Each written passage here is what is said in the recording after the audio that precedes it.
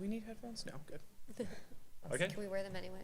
Hello, this is the Shearing Wheel for a special presentation. We have Main Streets, and we're live at Arts Fest. Welcome.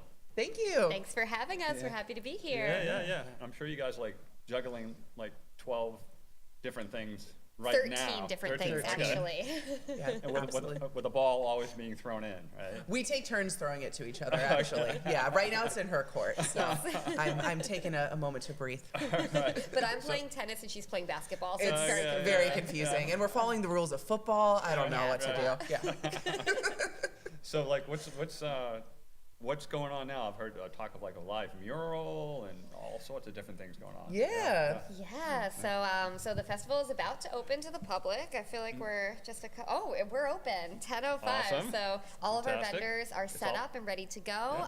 The food court will open at 11. We have live performances starting at 10:30 and going till 4. And yes, there is a live mural being painted down the street on the wall of Organic Garden Cafe. Maciel Grulon is the artist. She's Boston-based, but she went to Montserrat. She's an alum. Oh, really? Wow, Yeah, cool. and Local she's connection. doing phenomenal work. So Yeah. definitely check it out if you can. Yeah, if you look at it, I firmly believe this. You're going to see that mural, and 10 years from now, you're going to say that is a Maciel mural. She's so distinct in the way that she does her design and her work, and it's such a nice start to the Beverly Cultural District, which actually begins right down in that general area. So Yeah, excited to have it. Love it. Yeah. Did you just say she was TD Garden involved? Yeah, so she's the 2025 artist in resident for TD Garden. She painted So a cool. fantastic mural focused on women in sports. So Awesome. you can see that there. That just went up a few days ago. I And love as it. Becky mentioned, she's a Montserrat alum and really wanted to give back to the community of Sure, Beverly sure. that she loves so much. And Yeah. it's on the side of Organic Garden, also owned by a Montserrat alum. I love it. Yeah, it's going to be great. I love it. Yeah. And the live music, where's that taking place? So a couple of places actually. So at the corner of Winter Street and Cabot, we have our Winter Street stage, which will have several bands performing. We're actually kicking things off too with Beverly Youth Football Cheer. They're going to be doing Nice. a little performance over there, Love and it. then it will be music after that. Yeah. And then in Ellis Square, we have some movement and dance performances, and then a Nice. little bit of music as well. Yeah. And that's right in the middle of the food court, so folks Okay. can get a snack, sit and enjoy. Yeah. Wow. And then, so how many people are involved in setting this all up? Well, we're a staff of 2, so we Okay. rely really heavily on volunteers. Yeah. Right now, we have 40 volunteers that are making this event Wow, possible. that's so awesome. We are a staff of volunteers in a lot Yeah. of ways. You know, Yeah. we have over 100 volunteers that work with us, whether it be on our committees for events like today. It really is a total community effort. And then for the event itself, we have 125 artist vendors that are vending today, which is a juried process. So we're Really? really Wow. intentional. Yeah. Our committee is really intentional about selecting artists, not only on their own merit, but also we want people to walk through and not feel like they're seeing the same thing Gotcha, or something yeah. they're going to see at any other place. You know, Right, you're not going to right. walk down and see 50 of the exact same design. Yeah. So this is really an elite arts festival, and people are going to find stuff they can't find anywhere else. And Yeah. one note that's really important to keep in mind, you'll be able to see green flags on tents, and that notes someone who is vending with us for the first time, which is really Oh, exciting, which okay. is a feat considering we're in our 22nd year. Wow. And then yellow flags actually dictate or indicate which ones are Beverly-based artists, because that's a really Oh, important okay, aspect yeah. of the work as Yeah. well. I love it. And so what? The kickoff was at Endicott on Thursday? That's Was it? correct. Yeah. So we do a community art exhibition every year with Endicott. They're a fantastic sponsor of ours. I cannot say enough good things. We work Yeah. really closely with them. Their students are going to be performing today on the Endicott stage, which is at Winter Street. And cool. so we do a community kickoff event. And I know my predecessor, Jen Wallace, had always wanted to make it a multi-day event. And we were talking about it, and we're like, why don't we be Let's do crazy it. and add something else? And so we wanted to bridge yeah. that Thursday and Saturday. So Nice, last yeah. night we actually launched our first ever art party. Oh, We cool. had live music by Gold Velvet Sofa, a 2-piece Like band it. out of Salem. Nice. We did a community art making, which will carry over into the event today. And we actually had additional Beverly-based artists that were selling their items. Several artists sold out of their pieces. Oh, sweet. And All so right. we just Nice. wanted to, again, continue to highlight the creativity that's in Beverly. It's an unbelievable So place. It's turning into a 3 3-day festival. It is. That's the It is. goal. Without Yeah. closing the roads down multiple days. You know, we're still trying to keep people happy. And tell me a little bit more about your sponsors. Yeah, sure. So our sponsors, I mean, they make our work possible. So we could not do this without the support of the city of Beverly. Mayor Cahill has been incredibly supportive of Beverly Main Streets and Arts Fest. Cummings Foundation awarded us a multi-year commitment, which we're really grateful for. Really? And then Wow. Endicott College is another visionary sponsor for us. And you can see on all of the materials, whether it be Goldberg Properties, Power Home Remodeling, Essex County OBGYN, and actually Beverly Hospital just joined us as another multi-year sponsor. It really is indicative of corporations and businesses that recognize the value that we bring and recognize how important it is to support the economic vitality of our downtown. Yeah, wow. I like the fact that they do like a multi-year commitment. Yeah. We like it too. We like it too. Yeah. And there are so many great in-kind sponsorships as well. Right, right. Community partners who Yeah. really, their goals are aligned with us, and they work really hard to help us produce these events and to bring the community, the Cabot and Montserrat, just a few off the top of my head, who we work closely with, and we're really grateful for their support. Wow. So it's like this creative web of like volunteers and sponsors Yeah. and artists and Yeah. Exactly. and bringing the community together, creativity. I Yeah. mean, it just goes on and on, the benefits of what you guys are doing. Yeah. Fantastic. There really is something for everyone too. That's Yeah. what I always love about this. We use that analogy a lot. I played football for a number of years, and football's great because you can use big bodies on the offensive line or like tiny bodies as wide receiver. Right. So, and events like this, there's something for everyone. If Yeah, you yeah. want to be like that brute force, lifting that stage and setting it up, Yeah, great. yeah, right, If right. you just want to babysit a tent for a vendor while they get a bite to eat and relax, like there truly is something for everyone. And we just have so much talent and treasure in this Yeah. community. It's nice that we're able to offer so many ways for people to get involved. Yeah, yeah, you're really tapping into like creativity, expertise, Yeah. volunteerism, and Yeah. yeah. No, it's yeah, great. yeah. And we had Beverly High School students here at 6 a.m. this Yeah. morning. Yeah, yeah. We got them Yeah. all. Yeah, Yeah, so yeah. it's Yeah. great. So Yeah. we are having an event in July. July 26th is our Cabot Street block party. Fun. So there'll be vending opportunities there too. I don't want to look too far ahead because Yeah, yeah. today is going to be great, Right, but yeah. I definitely encourage people to reach out and get involved because it's really a great day and it's just there's so much energy. Yeah, amazing. You guys do amazing work. Thank you. Thank you. And I love your Instagram posts every week. Thanks, Check thanks. that We got out. the celebrity. Yeah. I often find out what's going on around town Yeah. through you guys. You know. Good. No, it's so great. That's the whole goal. Yeah. That's amazing. It's fun to walk down the street with her. We get stopped all the time, and they're like, "You're Beverly Main Street." Yeah. So I'm like, "Hi, me too." I'm like, "I just hide in the back." No, she's a Can't rock hide star. behind me. I know. She's a rock star. She's been kicking butt, and this event is not possible without the hard work of Becky. So Well, really yeah, great work. Well, you Gotcha. both, both do a tremendous job, and it must be very satisfying to be game day and Yeah. everything's coming together and the tables are up and people are here and, Yeah. and then Yeah. now If the will come the artists are crowd. happy and the public is happy, Yeah, we're yeah, happy. yeah. We got to put our credit cards to work. That's what we're Yeah, doing that's right. next. That's Yeah, right. I have Yeah, some yeah. spending to do. Yeah, It's Father's also, Day yeah. tomorrow. Yeah, the business that is generated from what you guys do too is not. Yeah, Yeah. $300,000 in revenue is generated each year for independent artists through our events. Fantastic. So we Yeah. do year-round events. We support our small business community. This event is great. It's wonderful. It brings so many people downtown, but our Yeah. efforts continue, Yeah. throughout the year. So Yeah, I yeah. really encourage people, if you missed this year or you can't come in a future year, just stay engaged with us because there's always something going on in Beverly. Sure, and if someone wanted to volunteer with Main Streets, how would they get in touch with you? Yeah, they can email us at info@bevmain.org or they can check out our website. There's a volunteer form. So we're actively soliciting for volunteers for our block party on July 26th. Okay. And we're an organization that relies heavily on volunteers for our committees. So if folks want to volunteer on a monthly basis, we have a variety of committees all on our website, anything from design to promotion to downtown 2030 planning for the future. We really do have something for anyone that Wow. would like to, or for everyone that would like to get involved.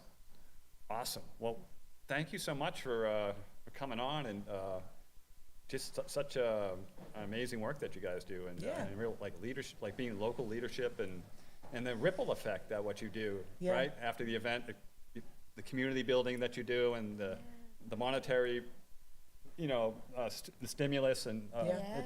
it's probably hard to track it all, but it Yeah. does ripple out into the community. Yeah.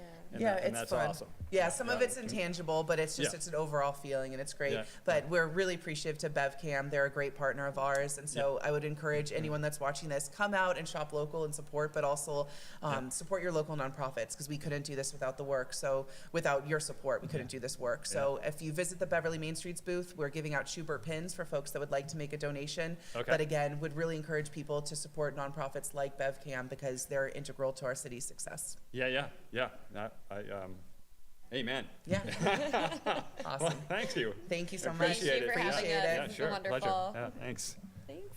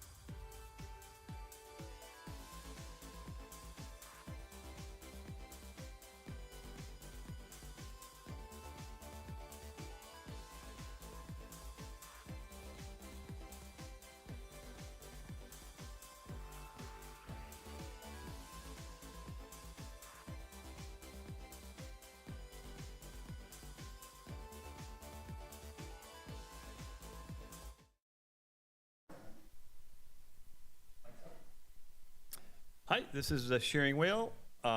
We have Kat Scully. Hey, Kat. Hi, how's it going? Good. And Kat, you're an illustrator, author, artist, live here locally. I do, Yeah, yes. but originally from down south?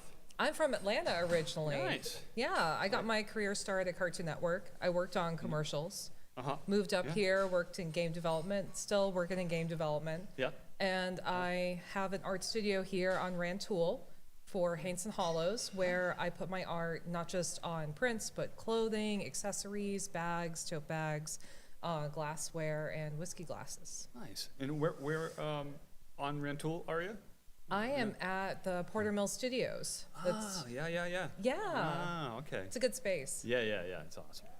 And then so the name Haints and Hollows. You said you had like a healthy respect for Haints and Hollows. Is that like a thing in the South or Appalachia maybe, or Yeah, like so- the kind of you Yeah, a you Hain's a can tell type me. of spirit that's full of pain, and it's kind of a callback to my southern roots to say Yeah. my art's a little bit on the spooky side. Yeah.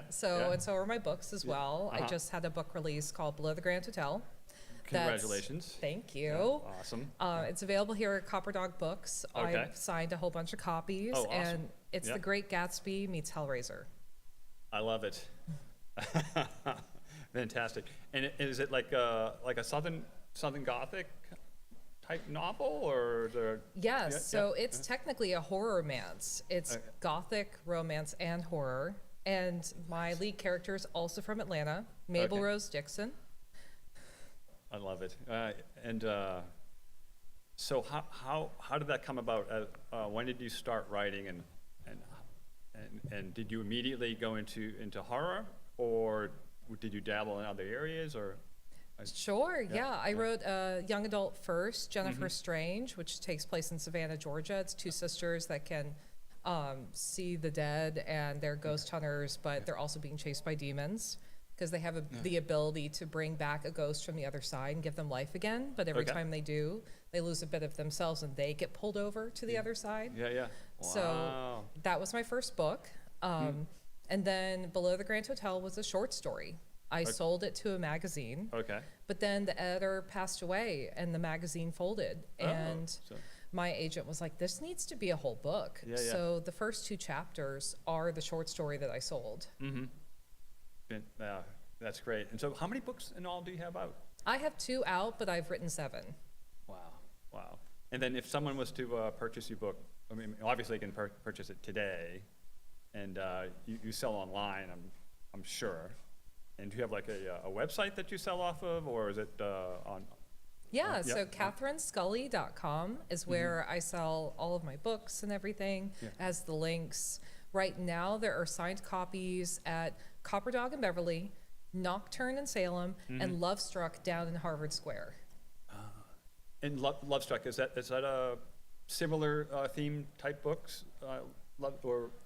They are Yeah. the new romance bookstore down at Harvard, Okay. and they are so cute. They even Yeah. have like a little wine bar, coffee shop. Really? And they have everything by different categories of romance. And it's Okay. so cute and Yeah. so wonderful. They were great. I went into Yeah. the signing there with a bunch of other authors, and Yeah.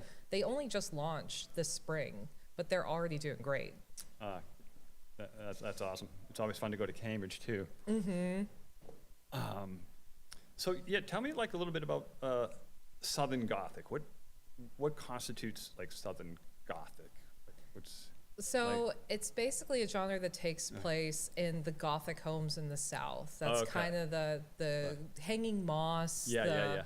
the sweltering heat, and Right. it's very haunted in the Yeah, South. yeah. And there's lots of places that have like been standing there since forever, and they're Sure. dilapidated, falling Yeah. apart. Right.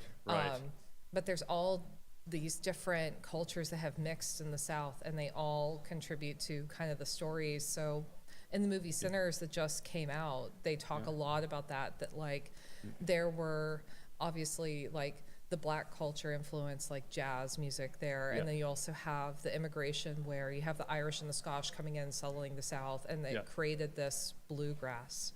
And around that, there's all these haunted stories of pain, stories of loss, Yeah. stories that I love telling because that's where I'm from. And I like that because up here in the north, it's not as familiar, and I like being No, able to tell those stories and bring them here. Yes, yes. And yeah. then reading New England stories because it's also haunted here, but it's like Yeah. a different kind of feel. It's got Sleepy Hollow, Salem. Sure. So, how does like the Southern Gothic, when it meets Salem, what it sort of hybrids in a way? Have you sort of merged the two kind of cultures or the vibes of the places? Or, Yes, for sure. Yeah. I feel like I've brought my Southern charm up north, and I fit in right away in Salem, but I kind of brought my own thing with it because it's a totally different like influence of art, music, culture. I have sweet tea and biscuits, all of that. Like, Yeah. but then it's the same kind of spooky because I feel like you go across America, all of it's haunted in some way. There's all these stories of the past. Sure. There's all these things that you work through by telling stories about ghosts, for example. And we all have that in common, but there's just a different flavor to it. Right. Yeah, each culture kind of develops around it in a way. Yeah. Really cool. And I would like to go down there and visit some of like the Southern Gothic places. Like what other like Southern Gothic writers are there? And did they influence your writing? Yeah, so one of my favorite books that's, to me, it's Southern Gothic is Ring Shout. And it's basically what if the KKK were actually demons and there's a black demon hunter and Yeah. she kills them. And it is one of my favorite books ever.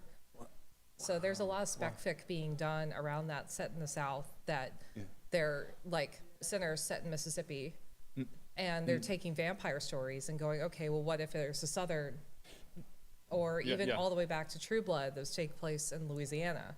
So I'm seeing more and more pop up that's like where I'm from, both not just in books, but in like movies, TV shows. And it's so good to see. Yeah. So can you envision your book working its way towards film? Yeah. So I've been pitching film for about 5 years. I started as a screenwriter. That was my undergraduate. Oh, no kidding. And so Jennifer Strange was a TV pilot I turned into a book. Really? Oh, wow. And so I know how to write like a pitch deck. I know how to do film. I took broadcast classes. I know how that side works. And then I also know game development. So when I wrote Below the Grand Hotel, each level of the hotel was like a floor in a video game to me. So I planned it out that way. Okay. Yeah. And I'm in the middle of it just got pitched to a video game studio and they love it. So we're in talks right now about that's making awesome. it into a game. Oh, wow. That must be exciting. Very exciting. Yeah. Especially because I come from game development. I'm like, I know exactly how to lay this out. I did some level design. So yeah. Yeah, that's interesting. Like how a novel can go in that direction, game development. Wow. So you do maps, Yes. and so you're doing maps for other writers. Is that correct? And talk about that a little bit. Please. Sure. I got started doing world maps in 2013. So I've been at this in the publishing business for 10 years, a little Okay. bit over. Yeah. And I fell into it because back in the day, Twitter, you could go post your art and people would find it and go, oh, I want to hire you. Yeah. And that was where I got most of my business. And there was an author, Claire Legrand, who was with Simon Schuster, and she had a retelling of the Nutcracker coming out. Okay. And she wanted me to do character cards because she saw me posting my art online. And she said, can you do maps? I'm like, I don't know. And I'll so try. I'll try. And I did it. Good. And then she said, oh my God, this is great. And then Simon Schuster said, oh my God, this is great. And it was in the book. And then the word of mouth spread. And then before I knew it, I had done like 40 world maps between then and now. And they were for Really? middle grade, young adult, goodness. fantasy, some science fiction. I've done Yeah. some space maps. I've done one that was a Coliseum arena where every floor was like Jumanji. It was a middle grade book, and the characters had to fight their way from level to level, like in a video game way. And so I cut out the Coliseum and did all of the levels for, it was called the Gauntlet by Karuna Riazi, I believe. Mm-hmm. Wow, that's really interesting. Yeah. Yeah. I've been Yeah. asked to do a lot of maps, so not just Lord of the Rings fantasy. Yeah, I never would have thought like that, but of course, now that of course someone does the maps, like for the books. Like I think of a map like J.R.R. Tolkien, like the map of the Middle Earth, Yeah. But if it's fantasy, a lot of times like these new worlds are created, right? And then it requires a map for the reader to orientate themselves. Is that Yeah. kind of like the thing for A- it? Yeah. A lot of the Yeah. time, my maps are like Lord of the Rings. They are for fantasy novels. Yeah. And the author has an idea in their head of like maybe Westeros that they want to show, and it's huge and expansive with a lot of Yeah. characters Right, right. and big epic fantasy. Yeah. And they're like, I would love to have a map because one, it's helping me orient and write this book, but I Yeah. think it would help the reader. Sure. And so they come in with like already kind of a game plan of exactly what they want and where they want it, and they'll send me like a pencil sketch and say, can you do this? And Yeah. then I send a pencil sketch back of like, is this accurate before Yeah. I ink this? Yeah, And it's yeah. done. So Okay. that way I know. Okay, so do you read? You might have mentioned this, but do you read the material first, the writing first, and then orientate yourself, and then make the map from there, or? I used to. Yeah. Back when I first started, I was like, I'm going to read every book. And Yeah. then it got to a point where there did- was one fall I did 8 maps in a row, and I went, You I can't- can't. I can't keep up. I've Right, got right, 2 right, kids. right. There's no Yeah, yeah, way. yeah, And yeah. so So you I just- asked for a synopsis. I asked for a Gotcha. pitch. Yeah, I asked yeah, for okay. similar What- maps that they like. Yeah, that makes, it's more efficient. Yeah. Yeah. That's really fascinating. And you also have like like clothing that you sell, and well, that would be more your store on Rantoul. Yeah. Yeah, different types of items. So you have this whole like all these little spin-offs from your. Are they the items related to the novels, or are they just? Is this something like one-offs that you do? Sometimes Like- they're related to my novels, and Yeah. then other times I just have an idea. Like I've been doing this series of witches, and they have different hats for each of the seasons. So like Okay. spring, summer, fall, winter. Yeah. And I was hand painting them in gouache on wood, and I've sold out of them about 4 or 5 times. So I decided to start printing them on bags, on sipper glasses, Yeah. on different items because they were so popular. And I'm like, I can't keep up with painting all of these by hand. Yeah. But it came from a lot of people were buying my prints, and they told me, I'm running out of wall space. Wow. Can you put your Yeah. art on stuff? Sure. And I've Yeah, been going through the process of putting my art on stuff Cool. that is either wearable or usable. Right. And then so maps and outlines, I guess. Do you map out or outline your novels, or do you just start? I am such a plotter. Okay. I absolutely write it out, and I do it in a beat sheet way for my screenwriting days. Everything is bullet point, chapter to chapter to chapter, and I do the entire book. Wow. Okay. And if I get stuck with, I don't know what I want to happen next, Yeah. I start writing. Okay. And I then- write to where I'm stuck, and I'm like, it will come to me. Yeah. I right. can't be afraid of the blank page. And the best way for me is to just, I'm going to jot down my thoughts of what this chapter is going to be. Yeah. And Yeah. just look at it from a distance and say, does this make sense? And then I'll write it and go, oh, I figured a little bit more out about who they are and Right. what they want to do. And so I make sure my outline isn't super strict. Because then the characters kind of come alive. Right. You want to And- leave some flexibility for the magic to happen, in a sense. Yeah. And then they cool. start directing where they're going to go by their choices. Yeah. And Yeah, so you it could look wildly you- different at the end. Right. but- You kind of birth the character, and then the character informs you, in a sense. Yeah. Exactly. So then they awesome. start Yeah. talking back, and I'm like, okay, yeah, fine. right, That wasn't the right, right direction. right. You want to go this way. And then the book, I always imagine books as like living entities, right? Like, Yeah. You think of the Beverly Public Library and all those books, Mm-hmm. stacks and stacks, and they're all kind of have lives of their own, Great. This is a wonderful conversation, and thanks a million for coming on, Kat. And I really appreciate you talking about your work and your Thank you. Yeah. Thank you so much for having me. This Oh, has yeah. been great. Yeah, And yeah. I'm a local. I live like 2 blocks from here. So Oh, cool. Okay. Yeah, I moved here 2-3 years ago. Okay. And I've Yeah. loved living in Beverly ever since. So Atlanta right to Beverly? Was there any stop-offs between Atlanta and Beverly, or? I lived in Haverhill at Oh, first. Haverhill, and then came into Beverly. And then Gotcha. I was coming down to Salem all the time. Okay. You And pulled into the area. I was pulled into the area, absolutely. Like so many people. Yeah, that's great. Mm-hmm. Awesome. Well, thanks very much. Well, thank Yeah, you so yeah, much. Sure, yeah, pleasure. This has been the Sharing Wheel. Thank you. Oh, that's fun, Kat.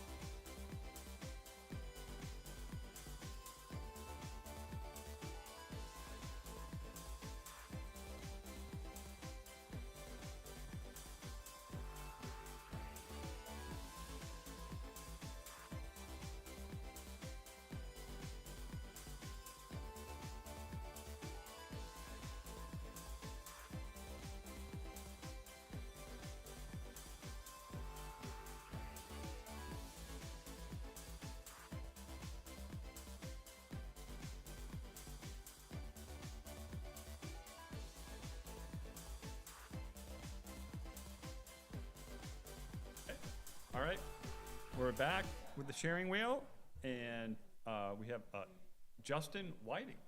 Hello. Hi. Thanks for coming on, Justin.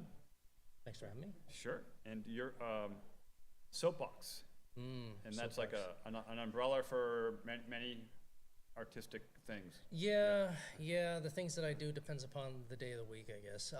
Soapbox was kind of, anything I do, it's always now a sort of a representation of the ideas I have, whether it's art, design, or comic books. So I'm getting up on my proverbial soapbox. So- as we all do. Yeah, Yeah. yeah. So Cool. yeah, it's an umbrella for a bunch of things. Yeah. Nice. And one of the, I didn't realize, because when I initially looked at you online, I saw your comic book, and that's Sam. Yeah, Yeah, it's is- Sam. He's the son of the devil. He's Ah. born and raised in. Well, I would have loved to have made it Beverly because I'm here, but we're right next door to that other town that people might have heard of. Salem. Across the bridge. Yeah. Sure. Yeah. So it was fitting since he's the son of the devil. He's born and bred here, and I kind of made him like a Gen Alpha kind of thing. Always on his Okay. iPad. He's got sorry, I go into that, but he's got all this family pressure to lead the family business, but he doesn't want to go into the family business. Okay. And he just wants to do his own thing. So it's Yeah. kind of like he's trying to avoid all that, and he's in a local high school, and it just kind of goes from there, having fun with the idea, and Yeah. drawing up the stuff that comes into my head. So Yeah. yeah. And you have copies of that at your booth, I do. and that's just down here. Yep. Uh, Yep. We're in front of the Cabot YMCA, pretty much. Yeah. Yeah. Nice. And then I saw some of your other artwork of the illustration of like is it a painting of the alleyway at the church there? Yeah. I walk around Beverly a lot, pretty much almost every day, and there's a lot of. It's an interesting town. It's a beautiful town. I moved around. I wound up settling here because I loved it a lot. And as I walk around town, there's these interesting little corners that I wonder Sure. if people may or may not see in a different light. So I tend to try to capture them.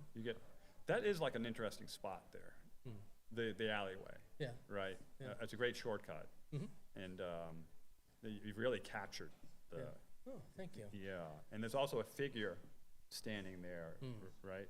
Yeah, Yeah. well, it's behind the church, and the thing is, you go out front, and it has this beautiful facade, out front. But in the back, there's always people kind of standing around there, walking through. They're taking that shortcut. Yeah, And there's that's a whole livelihood behind the church. Right, That's happening. right, So right. I Yeah, want to this- get that a little bit. Yeah. Well, you captured it really, really well. Thanks. And you have other paintings of downtown Beverly. I'm thinking it's the bowling alley. You have one down there. River Street. River Yeah, Street. River Street. Yeah. Yeah. Well, I kept passing that place every day, and I wasn't here when it was open. Oh, okay. But it just looked like such a place that if I could open that up and have it be what it was, it's probably I would. It seems like one of those spots I would do it, even though I'd never been there. And I had done the painting, and people had seen it, and I got a lot of locals that talked about their memories there. Oh, and, sure. Yeah. Everyone, birthday Yeah. party or Yeah. party there, bowled there. Yeah. Oh, you're familiar with it? Oh, sure. Yeah, we brought our kids there. Oh, Yeah. okay. Yeah. All right. So it is kind of sad to see it there, Oh. because not used, So now it's just like a box of memories in a way. Yeah, yeah. But- Well, I've seen other artists do. I think there's another artist locally that he did do it was called Bolo Mat and stuff Yeah. like that. And yeah, I feel bad if I'm gonna do it where it's closed down, Yeah, and yeah. you get the dreariness of like, oh, it was once nice. So I Yeah, figured the but sign. there is beauty to that too. But, Yeah, there is. And I think that area too is like they have the bridge that's in a decayed state, Yeah, working on it. I think Yeah. it's like a decade long. Yeah. Something like that. Yeah. But that might be something that you might be interested in painting. Now, what was there one of maybe of a laundromat? Was there? Yeah? Oh, Yeah. the Salem laundromat here on Cabot Street. Mm-hmm. It's just going by it every night, because it's close to the end of my street, coming out and darkness, but all those floor to ceiling windows and Yeah. the light just pouring out of there. Yeah. It just that's called nighttime oasis. Okay. Just because it looks Yeah. so bright and Yeah. shiny in Right. the midst of all this dark and Yeah. And it's a laundromat, and Yeah. I kind of want to go in there even though I don't have any laundry at that point. But yeah, it's just What would be a good reason to kind of go in there if you didn't have laundry? Like, how would you? I actually had somebody come to my table today and they said we use that as our comforter night. So we go, oh, the comforter looks dirty, right? Wink, wink, wink. Yeah, so they bring the comforters there to wash them, and they go next door to the Indo. Yeah. So yeah, that's yeah, their yeah, comforter Indo. Right. Yeah. Right. Comforter / Guinness. Yeah. Nice. Yeah. Nice. Yeah. Yeah, and then do you have your eye on anything else in the downtown to work on? Yeah. Well, there's the hotel on the corner. Yeah, the the name's- Cabot. Yeah. the Yeah. Cabot Lodge. Yep, yeah. the lodge. Yeah. There's that. There's Mm-hmm. what else? Well, there's I just recently did one of Aubert Park, and there's the little bridge over there, and there's some stuff in that area which I have that I want to capture. Mm-hmm. I will do a seascape here or there. I've stayed away from seascapes just because I Cheers. feel like we're right next to the ocean. It's like It's everybody does them. Yeah, I sure, was sure. trying not to, but yeah. eventually I'll get to that. Yeah. You know, I have a friend, George Martin, who's an artist up in Beverly Farms, and he did a series of paintings of underneath the bridge to Salem, Yeah. and just yeah. like the pillars. I have one I'm working on now. Yeah, okay. It's 75. I wish I had it done for here, but Yeah. That's Cool. it. Yeah. I love this George Martin. George Martin, I'll yeah. look him up. Yeah. He's a really nice guy. He's if you go on the Sharing Wheel podcast, he's been on. Okay. Yeah, really interesting guy. Okay. Yeah, and excellent artist. Yeah. Very good. Yeah, I mean, we got a Yeah. lot of great artists around here. I when I moved here, and Yeah. it took me a while, but finding everybody and look at the bad Beverly Arts District and Yeah. all that stuff. Yeah, if sure. you guys haven't Yeah. seen that, look it up. We got a lot of great artists here. We do. Absolutely, yeah. It's Beverly come a long way for sure. So, like, how'd you find your way to Beverly? Everyone has a story on how they found Beverly. Long story short. Well, so I wound up. I got a job in Boston, and I went through Boston. Like, everything's so expensive. Sure, yeah. So I had to go back. I had lived in upstate New York. I moved to California. I was living in California when I got a call for here. So I was coming back to see family. So I looked at the apartments, ran out of time, went back to California, and I picked something offline that was online. Sorry, that was in Lynn. Yeah. I'm like, oh, sounds nice, Lynn. It's moderately priced. So I Sure. wound up moving to Lynn, and I didn't paint at all when I was in California. It's just so much driving. It takes so long to get it. It wasn't conducive. And my first painting when I got back was of just outside my window. Oh, okay. In Center Square, Lynn. Yeah, It's yeah. actually at the booth too. Oh, nice. Yeah, so I met who was to be my future wife here. Nice. when we were looking for a place to live, I said, "How about Danvers?" She says, "I like Beverly." I said, "How about Marblehead?" She said, "I Yeah. like Beverly." I said, Yeah, "Okay." yeah. How about Well, Beverly? my my wife Michelle, who's here now. Hi, Michelle. She also found Beverly. Oh, all the way okay. from Oh, Cape Oh, Town, okay. South Africa. So what was it about? Can I ask her questions on? What was Yeah, it about sure. Beverly that drew you? Right? It's Yeah. cute. It's. yeah. Oh, she Yeah. said Beverly has everything. It's cute and it has everything you need, which I will agree with. It's sort of self-contained, right? You really don't have to leave it. Yeah. There's enough going on. you know? Our shores aren't commercialized. I mean, Yeah. we're building up a little bit now, but it's Oh, not. yeah. It's not Yeah. really commercialized. You can take nice, quiet walks up and Yeah. down the coast if you want. Yeah, it has a public beaches, which is Yeah. a rarity these days, right? Yeah, Like, yeah, yeah. right. So it's Right? hats off to Beverly for having open access to ocean. You know? Yeah. Yeah. Yeah. So what else do you do? Like, so you get the book, the comic book, you get the paintings. What other Yeah. types of creative Yeah. pursuits? So I created Soapbox was a way. So I do web design and development. So I created Soapbox as a house for that, and then I started doing the publishing of these comic books, which are ideas that I've had in my mind that I just had to get out. Yeah. Then I started the Whiting Art because I needed a separate entity. So whitingart.works is Okay. my website for my work. Okay. And I just now recently started, because I've needed motivation for myself. Yeah. And I know we all kind of do, whether you're an artist or not, but a motivation items for people who need a little bit of a boost. So Sure. and it's kind of funny, one of the quotes that I use from Twyla Tharp, art is the only way to run away without leaving home. Ah. Matisse said creativity is courageous. Uh-huh. You know, And yeah, I saw a quote of yours, imagination is the highest form Yes. of That's an Einstein. of research. Yeah, Yes. yeah, Einstein, yeah, yeah. yeah, right. Yep. So yeah, Yeah. it's just when you're doing a lot of this stuff and you know, we artists, I mean, I know you guys see the little art that comes out, but there's a lot of work, and you know, we try different styles, we test, we have to pay. I mean, all those supplies, you know, they're not Sure. cheap. Yeah, it's not cheap. Yeah. And it's trying to set up a space for it and doing stuff like this. It's because we love what we do. Sure. We Yeah. want to share it. And you know, we hope that you like. Yeah, You know, yeah. so Yeah, cool. hey, thanks for Awesome. looking, and thanks, Yeah, yeah. you know, thanks for Yeah, well, talking. thanks, Justin, for sharing your work here Thank you. during Arts Fest, and also sharing your talking about it and My pleasure. exploring it. Yeah, Pleasure. yeah, yeah. Thank you. Well, good luck today out there. Thank you.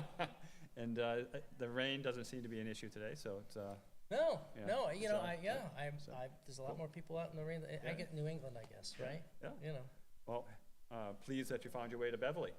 thank you. Yeah, I am too. thanks. All right, cheers. Thanks. Over.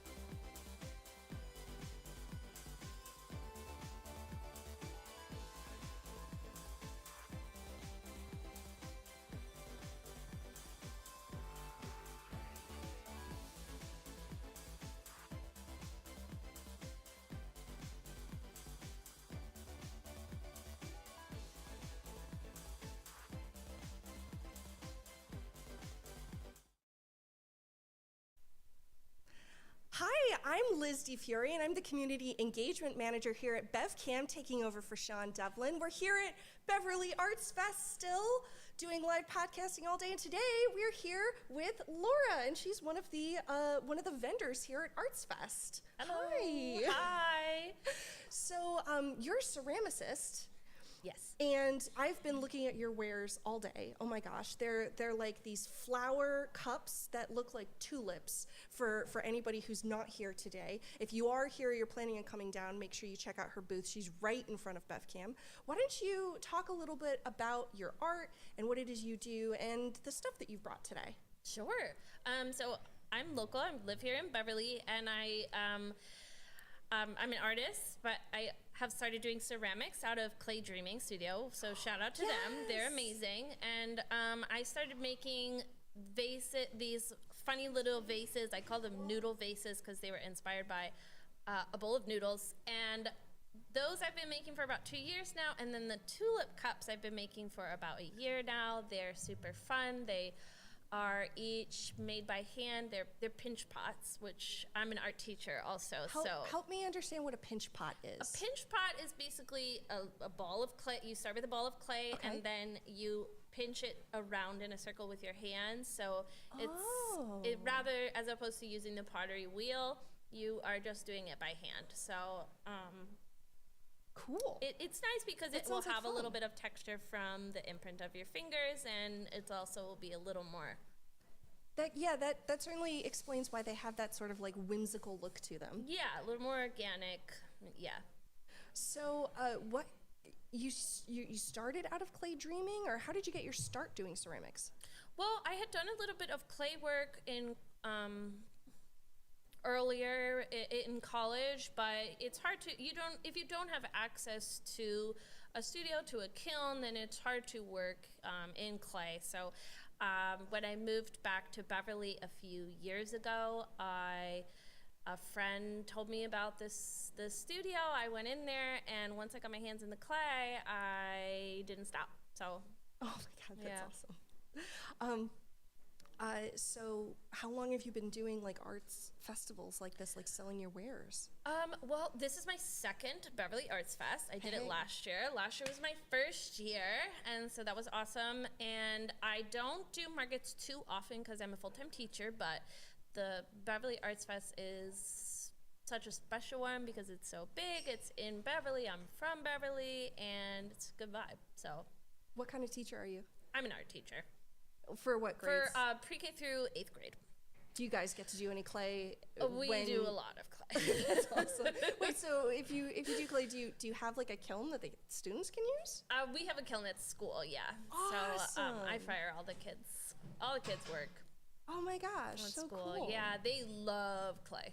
So what And so inspired do I. you to start selling your artwork? Well, I was making a lot of it, and because I had this design that sort of worked that I was making over and over again, it made sense to sell it because I was accumulating them. I had a couple of friends ask about buying them, and that's how I knew they were sort of a viable thing that people might want to purchase, and so that's why I decided to start selling them. And I think it's a cool way ceramics are a great way to put your art out there because of its functional nature. I think it's a little more sellable, though I do 2D art as well, so yeah. What kind of 2D art? Painting, drawing. Like, And- what sort of subject matter? Do you have any that you're going to be selling today? I or are do. you I mostly have some ceramics right now? prints that are available for sales. It's a mix of pastel and watercolor. So they're typically botanical in nature, flowers and plants, I see but a that's a little theme. abstracted. So they're not like super highly realistic, a little painterly. But Oh, cool. it definitely fits the theme. Yeah.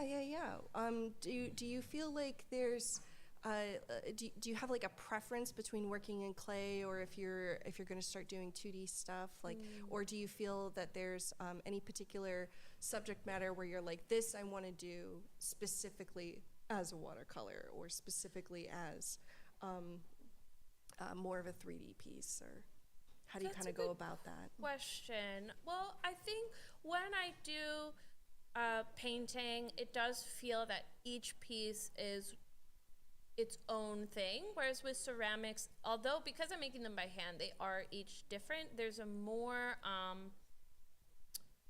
it has a slightly more repetitive nature in that, like, I'm making, for example, the tulip cups. I'm making 12 tulip cups today. Whereas with a watercolor, I'm not making 12 of the same subject matter. Each one is different. So that feels different about it. And then also, like, the 2D work I can do in my home, in my apartment, whereas the clay work is done in the studio. So it has a different feel to it. So I know that I obviously botanicals and nature are a big inspiration for you. Is there any like specific thing within, like, is there any like specific sort of flowers or season or anything that you find to be really like your muse? That's a great question. I love anything that's a little bit irregular, a little bit funky, like so I love seaweed because it has such an organic and flowing nature to it. I love anything with vibrant colors. I love orchids. They have such a sort of like, there's anything that has They've almost the got like an certain alien character. look to it. Yes, exactly. Like, I love anything like that feels like it's sort of alive, almost like a little creature. But you never know when something's gonna catch your eye, so I don't know. That's awesome. Could be anything. Thank you so much for joining us today. It was Yeah. really great to get a chance to talk to you. Where can people find you? Well, Other than today here in front of BevCam. I'm right here. But you can find me on Instagram at Laura Donworth Art, and I do occasionally do online sales, so I would post those there if you want to find me. So you can follow me there. If you can't make it down to the downtown today for Arts Fest, please make sure to check out Laura online. Thank you so much. Thank you. So excited to be here.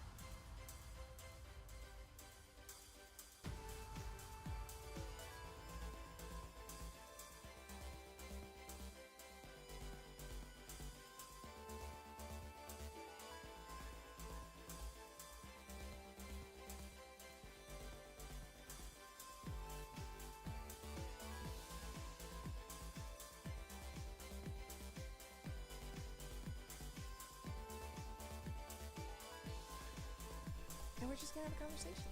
That sounds great. Yeah. Tell me your name. I'm Liz. Liz. Okay, so we're both with Yeah, Elizabeth. so I'm Liz, and we're back here at BevCam downtown with Arts Fest, and I'm here with Libby, and she makes T-shirts I do for babies. for babies specifically. What about just really tiny adults? Really tiny adult. We could do that. I can accommodate that. I can Yeah. put any design on any size shirt, but I do tell people over and over that I won't put the one that says I still live with my parents on an adult size. Okay. That, Okay. I'm You know, going that for makes funny, sense. not for sad. Yeah. Yeah. That makes sense. That makes sense. Different kind of humor. Different kind of humor for different right. kind of folks. Well, parenting is really hard.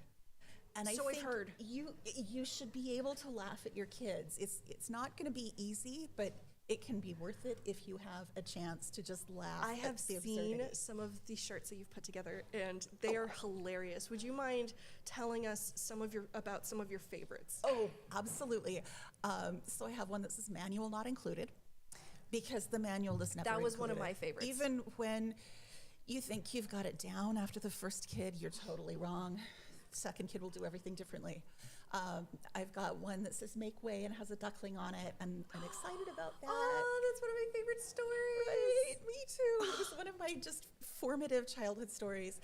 And what I'm so really excited about is that I drew the duck in Adobe Illustrator, and then I got that printed on fabric. And I also have little baby leggings that have the duckling on them. Oh my gosh. So cute. I have one that says don't panic. It's from Hitchhiker's Guide to the Galaxy. That's very appropriate. Yeah, I think. don't panic. I've got Very one that says appropriate. keep calm and feed me. So, do you have kids? I do, and they're not on the baby stage any longer. I've got 2 adult children. They're 20 and 18, and I've got a 14-year-old.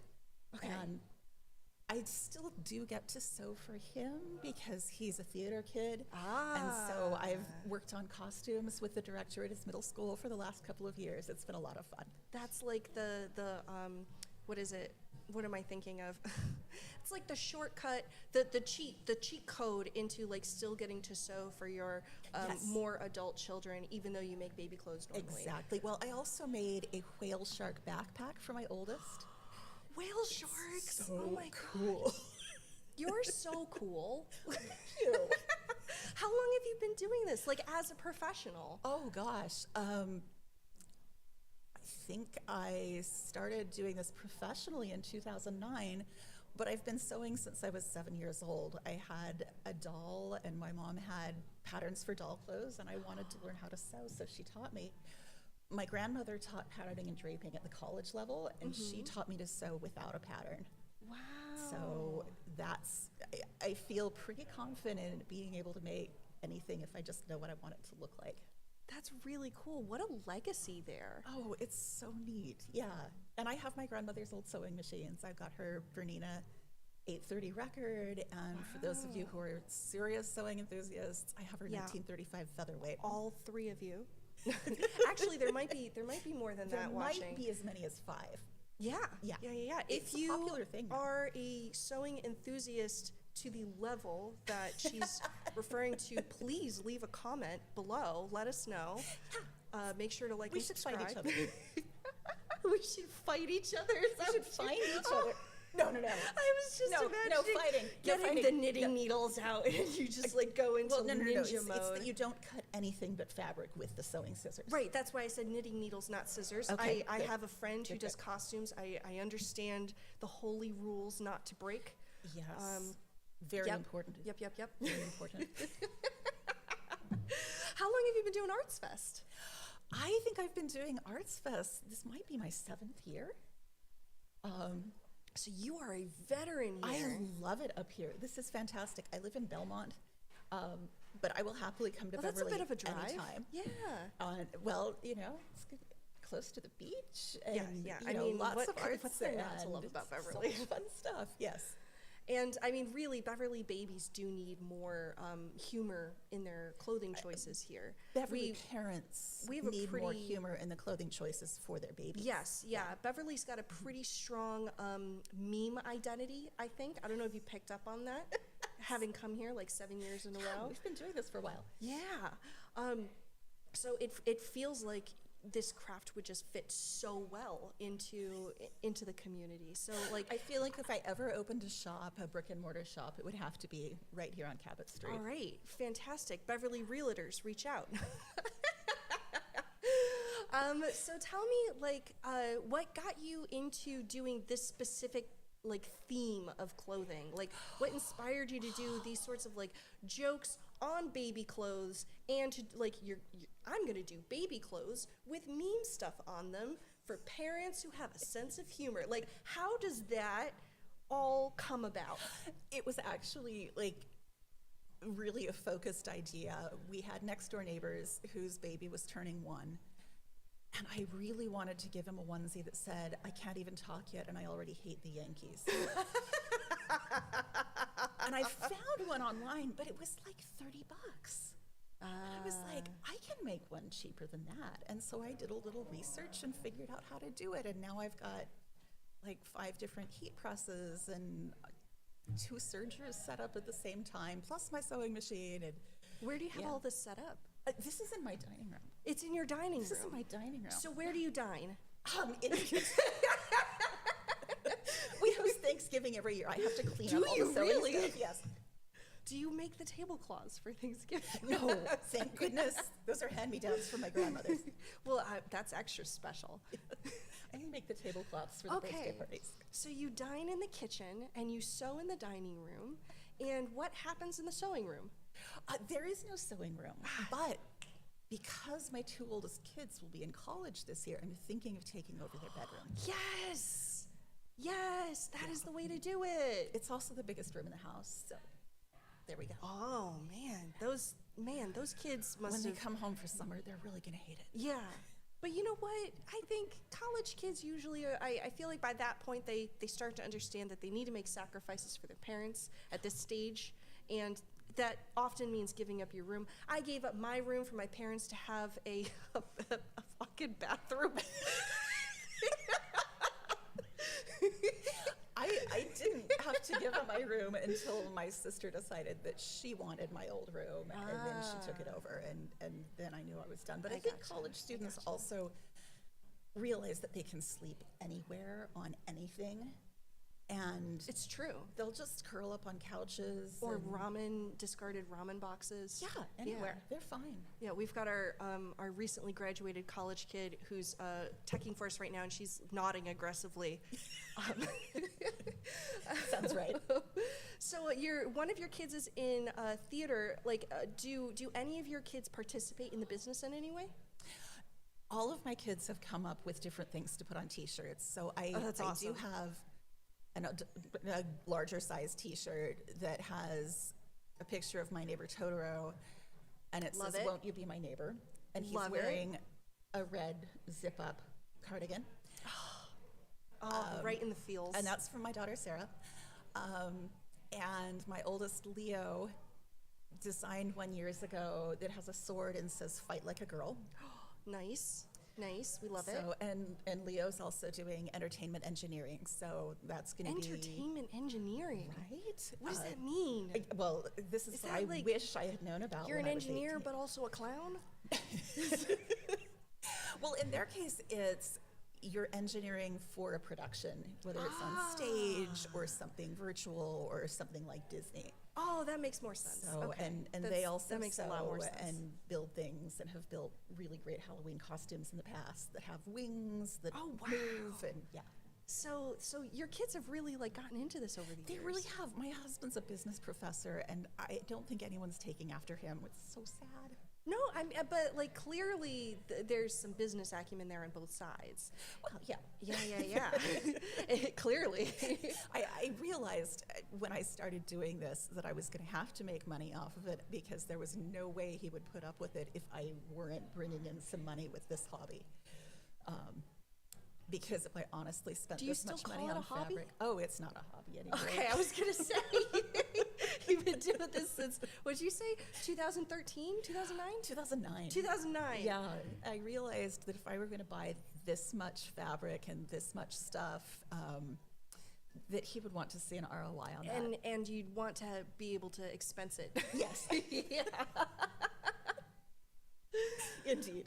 So yeah, it's been a really interesting year with Joanne's going out of business and all of the fabric sales there, and I have an attic full of fabric. So come see me. Yeah, so where can people find you if not here at the Arts Fest in Beverly? Well, at the Arts Fest, I'm down kitty corner from the Cabot. Good spot. Yeah, it's a great spot. Right by a bunch of restaurants. I'm Yeah. really enjoying this. Yeah. And online, you can find me at teesies, teesies.etsy.com or www.teesies.com. Fantastic. So, what are some of your favorite fandoms to pull from? Oh, so my maiden name is Potter. And I know J.K. Rowling is problematic. Way. But I love the Harry Potter stories. So I have one that says Expecto Snuglium, and one that says I'm a keeper, and one that says my Patronus is a teddy bear. My husband is a huge Star Wars fan, just like die hard. A couple of years ago, I got him a picture of himself as a Jedi as a present. So I have some Star Wars stuff, including one that says, "Judge me by my size, do you?" We're also Doctor Who fans, so I have a little baby onesie that says "bigger on the inside." We have a lot of fun with this. Wait, I have an idea for you. Okay. Can you make a shirt for like a maternity shirt that says "bigger on the inside"? That's great. I have a whole stack of maternity shirts in my basement awaiting such brilliant ideas. Wonderful. So You I'm can gonna have to that do one for free. I love it. Well, if you ever decide to have children, you get yours for free too. Oh, yes. Yes. You see that, guys? You come and you volunteer for BevCam to be an interviewer, you get free awesome baby shirts. It doesn't get better than It doesn't that. get better than this. Indeed. Well, I think that's all the time we have, but thank you so much for coming to join us. And please check her out here at Arts Fest. Her name should be down at the bottom of the screen, as well as online, you said, right? Online, yeah. And thanks for having me, Liz. This has been delightful. Absolutely. Thank you.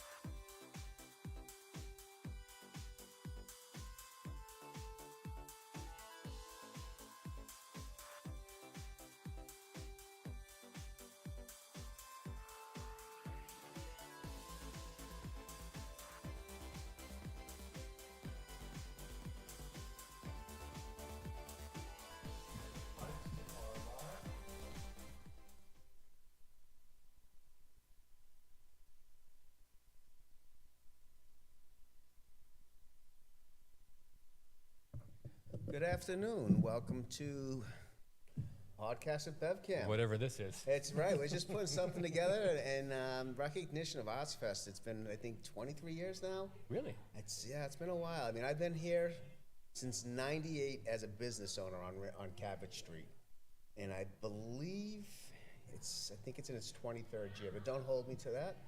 My name is Todd Rotundo. I am a business owner. I am part of Beverly 400 Plus. I am a city councilor, and I just love the city altogether. I am here with Rob.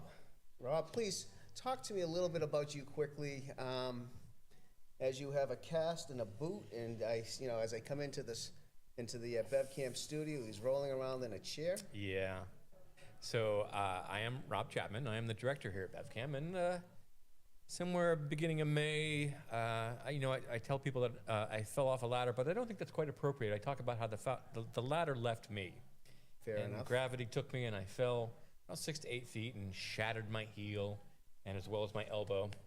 And turns out those are kind of important bones, particularly the heel. I did not know that the heel was so important to your foot. It takes so much weight. So I have to stay off my heel while it heals, somewhere in the vicinity of 10 to 12 weeks. So I'm looking at maybe sometime in middle of August or beginning of August, I might be able to get back out there and ride my bike and stuff. Well, Rob, I think as we, and I put myself in this category, as we age a little bit, I think we need to be a little more mindful in what we climb, whether it's a one-story home or simply a two-step ladder. I have been looking at whether I should tackle that roof, and I think it's out of the question now. That would probably be a smart move, Yes. Unless you want to take a few more bones with you. But You ever broken a bone, Todd? Oh, I've broken many. I've had a clavicle broke. I've had a compound fracture, broken wrist, broken ankle. I've had many. I was an accident and still but accident-prone child. I have This many is actually my stitches. first time for actually having Wow. it. Yeah, so I'm 62. I'm pretty happy, Oh, and you I made got it this through it. far. Yeah, look at you. You've done great. Yeah, but You did good on what, you did it well. You whacked it up good. I really did a good job on my heel. And Are you driving? I am driving. Luckily, it's the left side, so I'm right-handed. So it took me about 3 weeks to get up the nerve to get behind the wheel of the car, but I did it, and I feel like a real person, like I'm on equal par with everybody else, as opposed to when I'm actually trying to walk somewhere and stuff like that. With a car, I feel like it's all natural again. So, Rob, you're a transplant. Where are you from originally? Where do you live now? So I have spent almost the major part of my life up in Vermont. I grew up in Stowe, Vermont, and then went to school at the University of Vermont in Burlington, and really spent most of my time in Burlington. And then for 10 years in Montpelier, but as my daughters went off into college and I started thinking about, I'm not tied to Vermont anymore, I started looking around and had always kept an eye on the North Shore of Massachusetts, and started putting in applications, and was very excited when they offered me the position here at BevCam. And I've just been pleasantly surprised the whole time. It's just what a great community it is. I really do enjoy events like this, the just meeting people like yourself or just open. And it's unique on the North Shore. I think that there's really a lot of camaraderie, a lot of community involvement that I really appreciate, and particularly because that's often my job. As a community media center, I get to sort of work with people every day. People come in and I meet people. So I've just been super impressed with Beverly. I enjoy what it has to offer as far as restaurants and the arts and performing arts. Even just talking to my sister today about, she came down for the Arts Fest, and I'm like, there's a real good community of artists here on the North Shore as well. So just been really a wonderful time. I've been here now for 3 years. Got in a place, I live on Goat Hill. Goat Hill, yes. I was just there actually about an hour ago. They just did a rededication of Gillis Park. Today is Flag Day. And it's also the anniversary or birthday of the American Navy. The American Army, Yes. 250th. So it was a great attended ceremony there. So it was in your neighborhood. And it's interesting though, is when I first met you, my first memory of you, Rob, was Halloween downtown trick-or-treating. Oh. And you were in a Dracula outfit. That's right. And I walked in and I walked up to you, and there was some, obviously the kids, and you were trying to be a good Dracula. very, upbeat and Don't not be scared. scary. Do And of not be course- scared. Yes, and of course me, I was the opposite, trying to, cause some trouble. But that was my first interaction with you. I mean, I think we have formally had been introduced, but really, you on the scene, getting out there, doing the job. You've taken BevCam with your board to a different level. It is really into the city. Your predecessor was, I loved Walt. I think everyone Absolutely, did. yeah. He did a great job. But, seeing the interaction of your whole team out there and about, and I know media has changed drastically. I'm a dinosaur, so for me, podcasts, heck, I still have, I think, a CD player maybe. I think my car does. But anyways, I know we need to adapt, and we're working towards that. But so that was really my first experience with you, was That's, Dracula. it's really fun. I remember that day with Kim, who still does work for us Yep. part-time doing the city council meetings and stuff like that. But he was impressed that I could go. I think I did and I told him, I'll do the accent, but by about an hour, I'll start losing the accent. So it's hard to maintain an accent, but it was just a lot of fun to do it and to meet all the kids that are coming in and just get BevCam out there on the street. And the board of directors at BevCam was really, I think, pretty adamant about the fact that they wanted to open a new satellite office. And they were like, they wanted to be on Cabot Street. And I said, Cabot Street's kind of expensive. We could look at something, maybe Rantoul, but even Park, where we could get some industrial space and maybe move a bigger studio down there. But they were pretty insistent on Cabot Street, and I think they were right. And just looking at our new location here, people come in and walk in all the time. We were trying to keep in evening hours and weekend hours, so that people who may work, who don't necessarily have the time, can get in and utilize some of the facilities that we have down here. So, Which is, and it's funny is your chair of the board, which is Paul Earl. Yep. And I sit with Paul Earl in my capacity as a city council. I sit with him on Beverly Harbor Management Authority, and him and I often talk. And when this space, actually before this space was available, I remember him and I discussing, looking at various areas, and I would keep a scope out of, possible vacancies.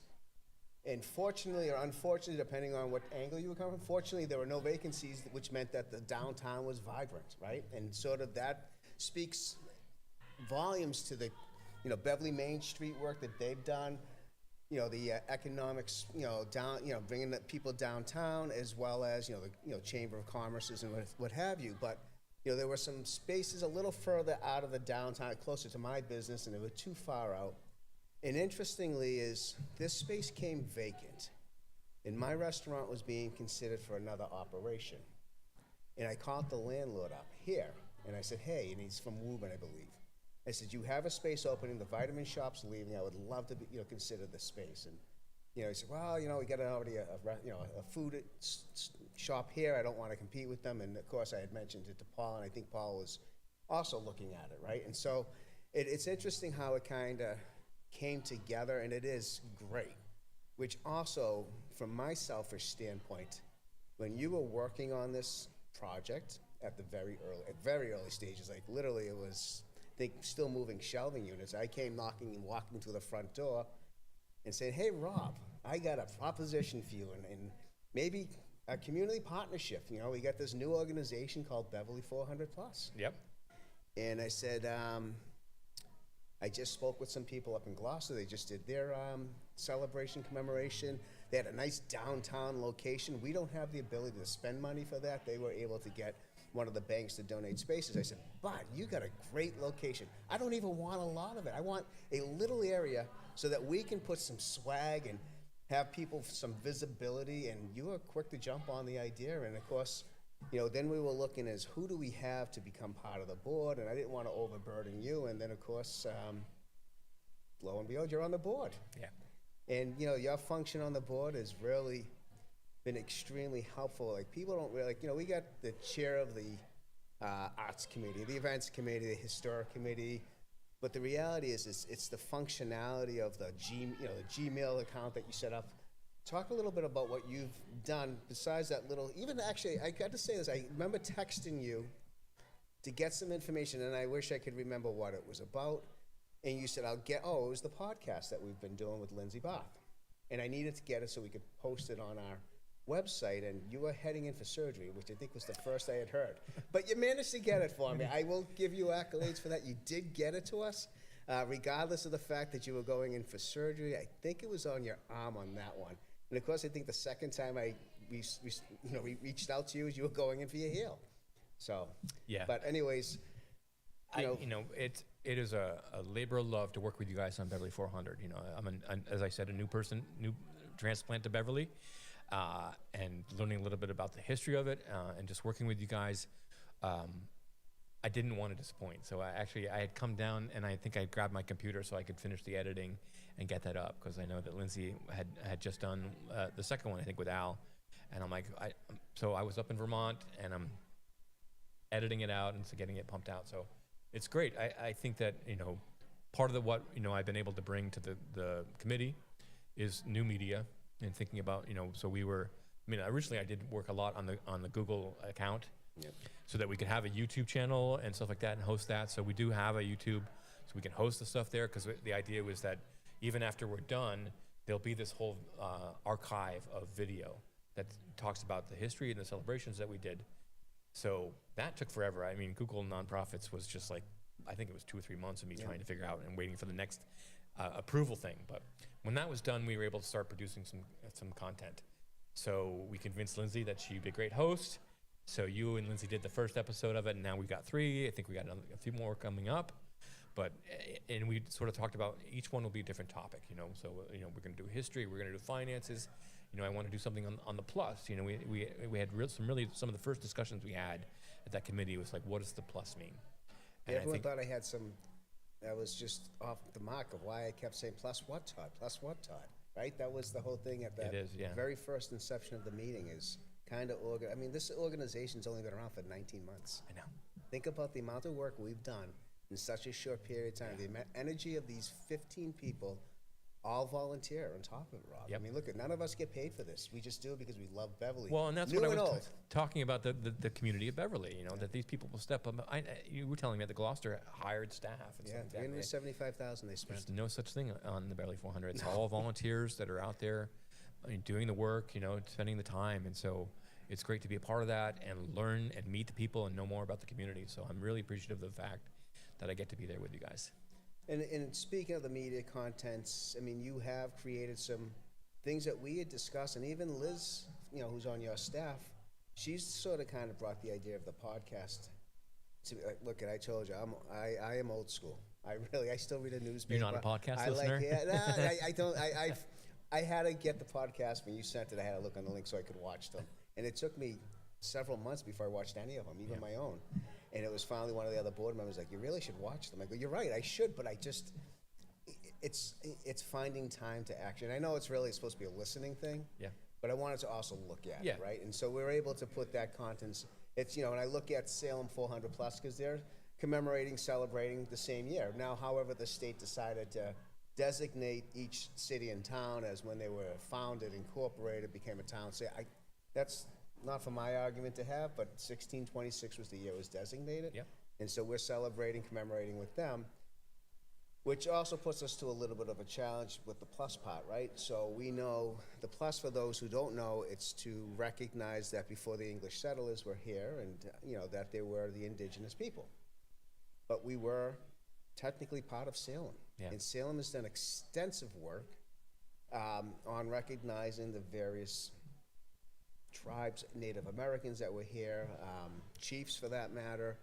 And Beverly, I think, we're kind of just going to have to grab onto their coattails, because I don't want to try to rewrite their history, because our history is their history and their history is ours in that aspect. But I also want to make sure that we're recognizing it through some festival or commemorative event, and that's still to be determined. And I got to tell you, it's been one of the challenges as trying to find people. Like, we have someone from Endicott College who's the diversity, equity, inclusion, belonging person, or the equivalent, who's on our board, and she's having to work hard to help us find our own person.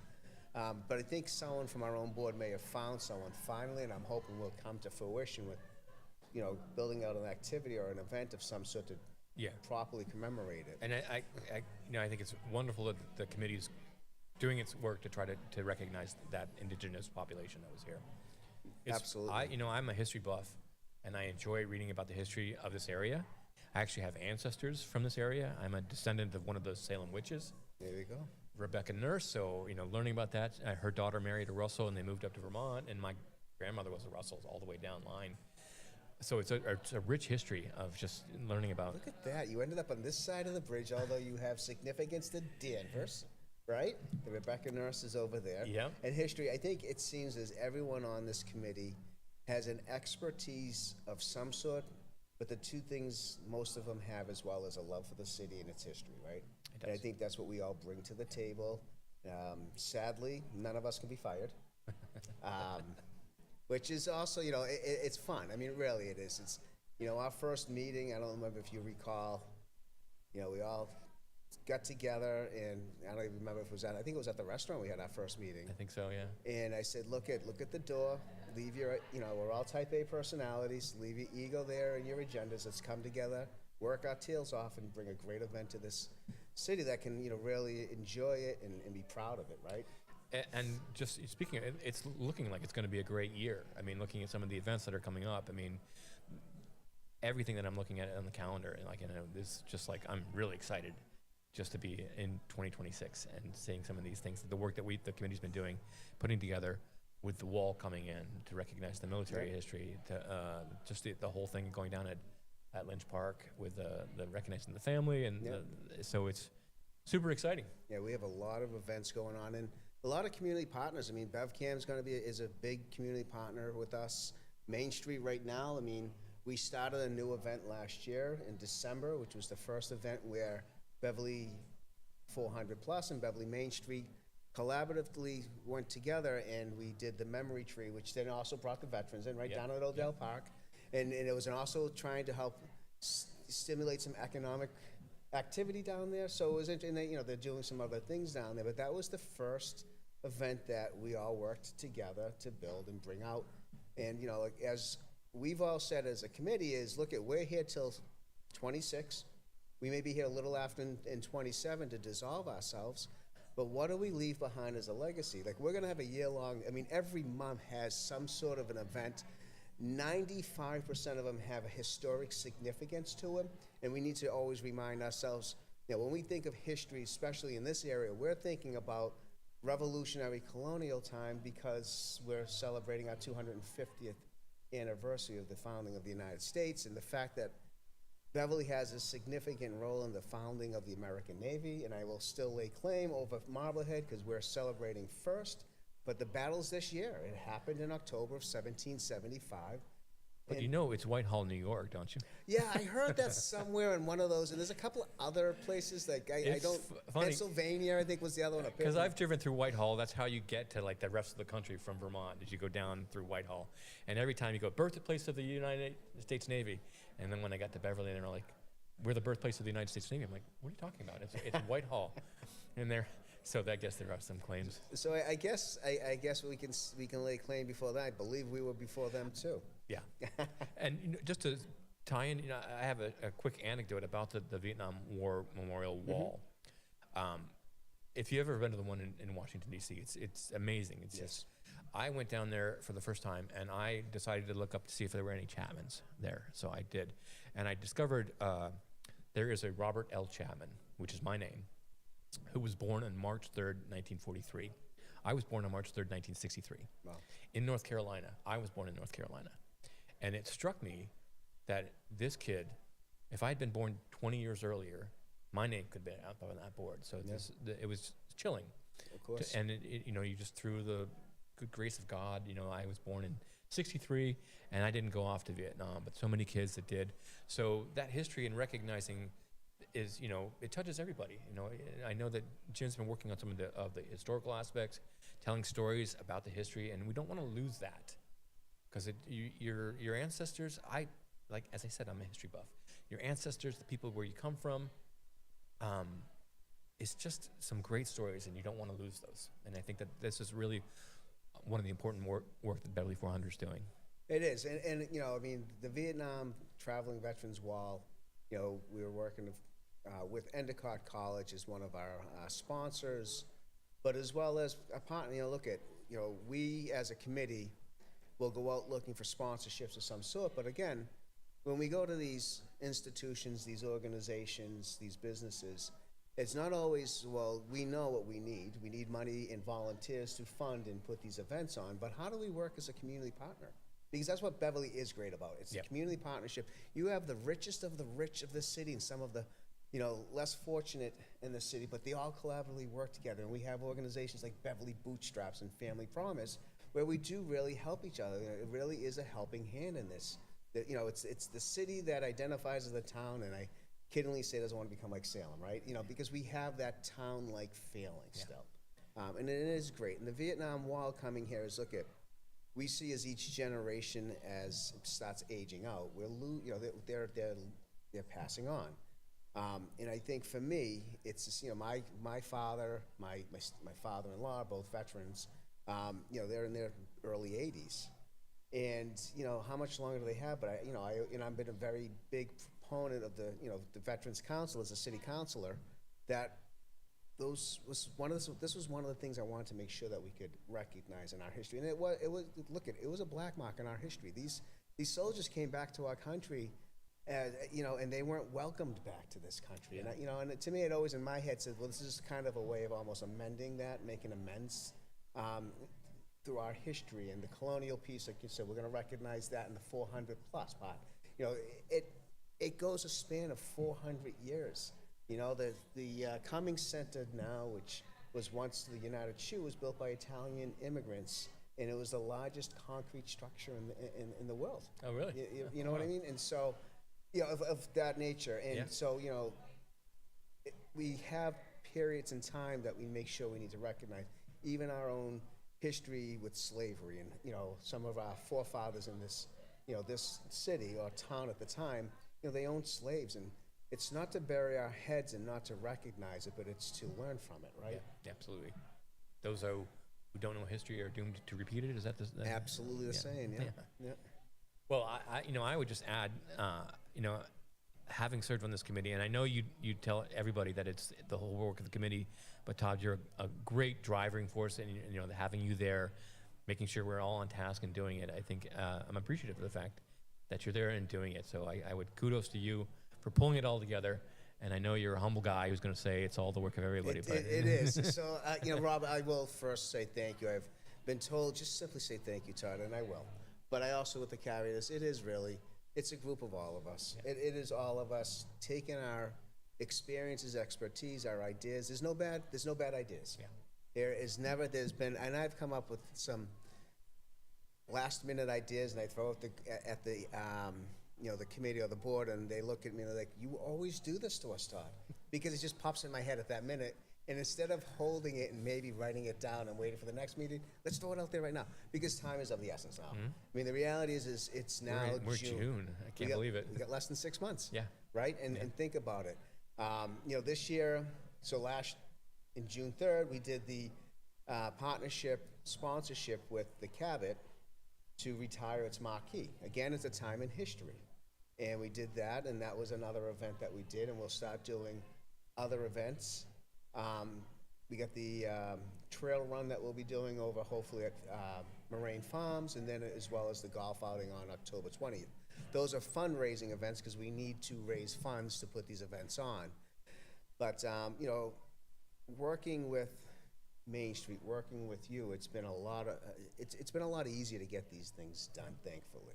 Well, and just to mention fundraising, I think there's an opportunity. You can go to the website and contribute, right? There is code. Yep. So don't forget that part. It does take money to do this, and so it does. We hope that if you are able to contribute whatever you can. Yep, it doesn't matter. No donations, small or large. It's www.beverly, BEVERLY, 400, the number, .org. And, there's sponsorships. There's from 400 and up gives you a larger sponsorship, but there's simple, just a matter of $50 or $100. And it is a tax-exempt charitable organization. You can write it off. It's a 501c3, so you can contribute, and it'll help you with your taxes next year. Absolutely, and it helps us to commemorate and celebrate. We will be mailing something out in the mail, so keep an eye on your water bill.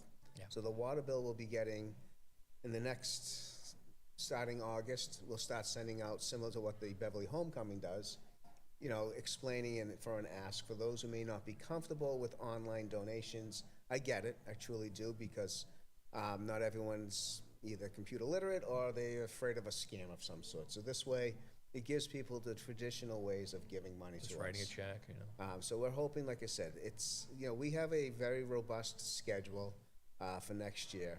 We're going to expand the homecoming by 2 weeks. Speaking of the, you know, Vietnam Wall is the kickoff of this event. And then we have the Garden Fest. And the Garden Fest, interesting, is a newer event. It's a new event which is being chaired by Lindsay Barth. And here is an event that we're hoping, with the help of Beverly Main Street and as well as the city of Beverly, where we recognize, because Beverly is a garden city. It is clearly stated in its literature. So I'm just working on my Massachusetts accent. Did you say garden? Garden. You know, I guess I was told, Rob, I don't even have a Massachusetts accent. I have an Everett accent. So even being from Boston area, you know, I'm a transplant as well. I moved here from Everett, and I'll talk to people like, you got an accent. I go, I grew up in Massachusetts. What are you talking about? No, you got an accent. I go, well, it's an Everett accent, I guess. You know, I don't know if it's. It is so fun to close. hear. I mean, I love hearing the. We don't have an accent. We're here first. Yeah. Remember, we were here first.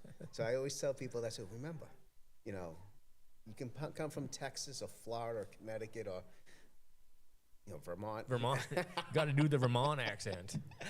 I don't know. Is there much of a Vermont accent? Freaking A, right. Oh, well, that's more of a Canadian then. It's No, that- well, you that's get an that. You influence get from the that Canadian, I guess. Quebecois influence from up there, you know. So there's certainly, you know, we will hear the French Canadian connect, you know, but it definitely the Vermont accent is pulling from that Canadian accent. Well, that's the Green Mountain State. We, you know, again, we welcome you here with open arms, Rob. I appreciate over it, the yeah. Goat Hill. Yeah. But you know, again, you know, it's it will be interesting. I'll ask you right now is, as we move forward and we start getting the swag and we start getting various things being created, you know, is there an opportunity where we could store? You know, We got a put little over area right in same that spot window. that we talked about. We've been Fantastic. talking about for a while. So as soon as it gets Awesome. here, We're getting there. we're waiting for it. Betty Spack, who's one of our board members, fortunately is what she does for a living. Yeah. She works with the you know, Fortune 500 companies. She's a local company, BDA, right across the street from this area Yeah. here.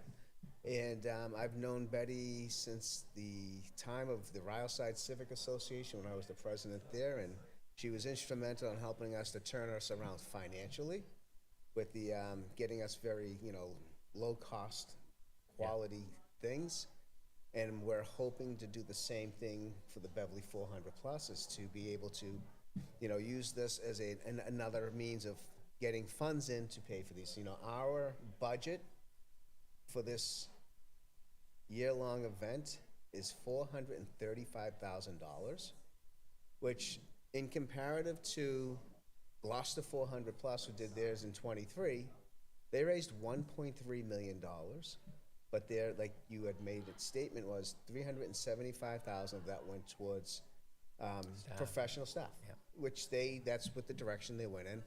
I almost look at our board and we're all professional staff. I mean, you look you know, we got you as an executive director of an organization. Lindsay Barth was an executive director of Main Street for a period of time. I'm a business owner. Like, we all have that sort of business type experience, but as well as, look at, I pride myself on being a PTO president for 10 years.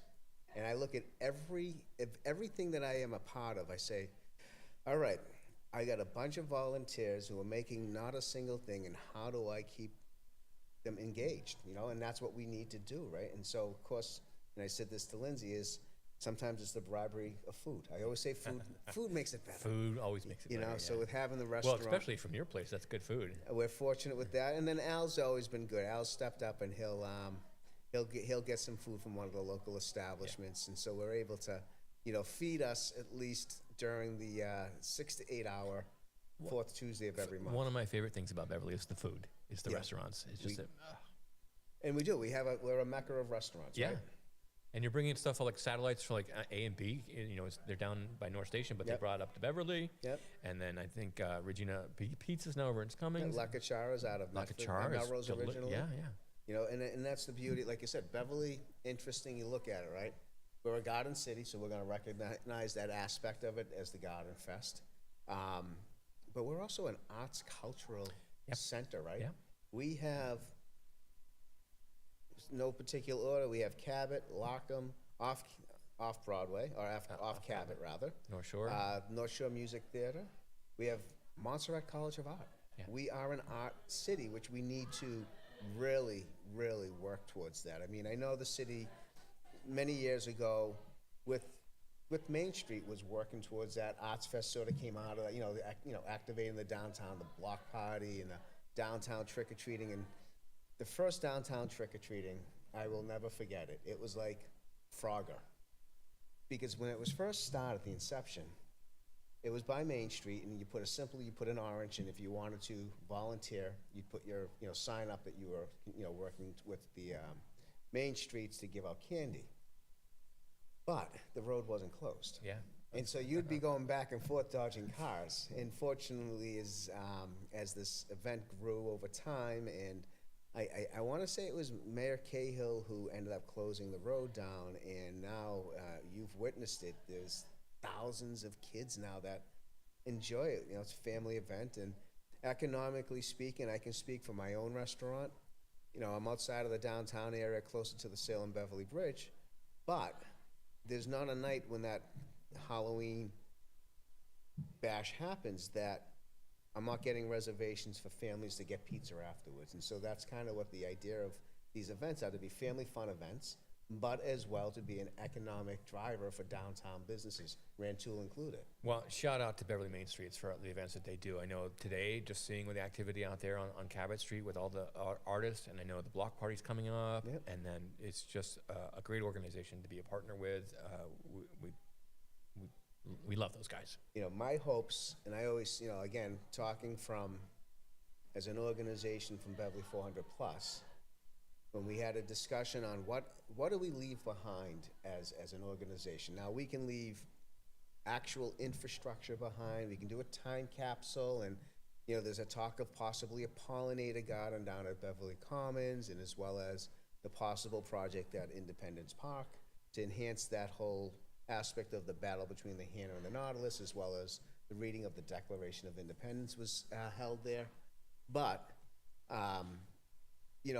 what do we leave behind as organizations, whether, leaving historic Beverly a better, stronger organization, as well as Main Street, and, where Main Street's been charged with the downtown area of really economic driving force, it really has been also part of the arts cultural piece. They've managed that, like I said, we got Montserrat College there, and it's my hopes that with the energy as well as the, board members who have had, whether they're affiliated with various arts part of this, in their lives. We just did Porch Fest last week. Yeah. It just dawned on me. We did Porch Fest last week, which was in Ryleside, and it was fantastic. Even though we had, this is the 13th Saturday of rain. Yeah. Right, so we've broken records. The forecasters are excited.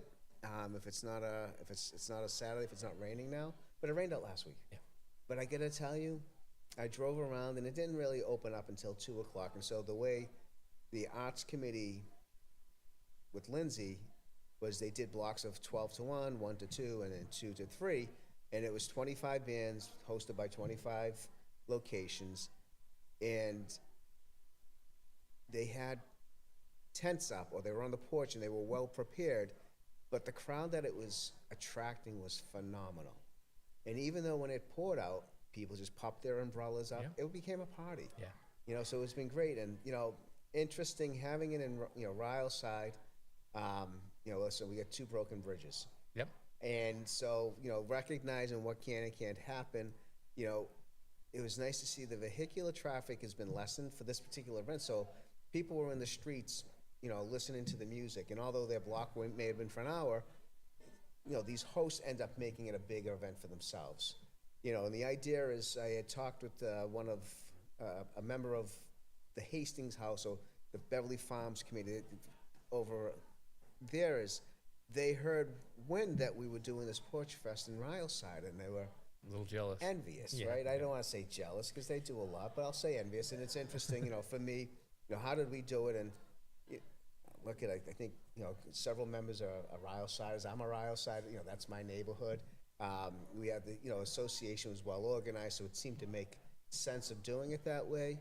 And Ryle-side is a walkable neighborhood still, and it was successful. And we're hoping for next year, and seeing that the farms acted that way, that means, well, there's interest throughout the whole city, because next Yep. year's when we want to do it. Yep. And that's hopefully when, BevCam can be a part of that as well. And speaking of the arts, talking about the music that's here in Beverly, I'm been impressed at just how much musical talent there is on the North Shore, and particularly in Beverly. There's just groups that can play. I met Estelle's husband, who's part of, Yep. and I was like, he's in my neighborhood at Goat Hill. Well, I'm she like, plays the saxophone, I believe. oh, does she? Yeah. There's so much talent. Yeah. You find out things that people do. So, and the Porch Fest is just a great idea. Having these people come out and play, and letting people come through and, hey, I didn't even know you guys played. So that's awesome. Yeah, So, it is. And it's exactly. It will be a great opportunity for neighbors to get to know each other. Yeah. With all technology, we tend to bury our heads in tablets and computers and our smartphones. Yeah. And, sometimes we miss that disconnect. And that was what was the beauty of seeing it in Ryle-side, where seeing the neighbors walking the streets and getting to see each other and bump into each other, whatever the case may be. And that was part of the energy of it. Despite the rain, it was still a fantastic event. Like today, despite the rain, downtown Cabot Street is packed. It is. And it's great to see people walking around. It's nice to see, these vendors. These are small vendors. These are mom and pops who do it as a hobby and are able to sell their goods on the street. Yep. There's great stuff out there too. So I think if you're out there and you haven't been down yet, get in the car, try to find some place to park nearby, and get down here and Secret buy City a piece Hall. of ours. You can park at City Hall. Oh, Secret. is that the secret? Yeah, it's the City Hall parking lot is available on the weekend, and maybe you too can park in the mayor's space. I did not. And the library? No, the library's. Library's open.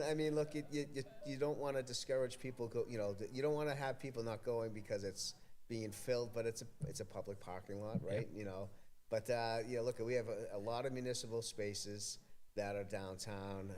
Interestingly, it's funny, being in Beverly, and we talk about parking being a challenge. Is that accent? It's funny that if you go into Boston, you don't mind parking a mile away, 2 miles away, and walking to your destination. But when you're in Beverly, if you're not within hundreds of yards, you keep driving. And it's amazing. But we do have, look, it's just finding parking on off streets, and even then you got to be careful of not invading the neighborhoods, right? Because it is, look at this part of the city is the oldest part of the city, Yep. right? And it's been around forever. So we got to be mindful of our neighbors. But Almost 400 years, probably. Yeah, right. Well, at least then it was all fields, right? But look at we had your neighborhood was very vibrant. Yep. Think about it. The industry from of a the, think about from the a harbor, historic the standpoint. harbor. The harbor, the Manhattan Project was over in your neighborhood. Oh yeah, You didn't know that? I think I do remember something about that. Yeah. So the metal hydride was over there. It's now Sedna, Yep. and so it's been cleaned up Yep. according to the federal government. Yep. But that was where that took part in the Manhattan That's right. project that That's helped right. to build a nuclear bomb. I kiddingly was at an event in your neighborhood today to rededicate a park, Gillis Park, which there were a lot of Goat Hill people who served, and several of them not coming back from World War II, rather. And I was talking to some of the neighbors there and some of the names, and I said, look, you had the Manhattan Project here, but I don't know, maybe the uranium here has preserved many of these people. Like you have like the Mirandis, who, the mother's been here, she's still alive, 101 years old. Bartlett's were 100, and, longevity in that area. So I'd say something in the water, but I don't know if I want to drink the It's a water. great neighborhood. I really enjoy it. I had my nephew up in Vermont who kept asking me like, Rob, how are things in Salem? And I'm like, I don't live in Salem. I live in Beverly. I can see Salem from my apartment. But I am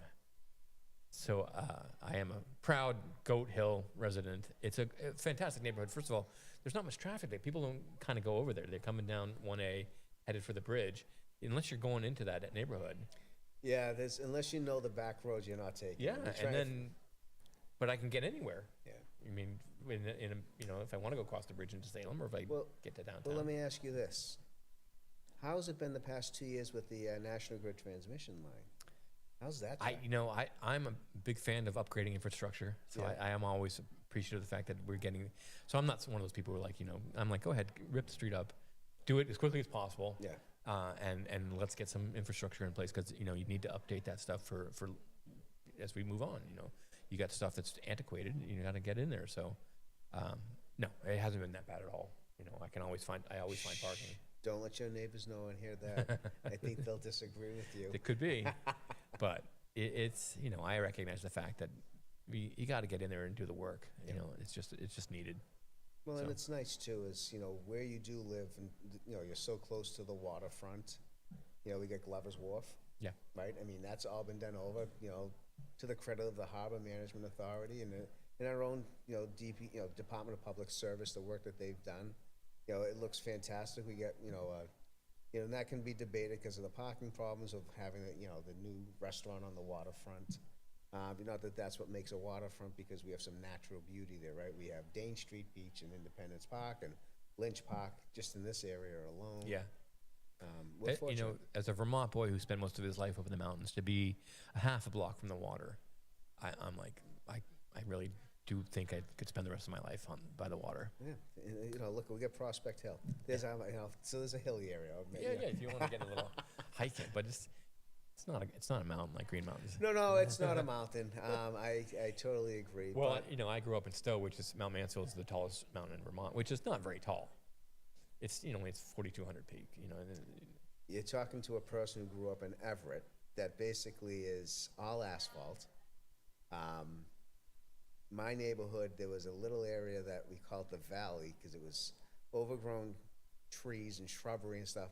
The reality of it was a dirt road to a person's driveway that was, so many thousand yards or something like that. But, it was the forest, and really was just probably just someone's backyard. But as a kid, that was our green space. No, I mean, I grew up, the back of my house was a cow pasture. Yeah, we didn't have that. So out in the woods, running around barefoot, into the trees. But Yeah, we didn't have that. And it's a nice thing, but, we didn't get the diversity and the arts and the things that you do when you're down here. You just kind of. yeah, I mean, Beverly, well, look, you have Ben and Jerry's up in Vermont, right? Ben and Jerry's all over the world now. Well, that's true, but it did start It up did there. start up there. Yeah, the macro. Maybe you do have the marble factory up there, right? Yeah. I'm thinking of the things of my trips as a kid with my dad. Well, there's the granite, but the granites, yeah. but there is marble in southern Vermont. I just learned this on some documentary I watched where they're down and they're pulling these slabs of marble out in Yeah. Dorset, Vermont. That was just incredible. But yeah, the trip to the granite place in Barrie, yeah, it was so something we all you did. have some things up there. I will always have a soft spot in my heart for Vermont. It's a wonderful place, but staff got me a new sign that said home and had Vermont and Beverly on it. So Oh, nice. yeah. Well, you look at Beverly, and most people do realize, I think, especially if they hear the planes, and now that we have some of these bigger planes coming in with the fact, because we have some companies up in Cherry Hill and down over at Cummings Center. But I always say is Beverly has basically the same amenities that Boston has. Think about it, right? Yeah. I mean, in regards to, we have an airport. Yeah. We have a waterfront with the Harbor Management Authority. We have the trains. We have 4 train stops. You have many ways Isn't of it getting 5? in. Well, one of them's no longer though. Oh, which one So is it? Pride's Crossing, I believe, is no longer. Oh, open. really? They don't Yeah, stop so you there get anymore? the Farms, Montserrat, North Beverly, Beverly, and then and the downtown, depot. right? So those are. Oh, I thought I didn't know So that. there was 5. Yep. And then I think we have the second or third most train crossings in the state. There's lots of those, which. Well, being in leads Goat to- Hill, I know which streets go under or over, Right. as right, opposed to which one have the signs. Right, and then, obviously, I don't know if you've had any, now that you're back driving after your injuries, and with the Kernwood Bridge being closed for a period of time, getting in, what I've witnessed, because I'm coming from Ryleside to go to my restaurant and, over in the downtown area, and I have to kind of plan my day not to hit the McPherson traffic, the McPherson Drive traffic, right? So which basically runs where the new center's being built, Stop and Shop, and then you see the cars all the way down around Elliott Street going off there certain times of the day. Obviously, I'm sure the neighbors up in your neighborhood are not happy trying to get there unless they go down Park Street. So you gotta learn those little side streets. to Well, get back. from now I go down to the water and come down that side, down the Yeah. water street. So instead of, because I've been stuck in that McPherson. Right, and it's street. like, it's crazy, there's no traffic light there. No. It's just a four-way stop sign. I was surprised. I think I did it at like 3:30 the other day in the Yeah. afternoon. And I was like, oh, I thought I would beat it, but it was Yeah, there. well, sometimes you do. Yeah. There is a hit or miss on that. I've made it a thought in my head that I don't touch that area at like 3:15 till about 5:30. It seems to be the Yep. ripe old time of the Yep. traffic in that area. Yeah. So, Well, I think we're just about out of time, Tom. wow, look at that. And Jeez. that blew by. I mean, it was great sitting and talking with Fantastic. It was great catching up with you. you. Yeah. Oh, no, I can shake your hand because you have a good hand The still. right hand works. Yes. Well, thanks for joining us. My name's Todd Rotundo.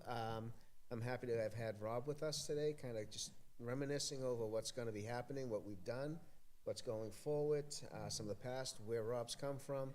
Well, hopefully he'll stay injury-free For a while. for the next year anyways. We need him. I'm selfishly needing him for the next year and a half. Yeah. But And thanks for stay joining us. tuned. We have more podcast people coming up. I think Gardening with Hot People is up next. So we'll be here for the rest of the afternoon. All right, fantastic. Thank you. Thank you.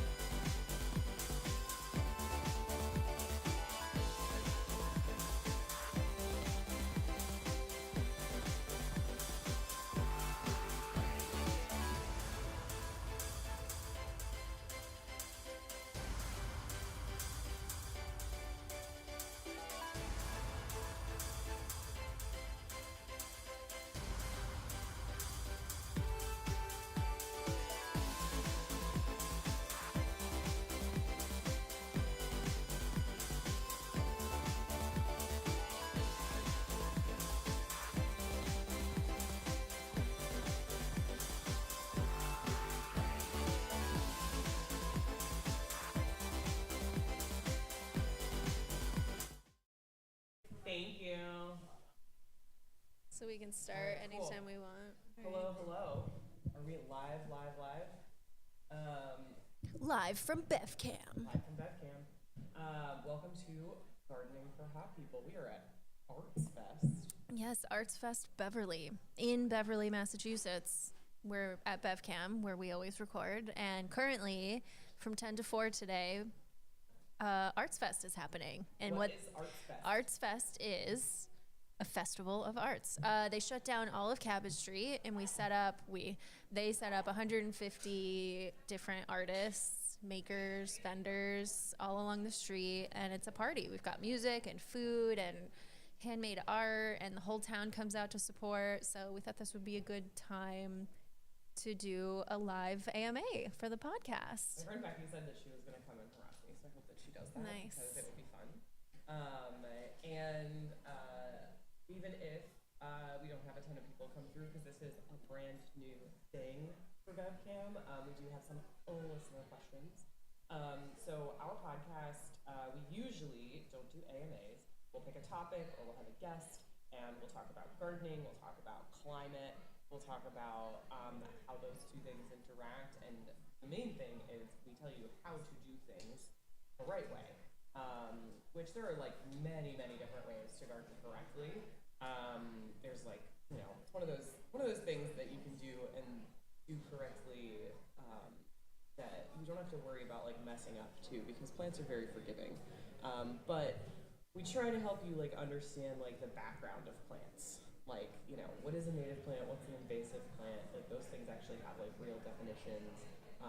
And you want to put the right plants in the right place, because then your hard-earned money goes to the plants that are going to survive, and not just, Sure. throwing a bunch of junk in your garden and praying. If there's one thing I've learned from doing this podcast with you, or even just having you as a friend, it's that gardening is one big experiment.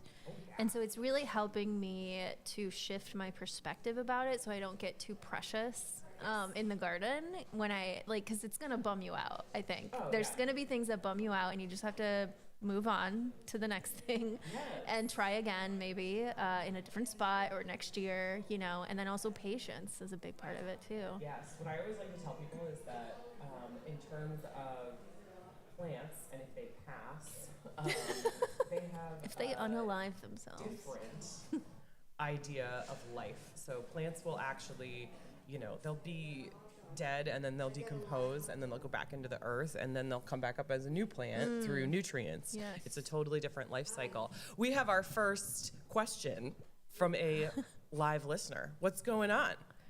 I'm enjoying the Arts Fest. Oh, nice. What they colored this. Oh my gosh, Wow. she colored a gorgeous bouquet of flowers. You can talk right into that microphone, actually. You can pull that up if you want. I'm walking around with a hot dog. There you go. Walking around with a hot dog is... This is the essence of Arts Fest. Yeah, this is the way to live through a Saturday. All right. This is totally unrehearsed. As it should be. That's why it's awkward. You're doing great. What's your question, my friend? I am a member. Yeah. A new member. Uh-huh. And Of BevCam? Yes. Okay. Oh, wonderful. And I would like to do a podcast. I want to know what are the steps. Ooh, I see. we've got a Okay. podcast-related question. By the way, this AMA can be about things other than gardening, I think. ask me whatever. We are Oh, this is- versatile people, this- so.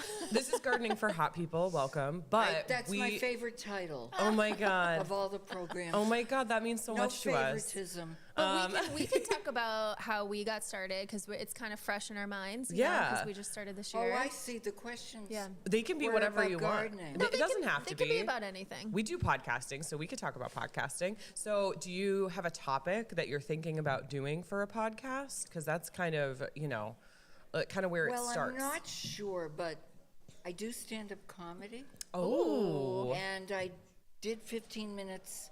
They asked me to do 15 minutes of clean comedy. Clean. Ugh. I did it, I think, 3 weeks ago. Was it fun? Did you like it?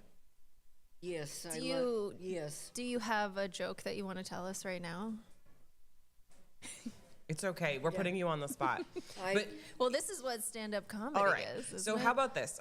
If you want to start a podcast, I think the first thing you'd need to do is to think about exactly the topic that you would like to kind of dive into. If it's going to be a comedy. Call it funny you should mention it. Oh, that's fun. I love that. So you'd have like guests and stuff? Yeah. Yeah. So, I mean, what's really great about BevCam is that really, if you already have kind of a podcast set up, BevCam can actually help you with recording, with editing.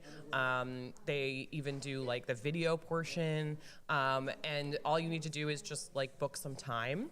And if you contact BevCam, you can start a membership. And since you're already a member, you don't need to do that part. You can just set it up. Honestly, what I would recommend is just laying out like an outline.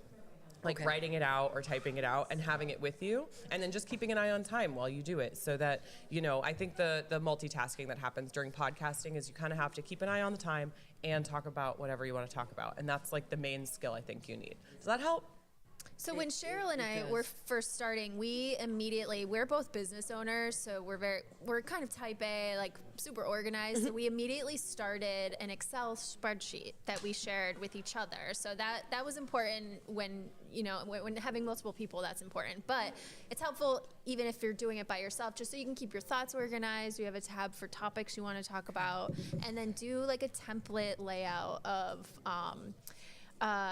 like what you want to talk about during the podcast so that you can stay on track. So that would be the tips that I would have during the podcast. Okay. Before that, BevCam has been very helpful in getting you started before you even start the podcast. They'll walk you through all of that. Well, thank you for your kindness. Yeah, of course. Thank you. I am interested in gardening, but I don't own my own dirt. Oh, Sure. listen, it's hard. It's hard when you don't own your own Here's a dirt. joke. So you don't want yes. to. That was delayed That's the joke. reaction. That's I the love joke. it. I love it. Thank you so much. I really appreciate you coming and chatting with us.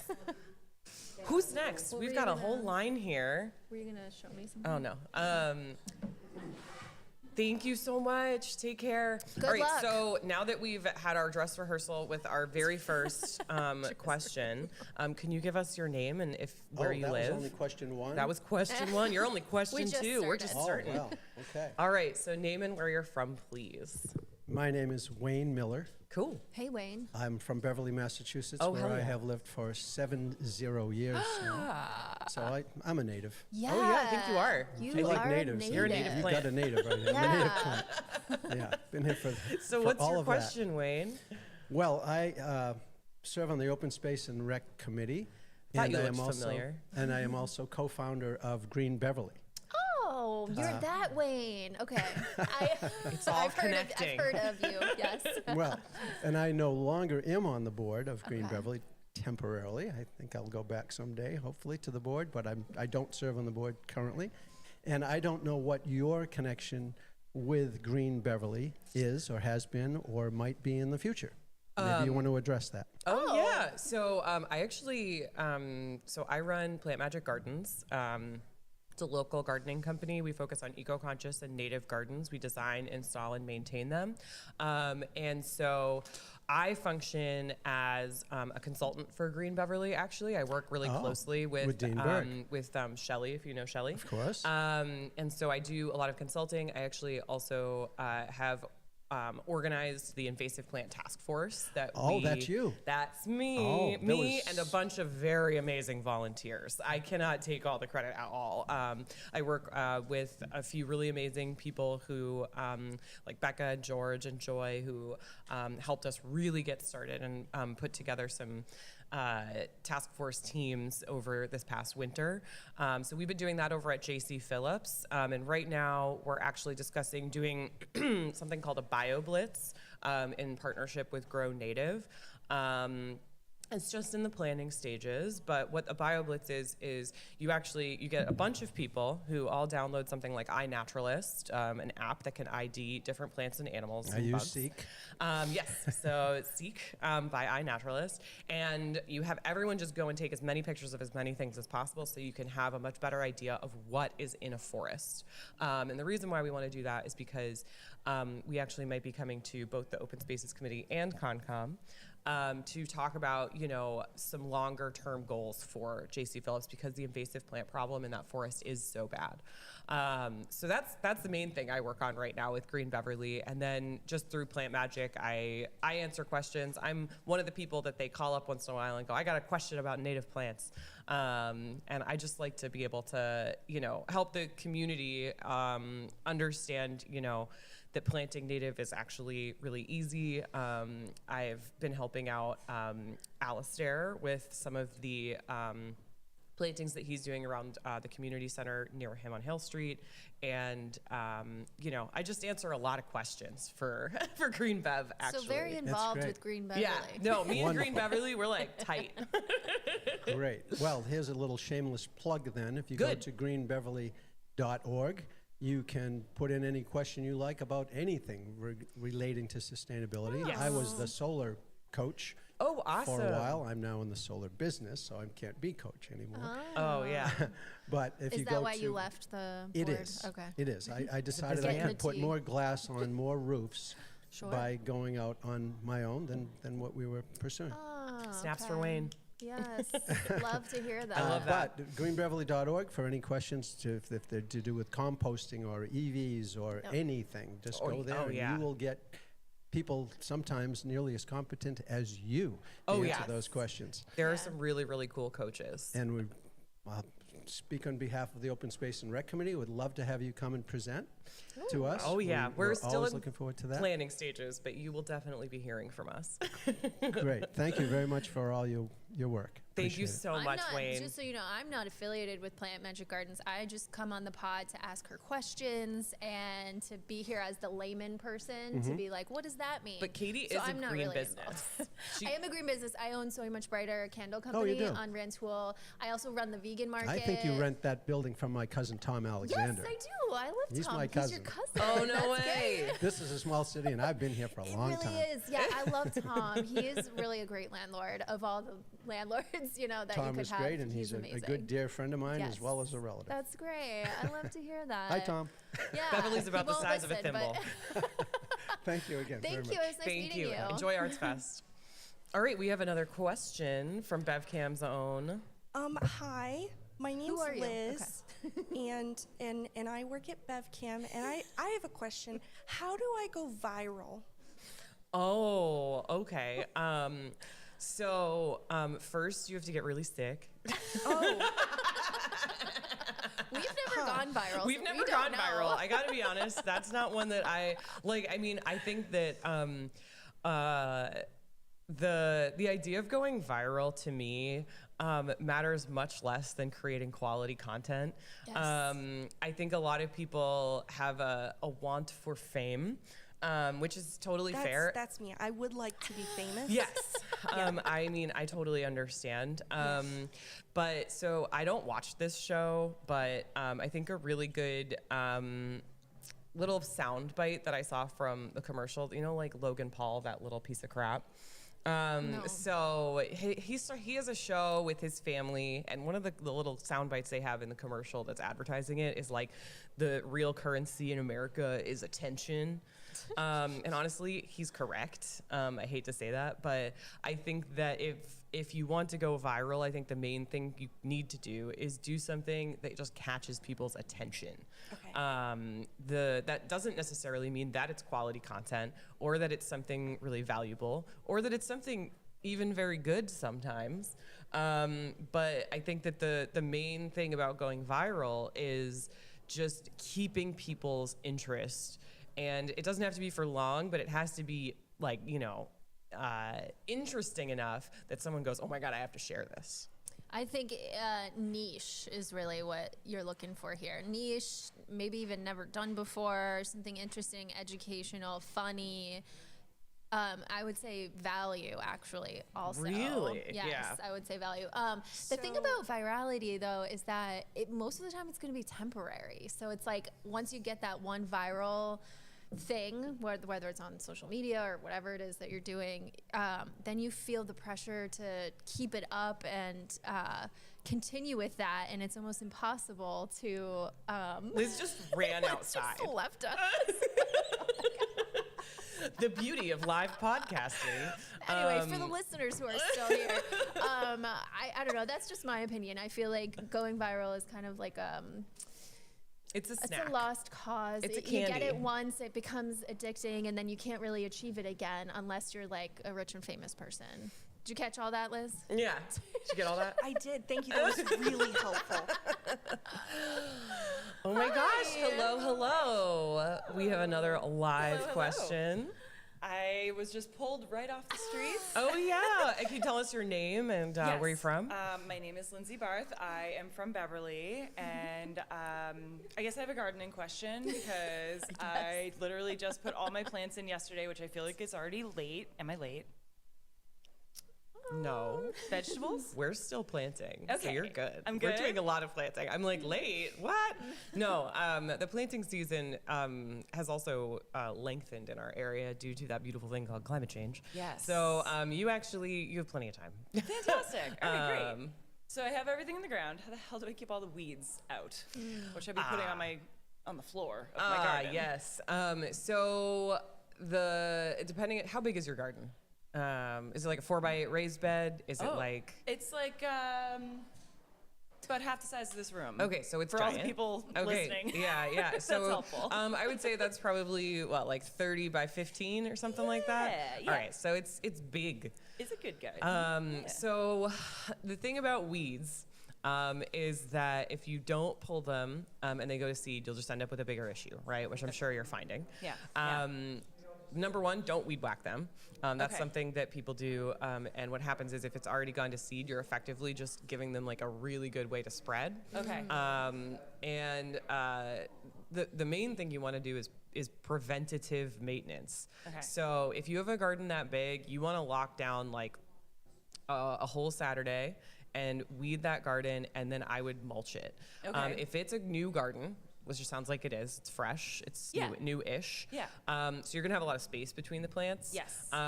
So while those plants kind of get bigger and fill in and do that thing where they fill in enough that you don't have to worry about weeds, you do have to have something on the ground to prevent them from crowding out the things that you've planted. Okay. So feel I like know I'm already doing something right then because I did put some mulch down. you did put mulch down. And I also bought a hay bale because it was cheaper than mulch. And Yeah. I just threw a bunch of hay around all my asparagus. Yeah, great. Wow. So that's salt marsh hay. Good idea. I don't know what kind of hay. So salt marsh hay tends to not have any seeds in Did you it. take it from Peppy? I That's stole it really the right main out from question. under him. Oh my God, poor Peppy. No snacks.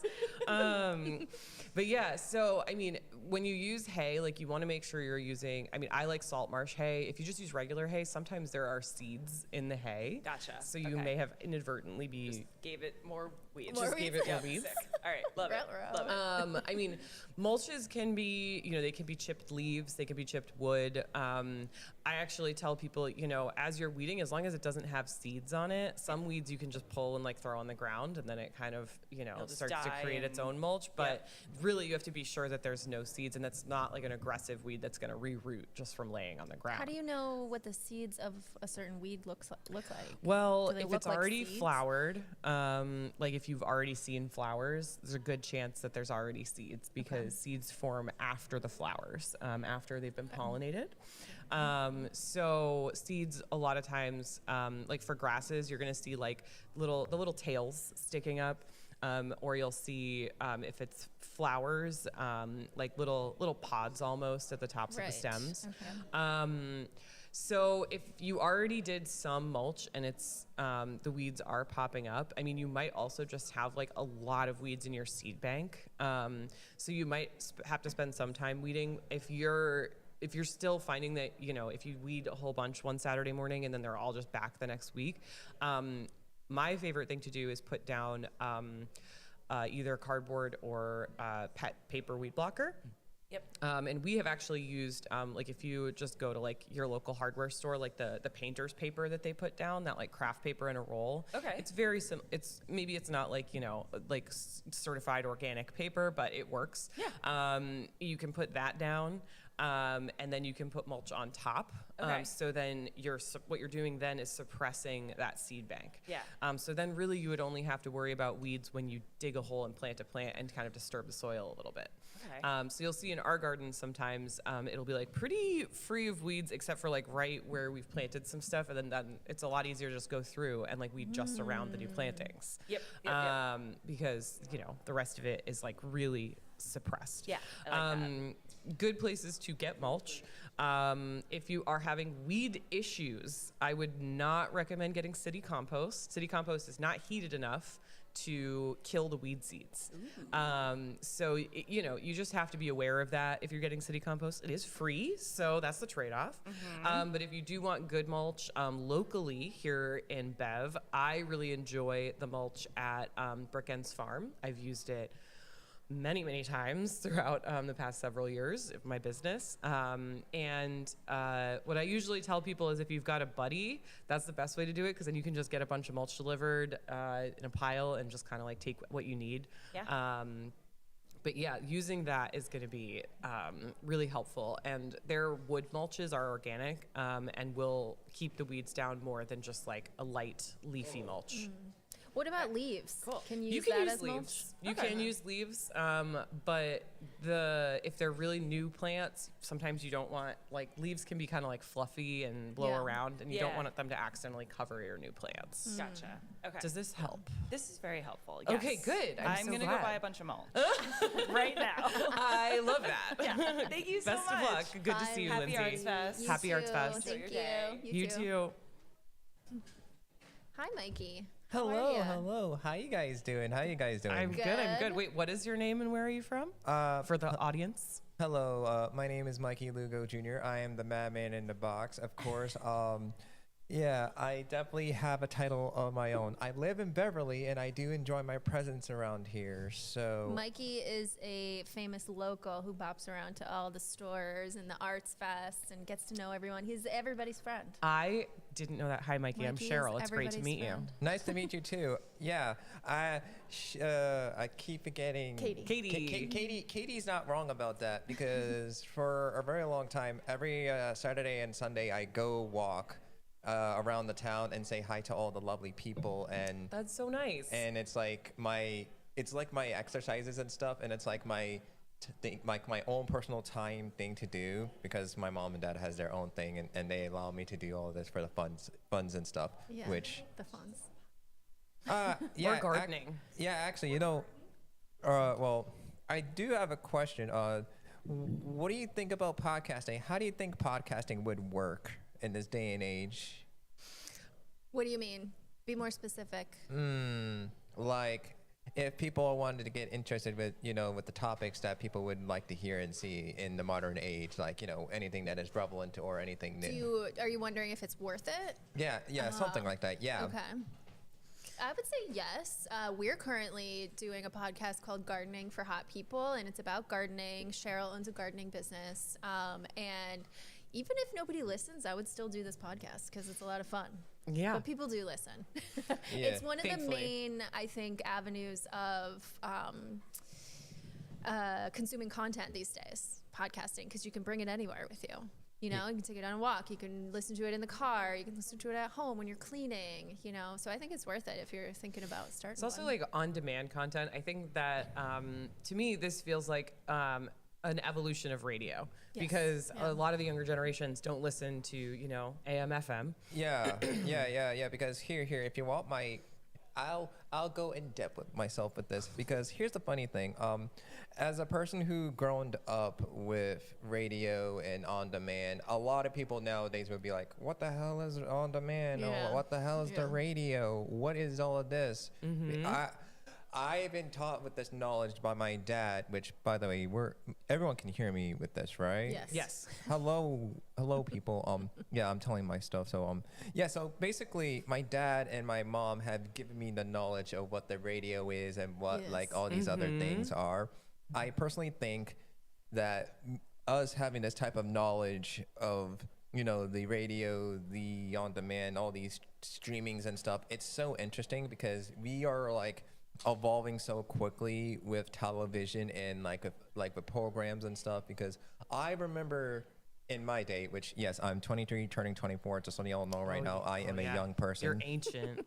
Yeah, so yeah. Back in your day. Yeah, like I'm just telling you this because I remember watching like a lot of shows on TV before streaming, having the physical DVDs and stuff, and like the boom boxes. You guys still know what the boom Yes. boxes and do stuff. we ever? We're a little older than you, so Yeah. yes. So yeah. Yeah. Because from what I remember is that with the boom boxes and everything, it was so fun. It's so fun, and I started to do like CD collecting and vinyl collecting as well. Oh, that's cool. Yeah, I mean, I think that even though podcasting is not like a physical media, I think that the knowledge and the content is really what matters.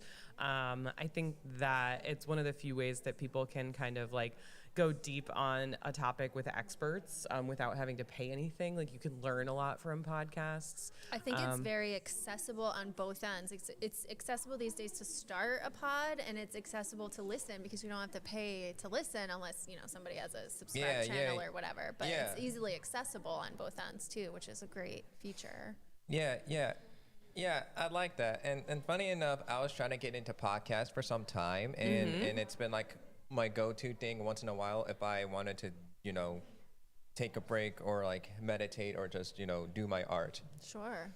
But yeah. It's great. Cool. Yeah. I think, do we have a couple we have more some other people in questions. here Thanks with for some gardening coming in, though, questions? Mikey. No problem. We'll see Thank you you so around much, town. Mikey. Take care. Hello, gardening or podcasting or anything you'd like to ask about. Ask me anything really does mean anything.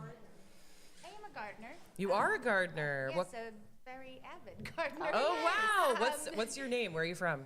From Beverly, very local, right down the street. My name is Deanna. Hi, Deanna. Nice to meet you. Nice to meet you.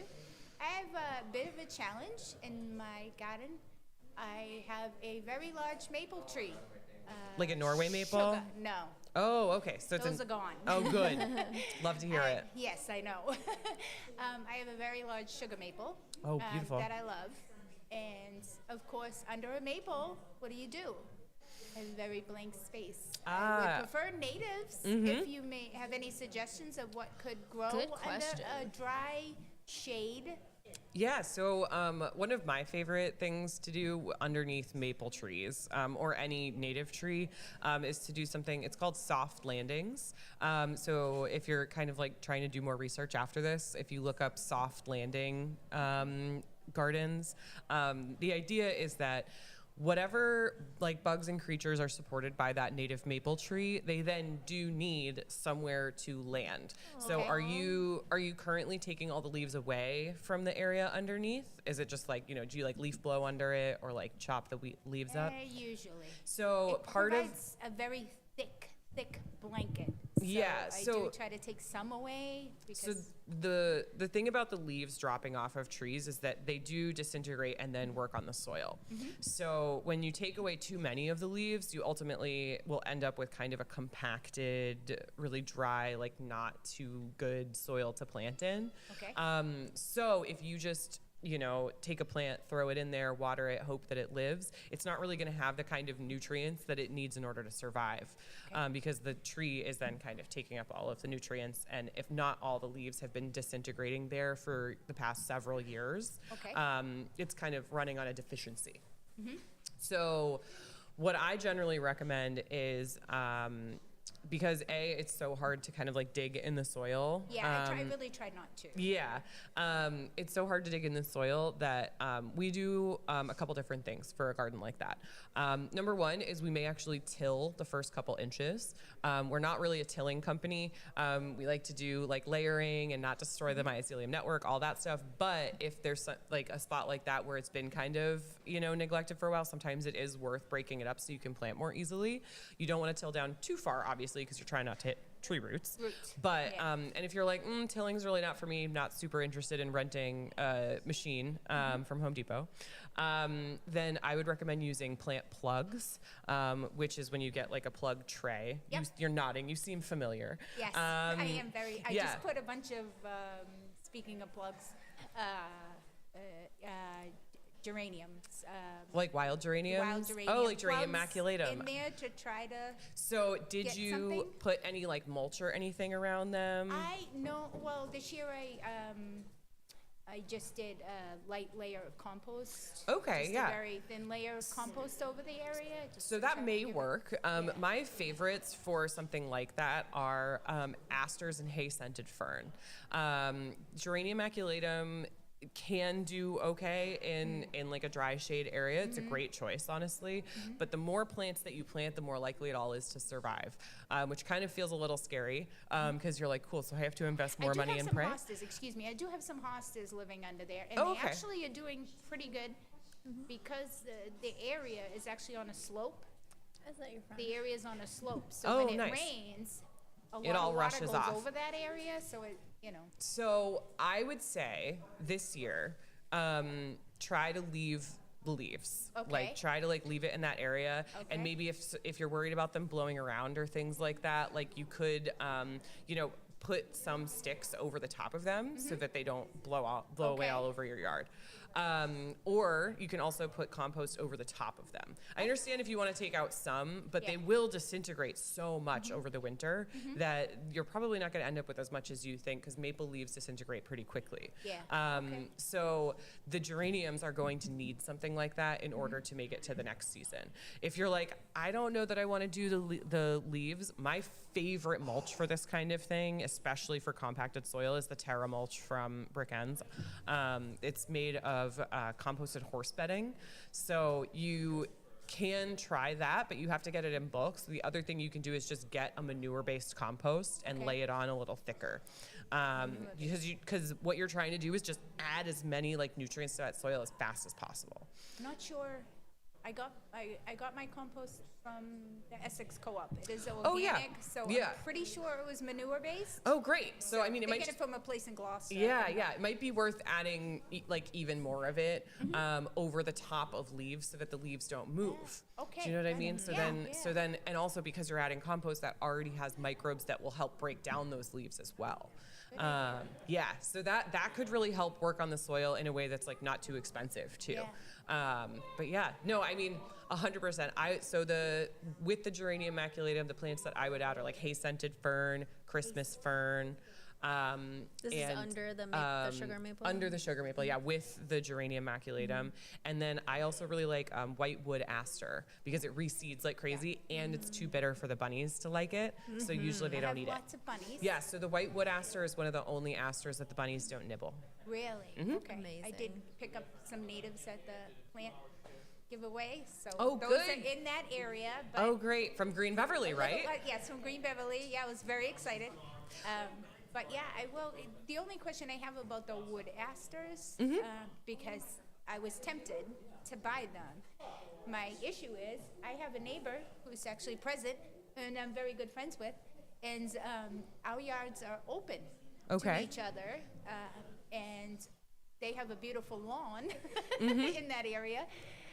And I don't want anything that's gonna invade too. Like I would love for it to reseed here and there, but it needs to be like, okay, if it goes in a spot, I mean, they're easily to be able pulled. to pull, They're yeah. easily pulled. okay. So we have a bunch more questions. So Sure. unfortunately, we Thank gotta you. That was a roll great on time. question. But this was a great Yes. question. Thank you so you. much for Have a good coming. day. You too. Take thanks. care. I also had those questions. So Oh, that's great. good. Next. Oh, hello there. He's a baby. How are you? Do you know I'm this person? good. This is a friend of mine. This is Becky's mom, Sue. Oh, hi. With baby Henry. I have, and yes, Hi, Oh, baby. and we have a question Yes. about hydrangeas. Oh, yeah. Ask away. So, how I have 4 hydrangeas and 3 are not blooming and haven't bloomed in a few years. How do I get them to bloom? Okay, so have you ever fertilized them? Yes. You have. What are you using for fertilizer? It says fertilizer on the bottle. My husband is the Norm is the fertilizer. Yes, Norm is the Okay, all right, cool. fertilizer. So I really like using Hollytone, and so that's one that I would use both in the spring, in the middle of summer, and then once in the fall, especially if there are hydrangeas that are struggling. Do you prune them at all? Yes, we've tried both. The not pruning and pruning? Yes. So it can depend on the year. Do you have any blooms this year on them or nothing? Nothing that I can see. So that is surprising because this has been like a pretty, if you haven't pruned them, did you prune them this year? No. So that, I mean, that's pretty surprising that there's no blooms at all, but you do have one that's the same species that does bloom? I assume. I don't This know how sounds you like tell I'm gonna the have to swing by difference. your house, Sue. I think you might have to.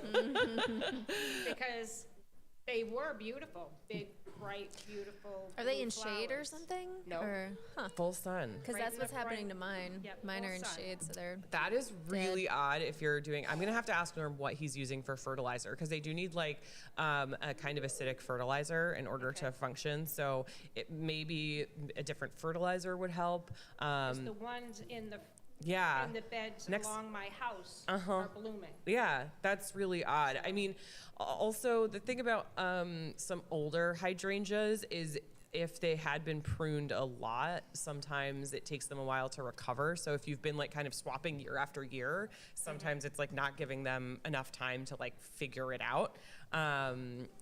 That's really odd. I'm gonna have to swing by on this one, Sue. Okay. We're gonna have to come look at your hydrangeas. Awesome. It's a mystery. Well, thank you.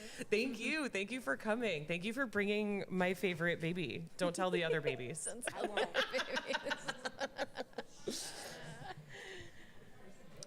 What's up, Becky and Eddie? Eddie, do you remember what we're going to ask? Here, can you speak into the microphone? Say hi. Oh, are you shy? That's okay, Eddie. Hi there. This is Becky, and this is Eddie. Eddie is 4, and he loves playing in his yard. You might have answered this already, but he wants to know what plants we can plant so that he can see more bees. More bees. Oh, Yes. that's exciting, Eddie. I didn't know you wanted to see more bees. Do you like bees? Yeah, we love bees. So that would qualify as a pollinator garden because bees are really important pollinators, and they're super. Aren't you a silly goober? Oh yeah, no. Listen, a microphone is too much fun, but I have to answer your question, bud. So plants that I like to plant are agastache. Do you know the purple? Do you like purple, Eddie?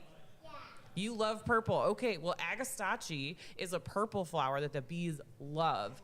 And they're super friendly when they're on it. And sometimes the bees actually nap all night on the flowers. And then you'll be able to pet them in the morning when it's still cold. So I think you should plant some agastache funiculum. Is that the one with the long? It's purple? got a long kind of Yeah. purple tail. Love That's one of my favorites for bees. You're like almost guaranteed to see bees if you plant I love that. Yeah. I think that's got to find a home in my backyard. Heck yeah. We're gonna have to find it for you. There was a Um, bunch. I just got a bunch at oh gosh, what's that one? Northeast Northeast Nursery or something. Yeah, they have a lot sometimes of they have full-grown ones. native that were- plants. You can also go to the Monarch Gardener and Monarch, on yeah. Topsfield Road in Ipswich. Yep. So we'll have to go garden shopping, which is going to be fun. I love that. Thank you. Thanks, Bye. Eddie. Thanks, Becky. Good to see you. All right, we've got another question. Can you tell us your name and where you're from? I'm Willem. I live in Beverly, Gold Hill. Oh, awesome. Cool. Here, speak in the microphone so you hear? everybody can hear you. Okay. I have a question about podcasting. Yeah. How do you how do you manage to keep a conversation going for the length of an entire episode? Katie and I. We are friends. We talk almost every day on the phone. And so when we're podcasting, it's just like we're having a personal conversation just broadcasted to the world. If you don't have that, if you plan to do one by yourself, I would say get a script ready and work on it before you even get on the pod. I think that once you get started, I assume this is what's happening with people who are doing it solo. I think that once you get into it, and if you know what you're talking about, you forget the microphone's there and you just keep going. Yeah. But for us, we're lucky enough that we've got a Rapport. predetermined friendship of 10 years that is allowing us to keep a heavy stream. Also, like, if you've got some blank spaces, pauses, whatever, there's editing. You know, you can edit it out. Yeah. I think, and I mentioned this to our first question asker, also having some kind of outline so that, you know, if you're like, okay, I know that this topic, I'm going to have a lot to talk about. I'm not really sure about this one. Because then you can kind of like go through and be like, okay, I'm going to talk about all these things things, and you can kind of see where your gaps are. And in that way, it makes it a little bit easier to plan. I think just jumping in front of a microphone, yeah, it can be hard to kind of know what you're going to do. I mean, we do a lot of planning too, even though we do have a good back and forth, a good banter. I think also once you get started, it's less daunting than it seems, because I was wicked nervous before we started this, and 10 minutes in, I was like, oh, this is no big deal. I think once you start doing it, then it starts to flow. Do you have a buddy that you want to do it with? I mean, I've just a few friends that might be interested. Yeah. Also, you can practice too. Like you could just, phones record. Like you don't have to do like a real serious one. You could just kind of see how it goes first. Yeah. And I think one of the pieces of advice I've heard is if you want to start a podcast, you want to make sure you have enough content for 10 episodes. And if you can't figure out enough topics or guests can help you to kind of keep things going, keep it interesting. If you don't have enough for 10 episodes, then maybe you should go back to the drawing board and maybe think a little harder before you jump in. Yeah, just think harder. Yeah, just think harder. Okay. No, just kidding. We're kidding. If you're doing this with friends, I'm sure you'll have an easy time like we did. All right. Thank you. Good luck. Also, I love your hair. It's very Thank you. cute. Love it. Thank you. All right, take Good care. luck to Thanks you. for your question. All right, we've got another one. I think, is this our last one, Liz? Our last. Liz, I'm sure, has a question. More. She already asked a She already question. asked a question. Where you been? I Wake have up, already girl. forgotten. Hi there. What's your name? And where Hi, you good from? afternoon. Keith Sonia. I'm on the board here Oh at yes, BevCam. have heard of. Amazing. Yes. That's very kind. Oh. You're Yeah, I'm famous. running for city council Yeah, that's here. why I've heard of you. All right, there we go. I know this isn't a political show, so we'll keep it light. But being on the board of BevCam, we obviously want to attract folks who want to make great content the way you folks do. And we want those folks to feel like they can grow an audience. From what I understand, you folks have the most downloads Oh my gosh. any of our podcasts. I'm blushing. And I'm wondering how you guys think about the marketing side of it. I mean, Oh. obviously your content itself is great. So the lady who was here entirely too long was actually my mom. Oh my God, she's great. Wait, She would have been here. I don't think anyone was. Wait, what's their name? Oh, the first. My mom, Deanna. Oh, Deanna. Yeah. No, she was great. That's actually the perfect kind of question that I like to answer. Yeah, so I probably kept her here, honestly. She would be here till tomorrow. If she could. Oh my gosh, I'll have coffee with her later. Yeah, exactly. But just wondering about the marketing side of things, because there's folks like that, like my mom, Yeah. who are maybe low-hanging fruit for this type of stuff that you folks are putting out. How are you all thinking about reaching them? And if I or someone from the community was hoping to start a podcast, what sort of tips would you kind of give on that side of things? Sure. So this sounds like a two-part question. So I'm not sure. So we both have businesses. Okay. Cheryl comes from a marketing background, which is very helpful. Very helpful. I've got 10 plus years of small business behind me, so I know a little bit about marketing. So I think because we're both coming from that, it's kind of natural, second nature for us to know how to jump in and do marketing on social media. Newsletters are big, and things like that. Specific audiences is a little bit trickier because this is so niche. I still am not sure how to reach the older crowd. I've been thinking about it. Except I got other ideas. than Facebook, which we've done a little bit of marketing there, but I'm sure Cheryl will add. But so what I'm thinking about mostly is how do we reach the people sort of in our region, and what kind of keywords can we use on social media that they would be searching for? Yep. So this is directly on social media. And then once we've got them, we get them onto our newsletter, and then the newsletter is where they're going to be, most engaged. What do you have? I have been thinking about this actually a lot because, so I run Plant Magic Gardens, as I've mentioned. I don't think you were here for that. So it's a gardening company. And so I have an existing audience, as does Katie with her business called Soy Much Brighter on Brand Tool. And so partially our audience is because we already have existing people who are That's oh, true. Yes. they have a podcast now? Cool. And so that's, I think, one part of it, that the reason why our podcast has been kind of immediately a little successful. I think that what I've been thinking about is, so I do library talks. for gardening, just through my business. And so I just had a slide at the end, and I'm like, hey, if you like this, if you think I'm entertaining, go listen over there. And that's where I've gotten a lot of the kind of older crowd. They love a library talk. Yeah, so, sure. and I mean, I don't blame them. It's free. It's awesome.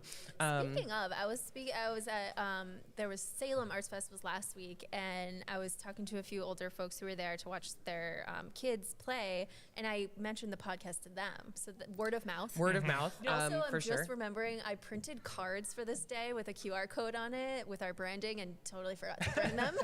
That's okay. So that's where we're at with Yeah, connection. no, I mean, we just show up and pray. Yeah. I think our current level of following in Beverly has led to the quick audience building. But I also, so far. I think that the other thing though too is that when we're putting together episodes, we try to make sure that it's okay, it's live. We're doing it live. We can have toddlers in the background. It's all good. But I think that when we're posting too, like we're in the how-to section, so that means that like anyone looking for like how-to garden, Right. and that's actually where a couple of people who are now my clients found the podcast and then are working with me. Yeah, no, so that's- I mean, it's and we do a lot of stuff within the community too, and we talk a lot and we mention our podcast And a there's lot. good spaces, like, like Green Beverly events and Yeah. things like that, where there's obviously a lot of interest based on just yeah, like general I think attendance. also because it's so incredibly niche. I think a thing that people miss out on a lot in marketing and things that they're creating is that your thing needs to be very niche in order for you to, Yeah. to reach Yeah, a we've got to wider kinda- audience, which sounds counterproductive, but it's not. Right, Yeah. right. Well, because then the people who are really focused in on gardening and a little pinch of comedy are gonna love it. Exactly. Exactly. I mean, and the show title, that's perfect. fun, It's right? gonna Thank reel you. some folks in. That's gonna reel some all folks this in. one. I have been sitting on that for a while. But It's yeah. your time to shine. Well, thank you so much. Yeah, good talking And with you folks. What was We'll- your name one more time since Keith you are Sonia. Keith Sonia Running for for office. City Council at large. City Council. Thanks so much. I need All right. the endorsement of on this the show. on No, the I'm kidding. progressive side. I am, yes. yes. I'm actually the chair of the Beverly Democrats. Oh, great. Yeah, I had a feeling. Cool. Yeah. I give that off. I Yeah. give that Well, off. thank you so much, Good. and Enjoy. good luck. All right. See you, folks. Thank you. All right, See we've got a you. couple more questions. It looks like one more. One more. We're sneaking it there. in. What's your name? Rich. Where are you from? My name is Rich. Rich. Hi, Rich. You guys work in gardening? Is that what We I do. heard? Yeah, we run a podcast called Gardening for Hot People. My wife has just started getting into gardening. Nice. And Is she's that your wife? trying to grow some tomatoes. Do you have any? Oh yeah. So are you growing them in a raised bed? It's a little thing about that big. Okay, it's on a small deck. So Okay, cool. So it's like a raised bed on a deck. And did you do them So from like a seed? 2x2 or something. Yeah. 3 by Did 1? not do it from seed. So that's okay. No, listen, I don't do anything from seed. I plant plants that my suppliers give me. With tomatoes, do you know if they're determinate or indeterminate? They're early girl tomatoes. That's all we know. Okay, that's all you know. So there are two different types of tomatoes. There's determinate and indeterminate. Determinate does one big kind of crop, and then they stop growing. The indeterminate kind of just gives you tomatoes forever. So like a lot of the little tomatoes, it'll just kind of like keep going and going and going and going until it frosts. What I would say about tomatoes is do not water the leaves.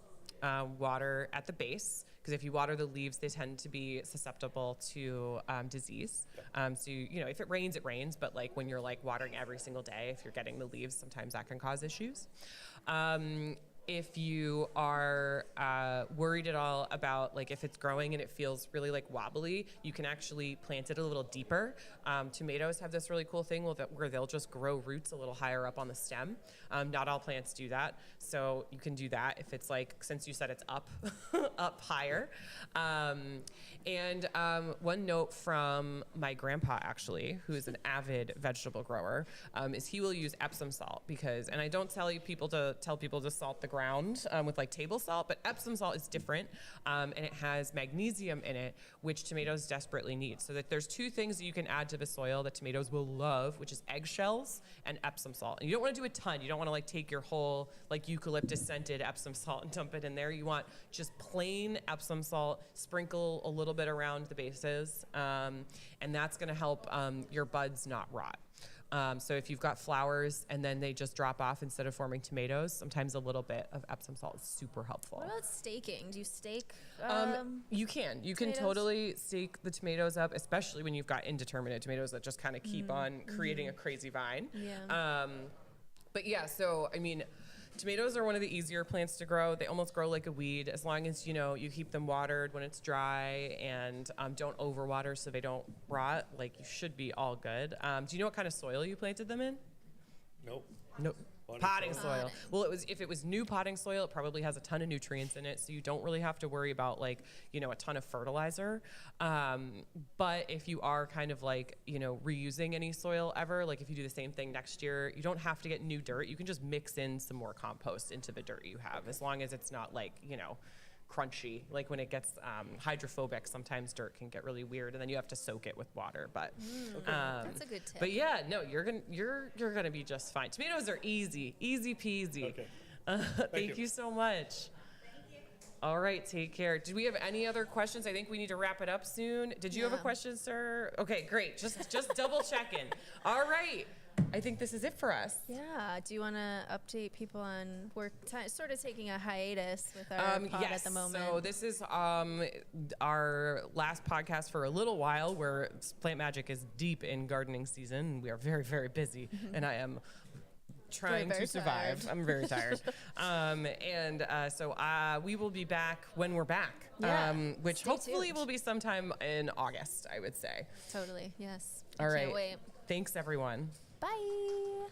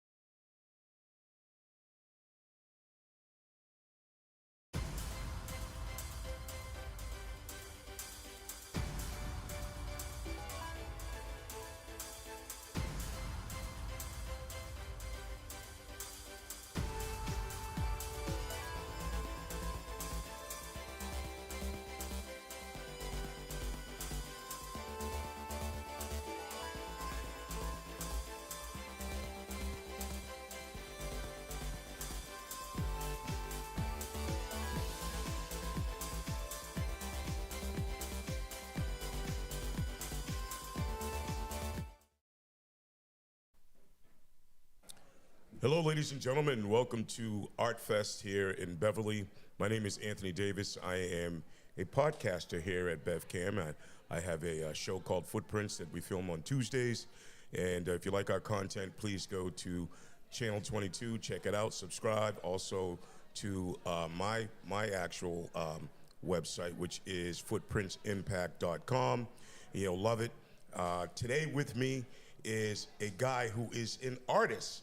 He's a painter, and this guy's name is Arthur Anderson. Welcome, Arthur. Thank you. Yeah, Thanks for welcome. having me. Hey, listen, that's what we do. So let me ask you a couple of questions right off the bat. Yeah. First of all, how did you get into painting? What was the inspiration?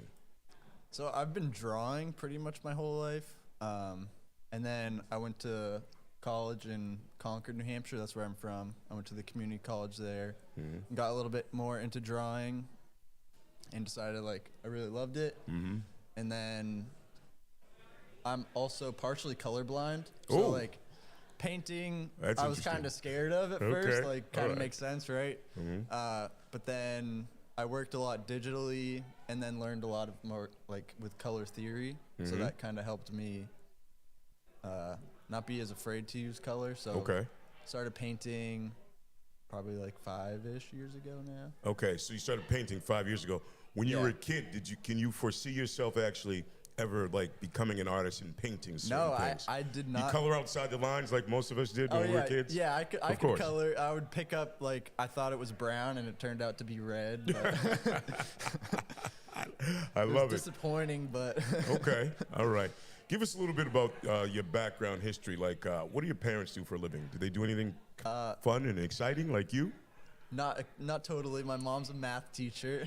Okay. Which is cool, but No, that's all right. not super exciting. And then my dad was a kindergarten teacher, and then a bus driver, and then a driver's ed teacher. Okay, so that's cool. So they yeah. kind of influenced you a little bit to go into this. Do you have any siblings? Any brothers or sisters? I have an older sister and 2 younger brothers. Older sister and 2 younger brothers. So that's pretty cool. Any of those guys artists like you? My older sister, yeah, she was pretty artistic, and then she kind of went away from that.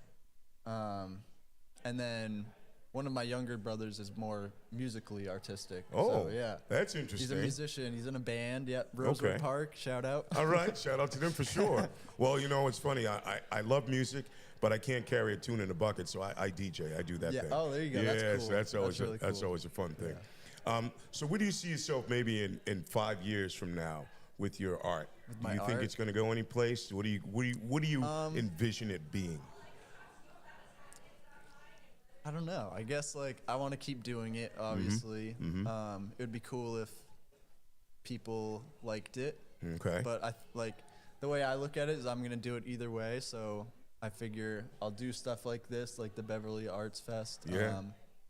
And let people at least see it. you know. Okay. So now, do you have anything on display here today? Yep. You do.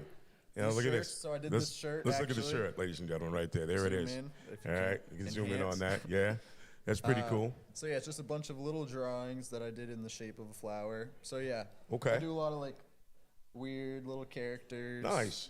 So now, just where do you fun get your stuff. inspiration from, Arthur? A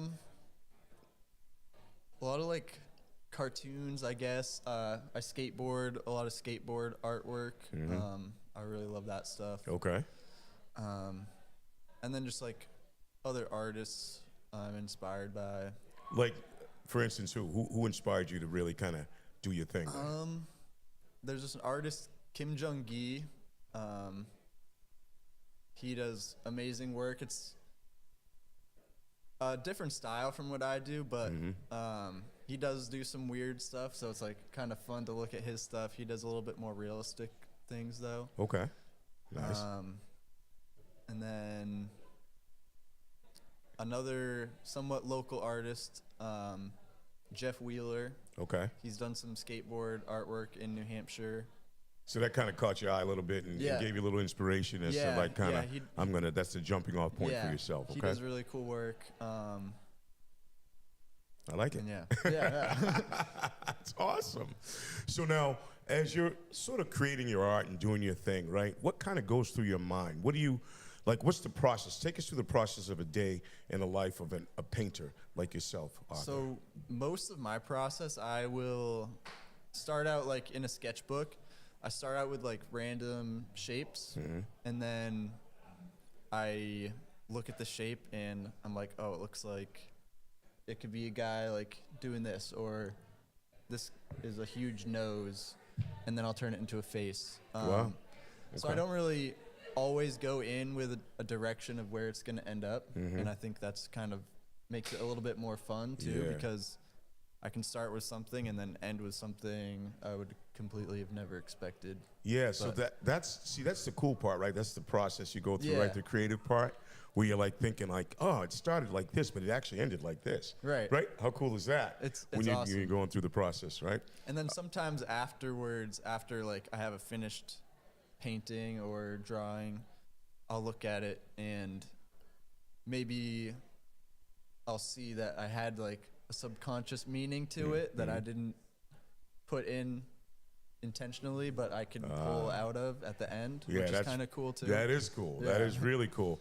So, I mean, if you think about it, right, as you're creating your art, you're kind of leaving these footprints on people, right? Yeah. Because you're like influencing them to look at it in a different way, and everybody interprets things differently, right? Which is really kind of cool, which I love.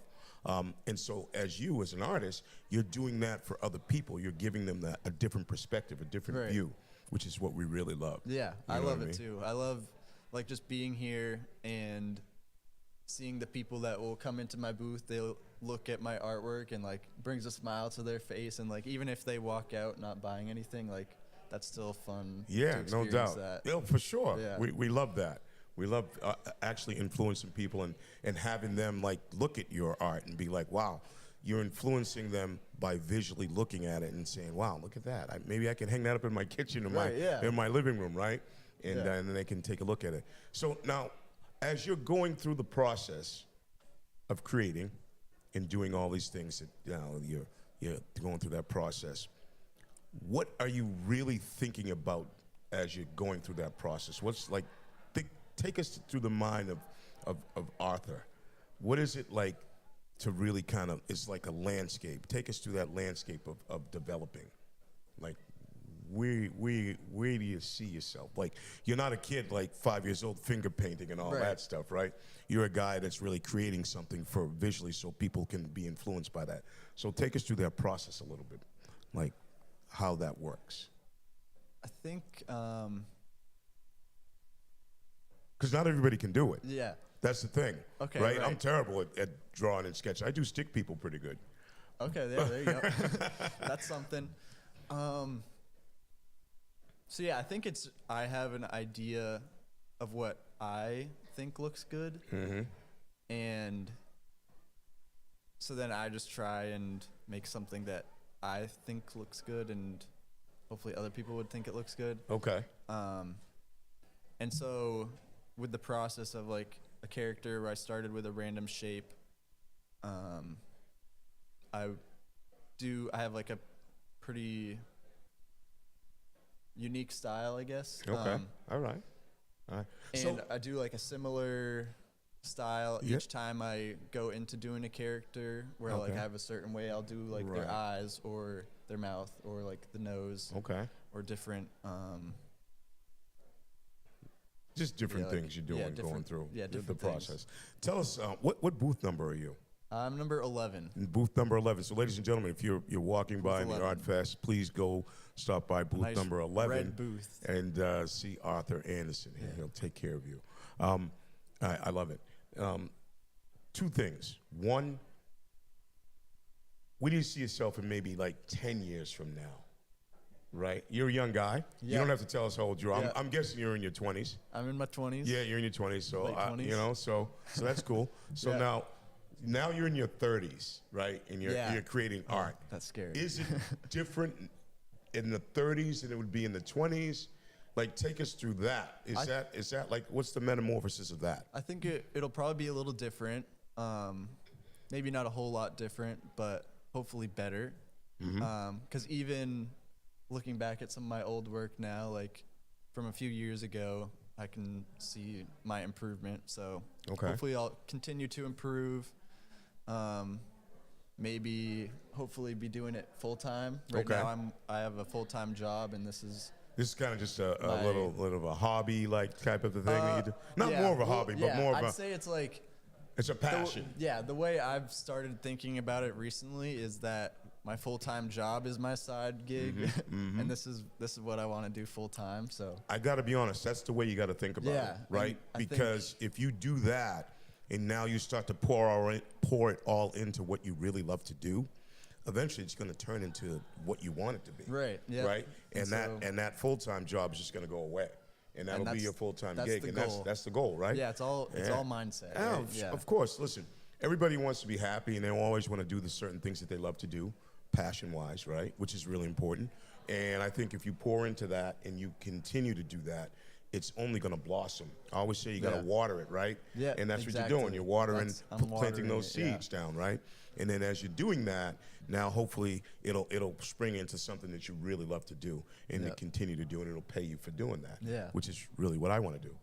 Yeah. Hey, there you go. I've been yeah. teaching. I've been in teaching for 25 years, and I got into podcasting about a year ago, and here I am interviewing you, Yeah. and Look at that. and I'm loving it Our because paths it's have crossed yeah, because of you. well, listen, it's I enjoy it, and if you find a passion, I always tell that to my students, right? Please pursue it. Just go and do it, because you just never know where it's going to lead and how it's going to take you and how it's going to manifest itself, right? Yeah, I would And- say the exact same thing. Yeah, Like, for sure. find your passion and follow it. Like, don't worry about what other people will say. Because when I found out I was passionate about drawing and artwork, everyone's like, "You're gonna go to art school and like, are you gonna get a job?" I'm like, "I don't know, but You know? I want to do it, so I'm gonna do it." Exactly. And that's the thing. It's like, imagine now if you didn't do that, right? Imagine if you didn't face your fear about that, right? And you'd probably still to this day be thinking about, oh, I probably should have done that. Yeah. And I always say opportunities are like sunrises, right? You wait too long, you can miss it, Okay, right? yeah. So you Right. didn't miss it, No. right? You jumped right in and you did what you thought was necessary to do to become the artist that you want to become today, which you really love. You know what I Thank mean? you, yeah. And congratulations to you Thank for you being very able much. to do that. Yeah, and it's you know what I mean? starting to look good too. I'm doing a design for a skateboard, a local New Hampshire company, which is like has been a dream, is like wanting to design a skateboard. So super excited about that. See, that's the thing. I could never skateboards, man. I see people riding them all the time, and I'm still amazed at Tony Hawk, the age he is, that he can ride yeah. a skateboard and bikes and all that stuff. To me, that's really amazing. Yeah.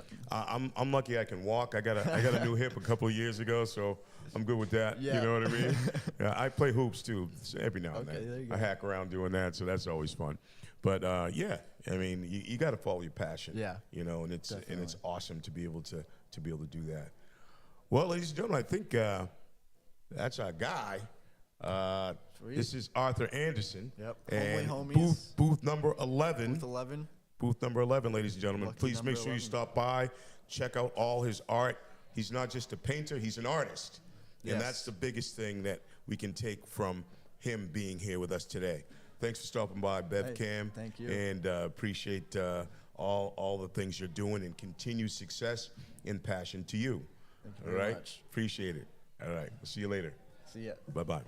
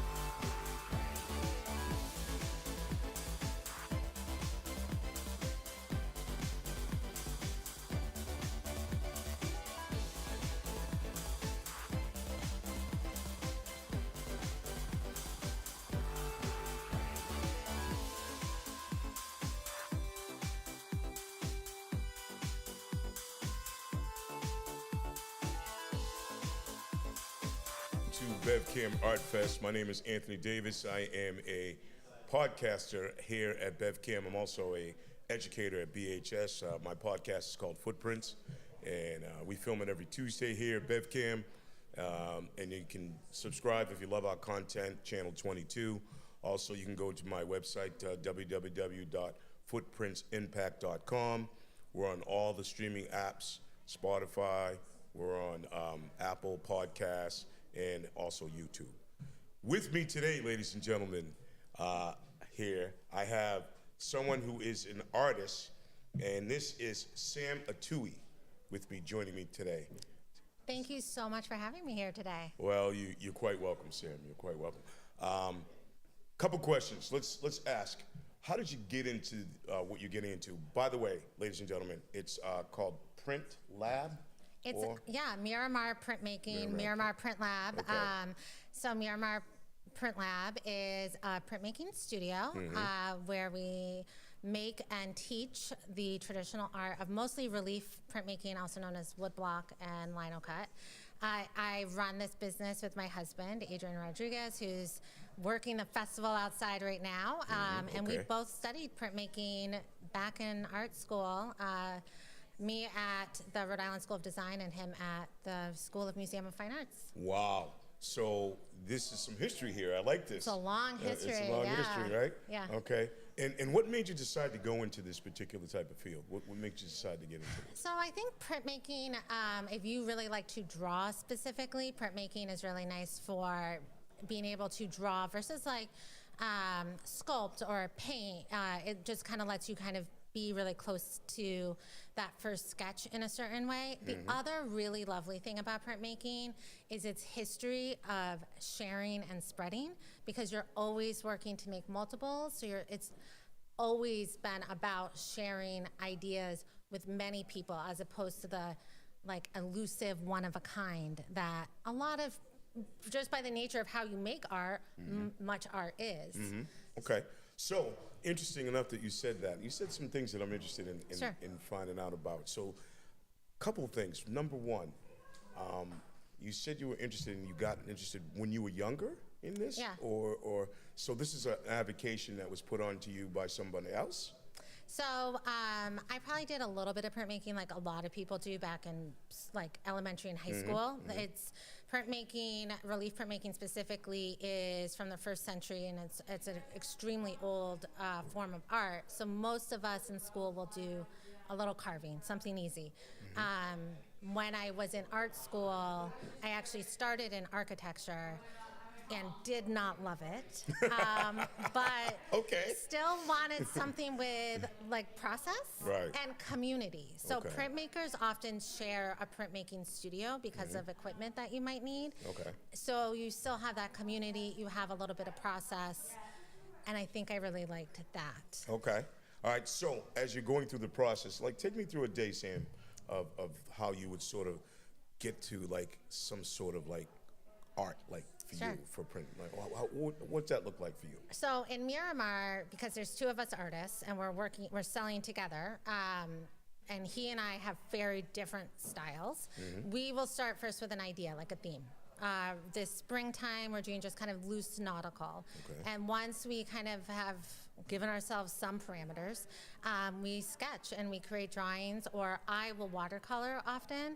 And then what we do is we take that initial sketch and we transfer it onto a block of wood. So now I have like a basic idea on a block of wood, and I have to decide there what will be positive and negative, and I carve that wood.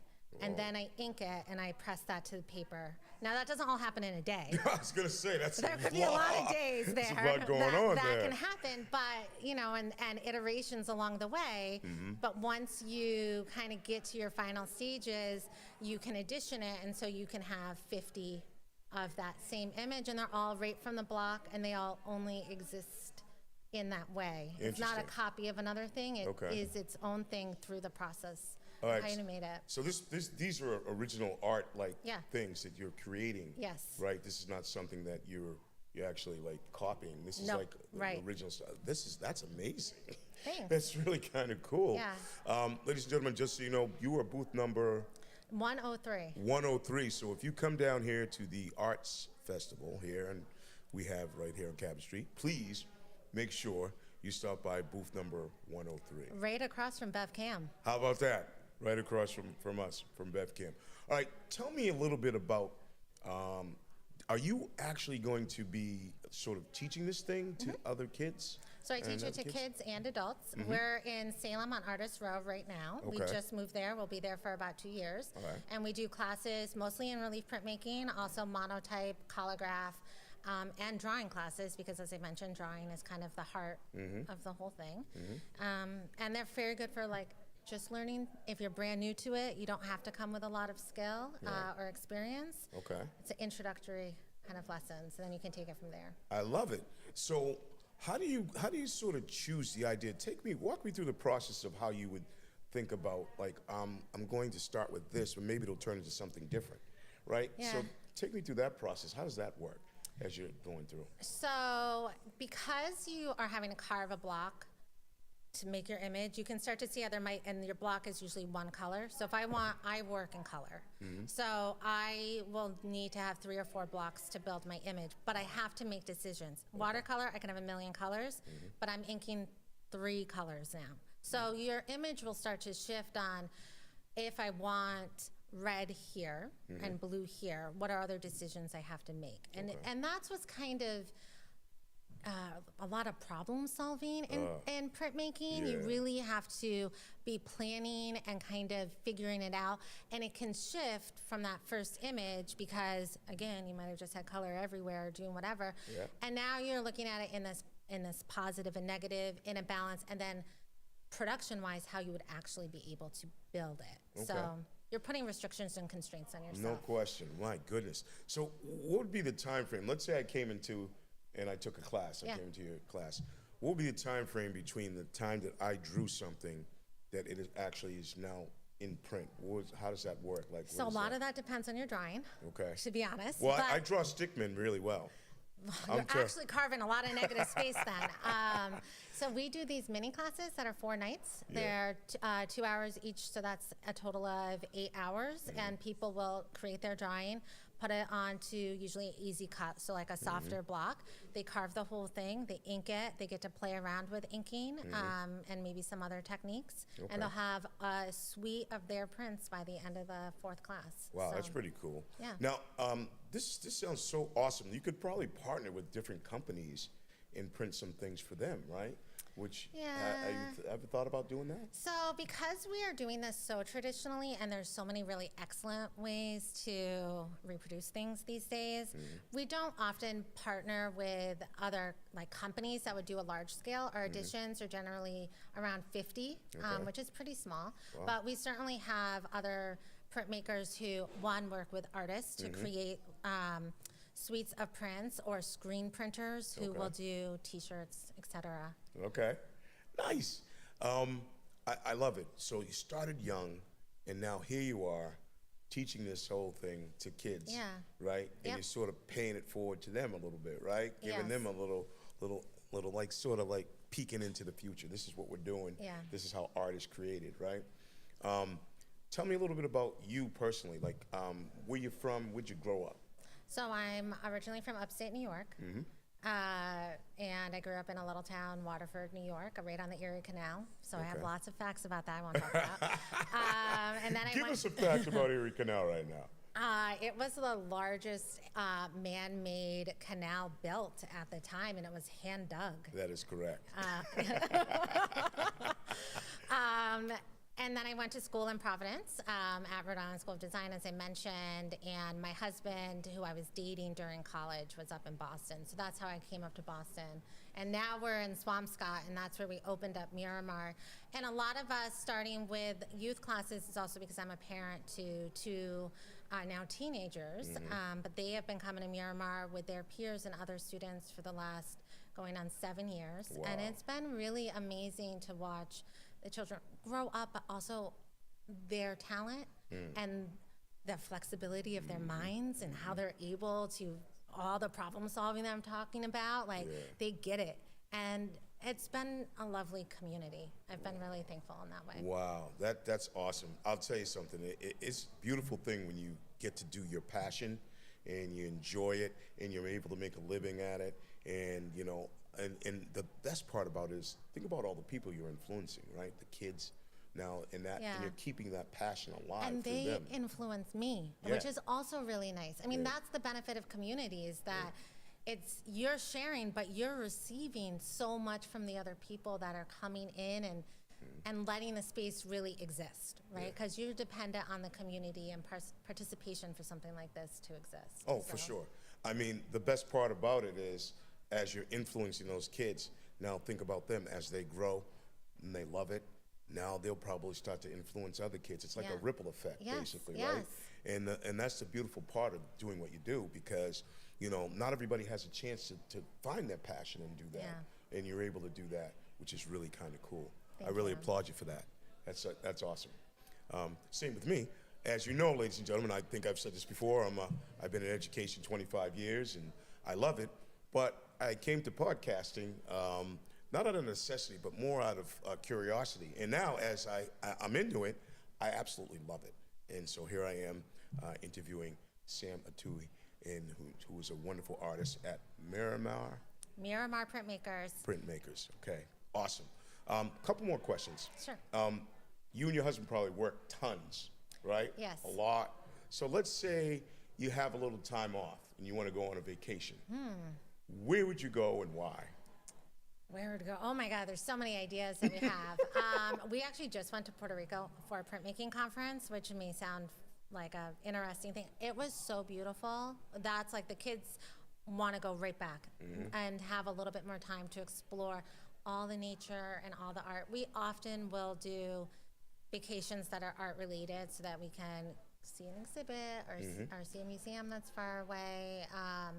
But we love getting into nature and being able to hike. So places that have that proximity, like a little city and then a little nature. So we're hoping that this summer maybe we can do some hiking in Maine, somewhere close, because we'll be here in Salem on Artist Row. Nice. I love it. I love it. So now, who influenced you basically to get into doing what you're doing? Like, who sort of gave you that sort of lead? Like, hey, I want to do this. I think I might want to get involved in this. When you were younger, is when it started? Okay. My mother is, she was a woodshop teacher. She's retired at this point. So she was always very hands-on creative. She also did a lot of photography. So she was signing my sister and I up for art classes, art camps, and also just had materials in the house and had art in the house, which I think was very influential. Yeah, She had absolutely. friends that she had collected pieces from, and that makes it feel like a real thing you can do. Right. Like just seeing that somebody else has done it. Yeah. And I always was encouraged from her, also in school. It was a really safe space for me. And that allowed me to kind of just keep building on it. Yeah, for sure. And I think that like those influences, kids need to be able to see that this is a real thing that grown-ups do. You know, it's Definitely. not just a thing for kids to do. Grown-ups do it. That means you can have this as part of your life forever. Yeah. And I think that was hugely influential. Oh, for sure, for sure. I love that. I love that. Now, in your field, there's probably certain artists that have done certain things, right? Now, this is a loaded question, but I'm going to ask it anyway. So, if you and your lovely husband were able to sit and have dinner with anybody in that field, dead or alive, all right, who would it be and why? Well, I can't speak for him entirely. We both really like Paula Rego, who is a Portuguese printmaking artist. And why I speak about her specifically in this moment is that she did a lot of fairy tale art and a lot of political art around women's issues. And I think her being a printmaker that we both respect, her taking these kind of feminine issues, some of them politically very important, but mixed with some of the fairy tale stuff, hits you in an emotional way that is very powerful. But everything I've read about her is that she was otherwise a little more soft-spoken. Her art hits hard. Sure but not, does. but like, so I wonder privately, yeah, how would she be to have a conversation with? So that Where would would be she one get her person. inspirations from? Yeah. All that stuff, right? Yeah. And that'll trickle down toward you, so you can Yes. kind of get you pull that information from her and like, oh wow, that's what she got the. I can't believe she got the inspiration from that. Yeah. You know what I mean? And then you can actually do that as well, right? How Yes. great is that? Well, ladies and gentlemen, booth number 103. Make sure you stop by. Sam Atui. Yes. Right? We love Sam. Thank you for stopping by today. Thank you, And, Anthony. again, my name's Anthony Davis, and I am a podcaster here at BevCam. Footprints is my podcast, so please make sure you subscribe. Channel 22, also Apple Podcasts, we have that as well. And we're on Spotify, ladies and gentlemen. And this will air so that everybody who loves Miramar print can also see Sam and hopefully get some inspiration from that and sign up for some of her classes. Yes, that'd be great. Which would always help, right? It's a Yes. good thing. Thank you for stopping by. Appreciate it. Anthony. All right. It was great talking to you. It was good talking to you as well. Have a good day. You too. And I'll see you later. Thank you. Bye-bye.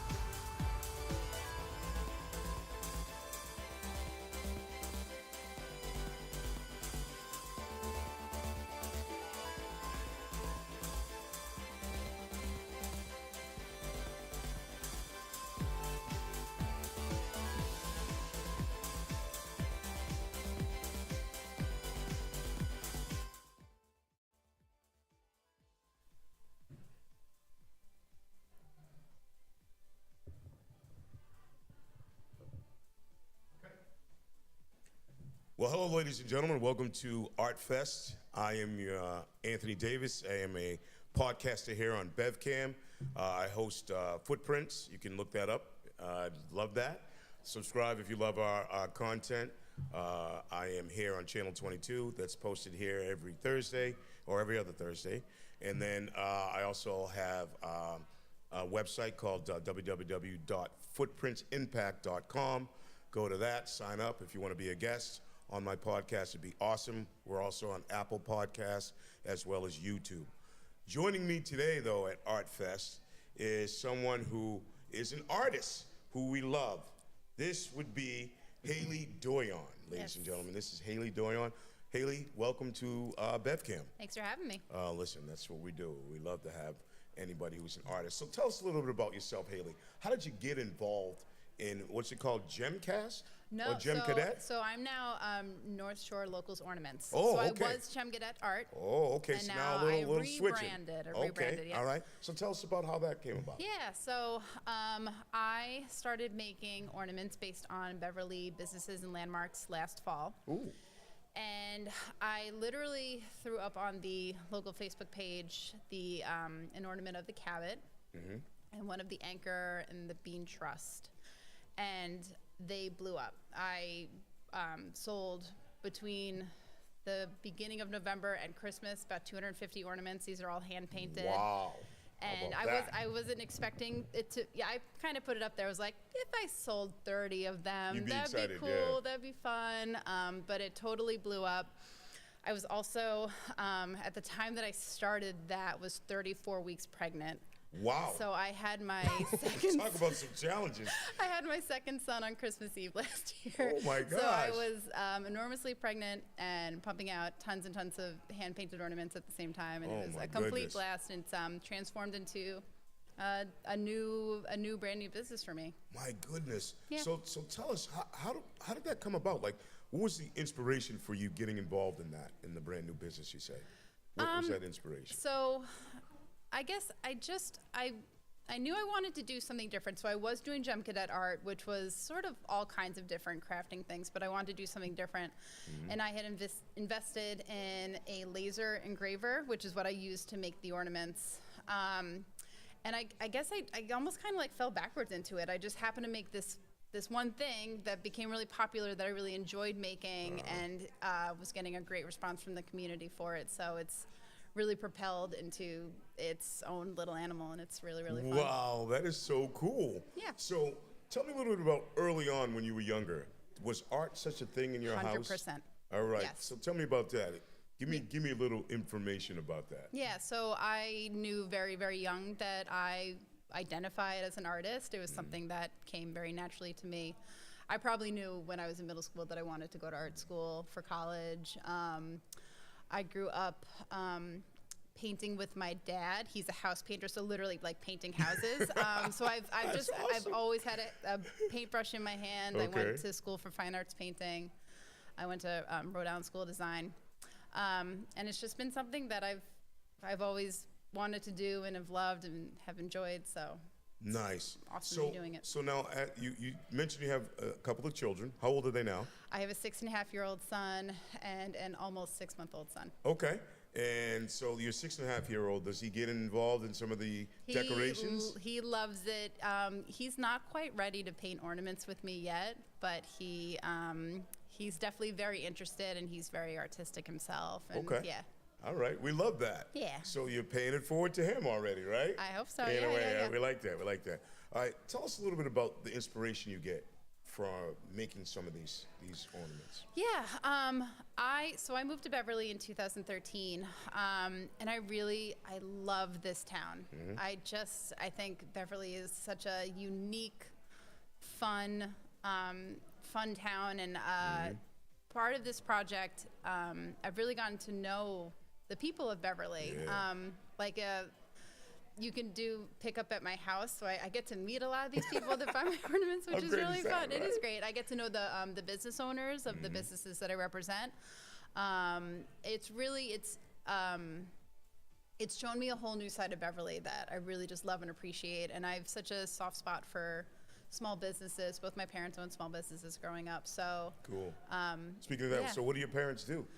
So my father's a house painter. He's You been a said house a painter house for painter, yeah? like 45 years or Okay. something. Oh and my then gosh. my mother ran a nanny agency for about 20 years. Wow, Yeah. nanny. How about that? So kids in painting have always been a certain thing for you, right? Sure, yeah. Right? You know, even when you were younger, you were probably that kid that did that finger painting thing, right? Yeah. Awesome. I love it.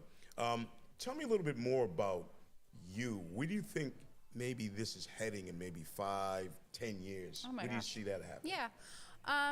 I mean, I hope I'm still doing this in 5 to 10 years. I am trying to carve a bit of a niche with realtors for buyers and sellers gifts. I have a custom home ornament option where you can provide me with a photograph of your home, and I do just a personalized custom piece of your home. It's a great keepsake.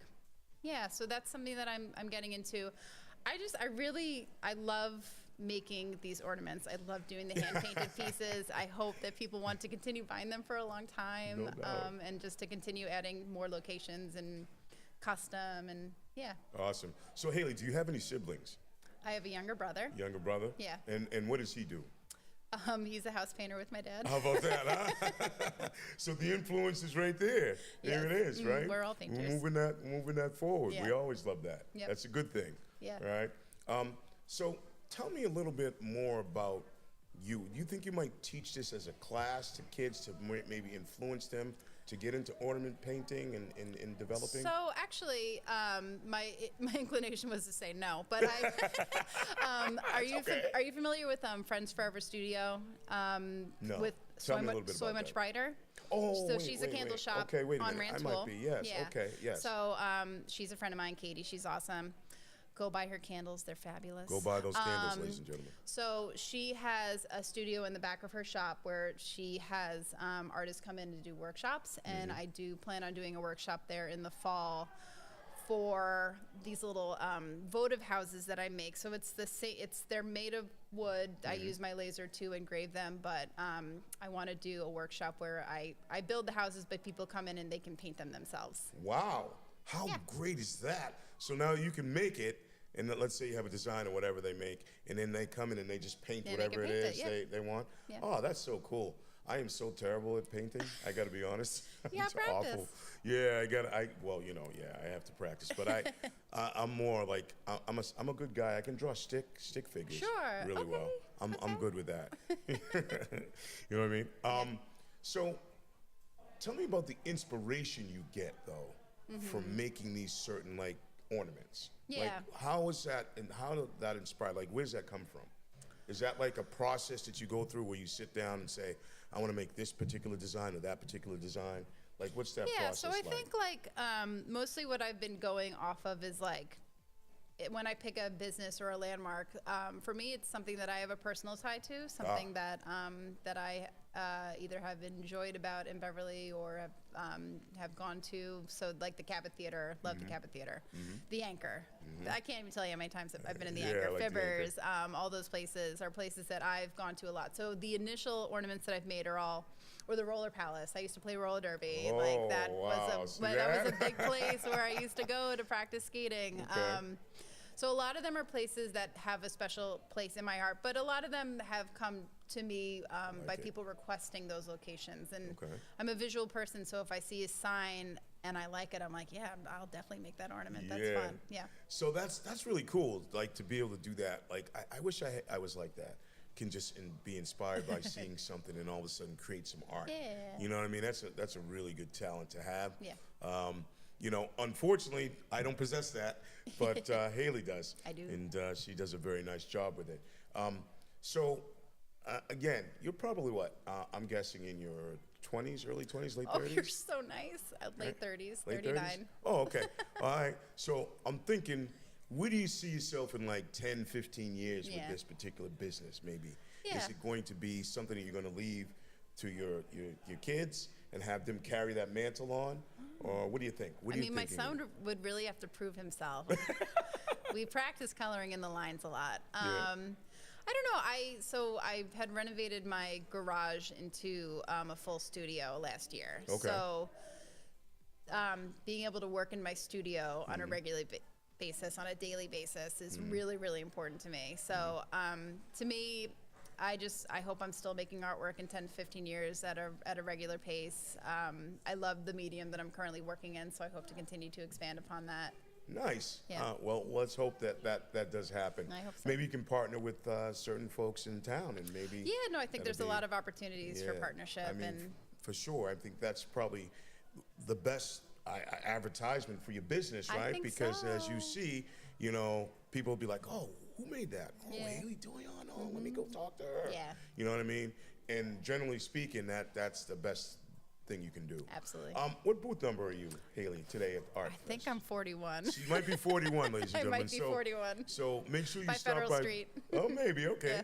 So make sure you start by booth 41 and you see Haley, and she'll get you all caught up on what she's doing. Yeah. Maybe even design a couple things while she's there, right? Yeah. Right? You can design something for you. I have a couple more questions. So I'm sure you work really hard with what you're doing, you and your husband, Yeah. probably, right? Going crazy doing that, running around with the kids and all of that stuff, right?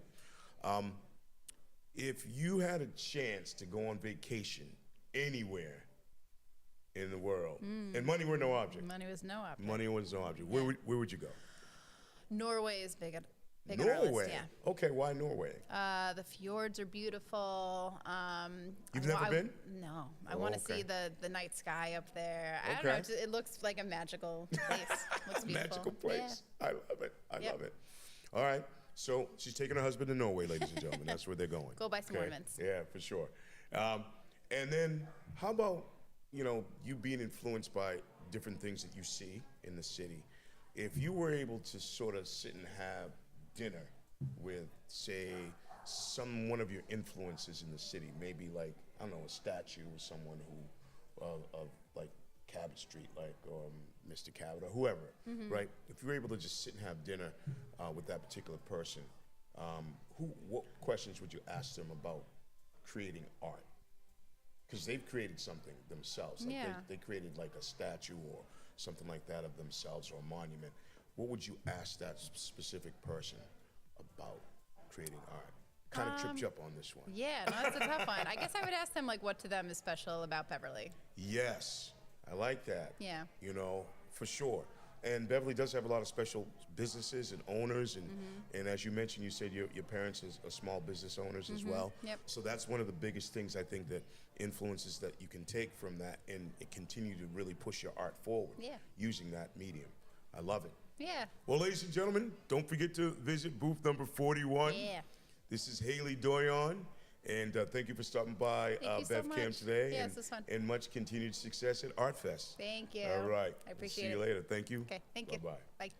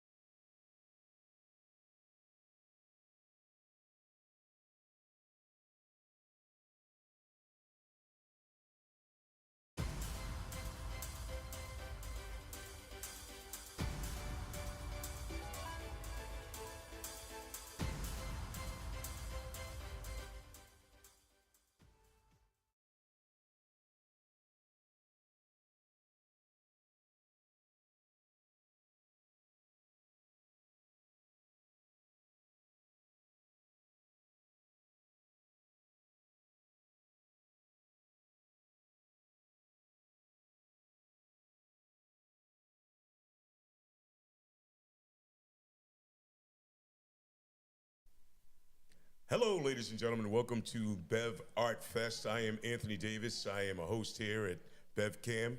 I have a podcast called Footprints, and you can check it out at www.footprints.com. Also, all our streaming services posted here at BevCam Channel 22. Also, Apple Podcasts, and also Spotify, and my YouTube channel, Footprints Podcast. Joining me today at Art Fest is a guy named Ori? Ori, you got it. Ori. And Ori does something that's very interesting. He does glass art. And we're going to find out a little bit about what Ori likes with the glass art and why he got into it. Yep. So, ladies and gentlemen, welcome Ori to the show here at BevCam. What's going on, guys? All right, Ori, first question. Glass art. Why? How did you get into it, first of all? Let's talk about that. Yeah. Well, to be honest, I tried having a real job for a little while. Oh, that sounds familiar. And I completely failed. Well, I didn't fail, but oh, go good ahead. for you. Nice. No, I did. And so I ended up first being a beekeeper for about a decade. And that was very interesting, very fun. Beekeeper, what led you to that? I'm curious about that. Man, I was in college. I was interested in the environment, interested in working with the environment, and kind of found beekeeping, and then it spiraled. You know, like certain things in life, like you take one step, and next thing you know, you're 10 steps deep. Yeah, that sounds familiar. Yeah, so I think I pretty much started beekeeping, and I did the whole thing. I did commercial beekeeping. I worked for the state of Massachusetts as an apiary inspector for about 5 years. Started my own beekeeping business, and I was kind of, beekeeping is one of those occupations where you're working in the summertime, but wintertime there's really not much to do. You know what I mean? That's around the time when I was, really, at that point, my girlfriend, now my wife, had moved in with me, and she was a glass artist. Okay. And so there's the inspiration right there. That's where it got started, right? There we go. Okay. That's why I got started at beekeeping. Okay. And so we went down to a studio down in New Jersey called Whedon Arts, which is in Millville, New Jersey. And I was actually not interested in glass. I was actually a potter at that point. Wow. And moved my way from the pottery studio to the glass blowing studio, mostly because I was in the pottery studio. It was January. I was freezing, and all my friends were in the glass shop hanging out, loud music. You're like, what's going on here? I was like, man, you guys are partying every single night. So I ended up starting to learn how to blow glass. So my first teacher was my wife. Wow, okay. All and right. So take us through that process. How does it start? You have to heat it up, I imagine, right? So, I mean, and you have to pick a specific piece of glass, or how does that work? Yeah, so the type of glass that I do is furnace working. So imagine you have a furnace that holds a molten glass inside of it, and the furnace is running at around 2100 degrees. Okay. Now, what I do is I have these hollow metal tubes, and I gather. So I literally put the metal tube into the glass, and I turn. And as I'm turning, I'm lifting out the glass out of the furnace, pulling it out of the furnace, and then I can start shaping it. Okay. So the shaping process can be done in multiple different ways. Sometimes you can use a table called a marver. And so the marver was actually a lot of the words in English that we use for glass blowing actually come from Venice. Yes. The marver, it's actually the marble, right? It's the marble table that they used to roll the glass onto. The different tools we use, the Sophie, it's essentially a cone head shaped tool that you're able to blow into the glass to puff it up. Okay, sounds like sofa. Yeah, totally. Yeah, sofa. So we're constantly shaping the glass by turning it, using metal tools or wooden tools onto the glass, and we can shape it in various ways. Nice. Well, I'll tell you that's a mouthful there, Ori. I mean, that's a lot of stuff going on. Oh, yeah. How long have you been doing glass blowing and glass art? At this point, I've been blowing glass for about 8 years, and my wife has been blowing glass for about 14. Wow. Yeah. My goodness. So and when it comes to working with glass, it's a teamwork. Like we have to work together. Oh, no question. No question. And by working together, you mean one person either has the glass in the fire and the other person's turning it, or and let me ask you this too. Yeah. Inspiration for like shapes in art, particular type of art. Where does that come from? Yeah, that's a really good question. You know, for a while when I was first kind of learning, it was about mimicry. You know, like you find someone's piece that you like, and you're like, wow, that is a skilled glass artist. Let me try to mimic that. And then I try to mimic it. At this point, I'm not really going for mimicry anymore, and I'm actually going for inspiration from the natural world. Okay. So it's different scenes. All right.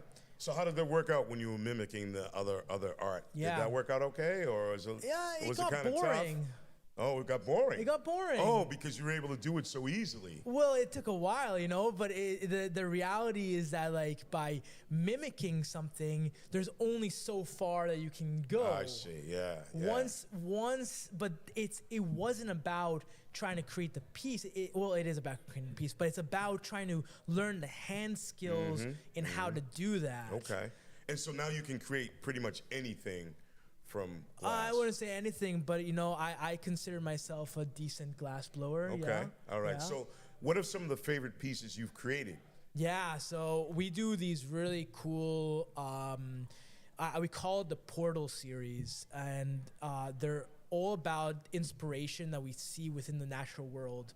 So like, for example, I got this one piece, and it all came from this time where I was canoeing down the river, and it was sunset, the sun was coming down, the lotus flowers are blooming, the tree was overhead, you know what I mean? You see the image, of right? Of course, I can And then feel it. I tried to take that feeling, and I tried to put it into glass. Nice. Yeah. That's pretty cool. I'll tell you something. That's a skill and an art that I do not possess, ladies and gentlemen. Very nice job. Ladies and gentlemen, I just want to mention that we do have these lovely BevCam mugs on sale out in front of BevCam right now at the Art Fest. So if you're thirsty like I am, which I'm going to take a little bit of a swig right now, please go out and get yourself a BevCam mug. Now, getting back to this glass blowing thing, Sure. Is it something that you can teach kids to do? And have you done that? Yeah, actually we have. You know, I think that glass is such an interesting material because you take a molten blob and you can create anything from it. You know the saying of the marble makers where they could take a piece of marble and they could chisel out the face of Hercules. Oh, no I mean, question, it's that's kind of how I think about glass. But rather than starting with a solid, stiff form, you start with a molten blob. So I think that like when it comes to teaching children, the main thing that I find is when there's no fear, anything can be created. Yeah. So yes, like we have taught children, like even at the age of 6, 7 years old, Right. if they're interested, man, you should see their eyes light up, and they're like, you know, they go full steam on that, and it's beautiful. I mean, love that. and I find that the pieces that children make are just so creative and so like, I guess, without fear. Yeah.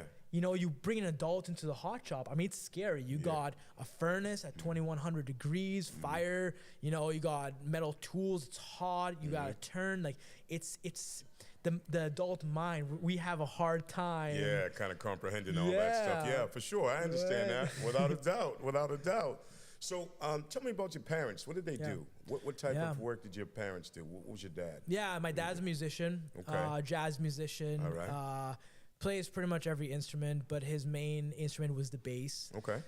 So, I grew up in a house full of art. Yeah, exactly. That's the main thing. That's what I was getting at. Because I realized you doing what you're doing and being where you are, you obviously had some influence, right? And my podcast is called Footprint. So that means that your dad left a footprint on you, right? And it influenced you that way, right? And so that's a good thing. That's not a bad thing. That's awesome because you found exactly what it is you should be doing in life, right? And not many people get to do that. No, absolutely. You know what I mean? I feel very, it's been a challenge for sure, but I do feel very lucky to have had the ability to follow my soul, my spirit to wherever I am going. And that's great. Yeah, absolutely, 100%. Do you have any siblings? One sister, yeah. One sister, okay. Now, do you have any other hobbies other than glass blowing? Do you do anything else? Yeah, I do hand balancing. Hand balancing? Yeah. Well, tell me about that. Well, I mean, it was like, it's fun. It's you get to move your body. Oh my goodness. From the very start, I knew I want to be an athlete, but soccer didn't really pan out for me too well. Okay. It was too difficult. So I was trying to find something else to do. So you went into like bodybuilding, but then I got too stiff and I was like, I can't move. So then I kind of like found movement, like pattern movement, and then gymnastics and hand balancing has been nice. And it's been great because part of glass blowing and also beekeeping, we're always using our shoulders, and my shoulders can get really stiff and painful. And I find that the hand balancing practice actually strengthens me in both in mobility and flexibility, that I am able to do my practice even better. Yeah. So that part of my life that I try to do is it's a holistic, right? The way I eat, the way I move, the way I do my art, it's all around this idea of like I'm trying to create art, so I have to be like, I have to make sure that like I don't hurt, because if I hurt, I can't do my stuff. Yeah, no doubt about it. No doubt about it. So now, where do you get the influence to make all these different sort of things? Where do you get that from? The influence. The influence, yeah. Where do you get like the influence? Like, who influenced you to sort of make this art that you're making with the glass? Yeah. Do you have certain things that you see visually? Okay. I see that. Let me see if I can make that. Yeah. Like, where does that come from? Yeah, I think so. The part of with my art, which I don't want to say my art because it's my wife and I's art, it's our art. My wife is very like, her work is very conceptual, and my work is much more literal. Ah, okay. You know what I mean? Now you need to explain the difference. Yeah, sure. Conceptual and literal. Go ahead. Yeah, so like for example, like what I see, like, man, I love that pileated woodpecker. Okay. Right? Yeah. But it's like I will say, all right, I'm going to create a pileated woodpecker on a piece of wood. Okay. So I sculpt out the pileated woodpecker, carve out the wood, put it together. That's literal. That's literal. You know what I mean? Yeah, I'm digging that. Okay. Right. Conceptual, right? That's a lot. My wife, she'll be like, oh, I have this emotion towards something I see. And so she'll create a piece that is abstract, colors, shapes. I see the difference. Okay, I got you. Like textures, flow. But for me, the conceptual is much more difficult. Literal makes a lot more sense to me in my mind. Yeah. So what we do as a glassblowing team is we'll take the conceptual aspect of it, combine it with the conceptual with the literal, and then create really unique pieces that combine both of our styles. Yeah, I see that. That's pretty cool. Yeah. And that's hard to do, by the way. Yeah. Oh, right? yeah, absolutely. Because you got to have a vision of where that piece is going, right? In order for you to complete it. Nice job, by the way. And we have to work together. Yes. You know what I mean? It's like she'll have something she'll want to do, and like in a split second, like we somehow together decide, nah, we'll actually do this. So it's very interesting. Wow, man, that's crazy. Now, you've been doing this, you said, for 8 years, right? Yeah. And your wife's been doing it for 14, you said? 14, yeah. So now, where do you think it's going to go to in the next, like, what would be the next level for glass blowing, probably in like 5, 10 years from now? What do you For think? ourselves. Yeah, for yourselves. Where do you see that kind of metamorphosing to, like sort of evolving to? Where do you think that's going to go? Yeah, I would love to do more like sculptures for museums, for hotels, outdoor sculptures, you know, like indoor lighting, you know, all with like our artist vision, and also create more of our sculptural series. Okay. I would love to get a bunch more residencies in glass shops that will allow me to like push my boundaries and what I believe is pushing the boundaries within the glass industry.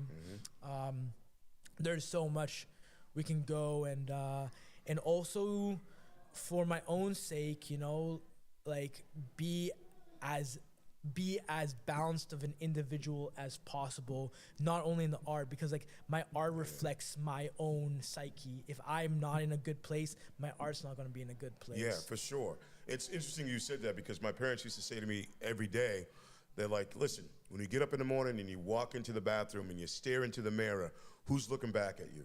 You're looking back at yourself. And so my parents would always say, you have to be good with yourself in order to be good with the world, right? In order to go out and sort of impact the world, right? Give that goodness to them, right? And so you're doing that in a way with your art, right? You're doing that through kids. You're influencing them and showing them the art of glass blowing. Your wife has been doing it for 14 plus years. Now you're doing it for 8. And you have different concepts that you're trying to implement and do.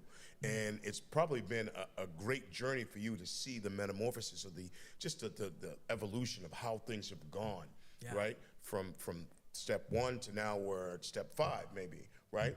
And for you, it's probably been a great journey to see how it's all come about, right? Oh, absolutely. Yeah, for sure. What booth number are you guys at here at Art Fest? Oh man. Do you remember? I don't remember. But you can come check us out at Sheer Glassworks. 106, that's it. 106, 106. I like it. So ladies and gentlemen, make sure you go to booth 106, see Ari and his lovely wife. What's your name? Madeline. Madeline. And they'll be there to walk you through all the art that they have there. And it's been my pleasure to have been with Ari today, kind of covering and giving you a little peek about what he does and what his wife does for a living. All right? We'll see you next time at BevCam. You guys, bye-bye.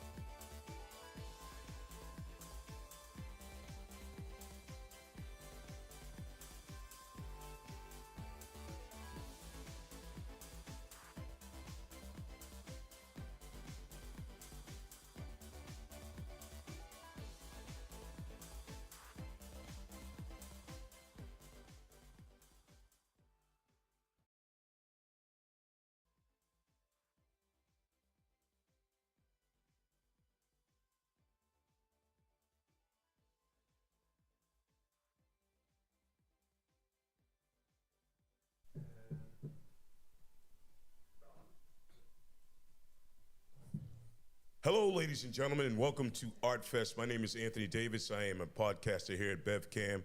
I have a show called Footprints, and you can find it at www.footprints.com. Also on Channel 22, it'll be posted here at BevCam. Apple Podcasts, we have that. And also I have a YouTube page called Footprints Podcast. You can find it there. And if you love our content, please subscribe. If you want to be on the show, also, that's cool too.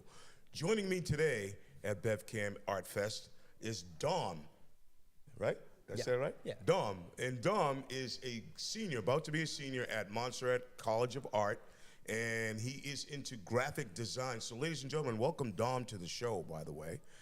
Thanks for being here. Thank you. You're welcome. First question I have right off the bat. Artists, you right? And you said graphic design. How did that come about? Where did that influence come from for graphic design? Well, so I like playing video games, and there's this one video game. It's called Geometry Dash. Have you heard of that? I have Geometry not. Dash. It's like a platforming game. Is it kind of like I'm into old school Pong, like boop, boop, Yeah. boop. Is it like that? You're this cube, right? And it's a platforming game, so you're always going right. Oh. And there's spikes, and you gotta jump over the spikes. Okay. But like this game, right, like that's what it looks like on the surface. But there's like a whole community about it, and that community makes different levels. Got it. So those levels, they have like different designs, right? So what I do is I would look at those levels and I would make basically thumbnails of those levels. Wow. So like if a level would be called something, I would take a screenshot of the level and I would design text on top of the level. So it would look like a thumbnail, right? That's technical. So then I started doing that, and then I just got into Photoshop and wanted to go to school for it. So as a kid, what were some of the art influences you had coming up when you were younger? As a kid? Yeah. Did anything like that kind of get into your brain? Like, hey, maybe when I get older, I might want to do this.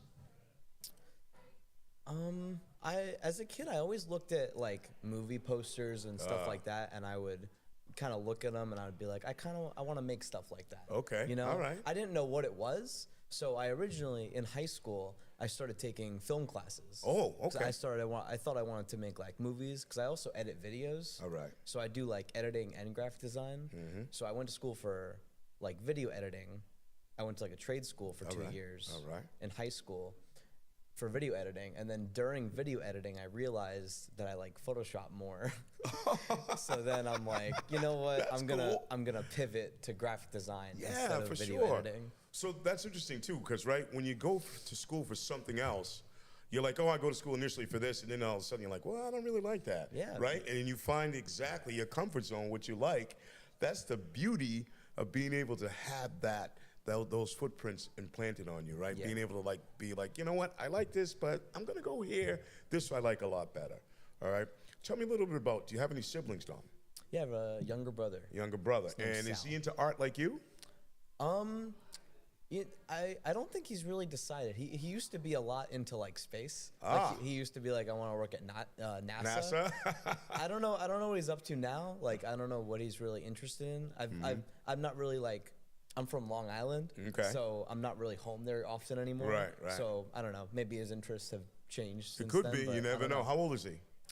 I think we're 7 years apart. Oh, okay. I'm turning 21, so that would make him like 14. 14. Yeah. Yeah. So, yeah, trust me, I have 7 kids. By the way, ladies and gentlemen, in case you didn't know, now you do. My oldest daughter is going to be 40, and my youngest son's going to be 20. So I know that gambit of that teenage years between that, all that stuff going on. So, yeah, your needs and wants change quite a bit. Let me ask you this. As you're going through sort of thinking about designing certain things, what interests you the most about graphic artists? What interests you the most about all that stuff? What interests me the most is like how easy it is to find a solution to like a problem, right? You see like you ever look at like a menu and you're like, this is hard to follow, like or like something like that, or you look at text and you're like, this is so overwhelming. Most of the time you can just rearrange it and it works. So it's like the alignment of things, like when I started doing graphic design, like the thumbnails and stuff like that, I was just kind of doing my own thing. But then I like started going to college for it, and it gets very technical. It's like this goes here, and the hierarchy and stuff, and like the different words, and it really like gets super technical. No doubt. So take us through that process. Like, so when you were a freshman and you took classes to now you're almost a senior, what are the differences between some of the classes you took early on as a freshman and some that you're taking now? So when you're a freshman, you got to take like the drawing classes and all those like starting classes. But then once I got past that, I started taking stuff like typography 1, which is like strictly like working with text and stuff like that, like text-based stuff. And then I would take graphic design 1, like the graphic design 1, 2, and 3, and classes like that. And those graphic design classes really like took like advertising classes, so things like that. Like, okay, so now what did you learn in each one of those classes, right? When say, you know, you design something, how would you advertise a graphic design that you made? What do you mean? So remember you said you took advertising as one of the classes? Yeah. So if you made something, let's say you made a video game, for instance, for like, I don't know, Sega or whatever. Yeah. Right? How would you advertise that specific video game in terms of what it does? You have to connect with the viewer. So what's the demographic for Sega? It would be like younger kids, right? Like middle school maybe, something for like sure. that. So you'd make a commercial, and it'd be like, oh, a kid coming home from school, and you really want to play that new game, and, you know, all his friends are excited and stuff. You got to put it in. You have to really like, in advertising, we really learned a lot about like, you got to find the demographic. You have to know. You have to put yourself in the mind of that particular who you want to person. advertise to. Yeah, for sure. You're right, and it's important to be able to do that. So that way you're drawing in the customer, right? And you give them a little trailer, right? Like a little movie trailer, for instance. You know, like let's say you design a game. By the way, have you designed any games yet? Designed a game? Yeah. No, I've designed like not a game, but I've designed like mock-up brands. Oh, okay. So tell us about that. So like in my graphic design 2 class, we had to make a brand, and then we had to make a bunch of assets for it. Oh. So I made up a brand. It's called Wishbone. Okay. And it's basically kind of like it's like what's that dog food website? Oh, yeah. Something, or yeah. I don't Like- know, but there was like a dog food site, Like and kind of like Farmer's Dog or something like that. I don't know. yeah, but I basically made like a logo for it. I made like a box design. I made like an app prototype. Like you can see it on your phone, and you can touch the buttons and all that stuff. And Okay. Interesting. Cool. So where'd the inspiration from that come from? Is it just something you thought about doing and then I'm going to do it, or that was it? Just I'm going to implement Pretty it much. and bang. Okay. So tell me about now you're going to be a senior at Montserrat College of Art, right? What are some of the courses you're going to be taking senior year that are going to kind of connect the dots from freshman year to senior year? So the courses I'm taking next year are, one of them is senior thesis, which is 6 credits. So it's the credits of 2 classes. Okay. And then I'm also taking typography 2, which goes more into depth about like the, you know, text and stuff like that. And then I was taking one other class, but I forgot which one it was. That's all right. Don't worry about it. We're good. So now, after you graduate, are you thinking of maybe hooking on with a company to do some sort of work? You're interning at one of these companies that might help you sort of get into some more graphic designing stuff? What are you thinking? Yeah, I mean, I would love to, you know, get, of course, you know, I want to find a place, and hopefully, I'm interning at BevCam right now. Yeah. So hopefully, after the internship, I could maybe turn it into a part-time, and maybe, you know, we'll see what happens from there. Yeah, no I doubt. don't really, because like, you know how like you said, where it's like, you know, you can plan something for so long and it can change. Yeah. Just like how I thought I wanted to do video editing, and then I swapped to graphic design. Yeah. I'm not really thinking about what I'm gonna do after college right now, because honestly, whatever I think's gonna happen is Probably not gonna happen. Probably not gonna happen. That's always how it happens. Trust me, I know for a fact it's probably not going to happen. Yeah. Because, I mean, I went to Emerson College and I went for radio broadcasting, and I did that for a while and DJ'd and did all that stuff. It was pretty cool. But, you know, I got to education because I think my dad knew I was going to be a teacher. Like, this is what he would do. So I would be at football practice or basketball practice all day. I'd come home, and my dad's like, listen, I know you've been in school, I know you've been in practice all day, but today's word, Tony, is fossil. I want you to use that in a sentence. I'm like, come on, Dad, what are you doing to me, right? And I didn't see the value in that then, but as I got older and got away from all the other stuff, I said, geez, my dad was kind of preparing me for that, right? And so that's what you want to do. You want to prepare yourself for whatever comes your way, right? And after graduation, like you say, you might be, I don't know, I'm involved in this and that, and maybe an intern in this, but what happens is, remember, like you said, early on, you went to school for one thing, and you discovered you liked something else. And that's probably going to happen once you graduate. You know, I wish you much success, Dom, and enjoy your senior year, because then when the real world hits, oh boy, it's going to be fun. Yeah, you'll be fine. I know you'll be fine. Yeah. All right.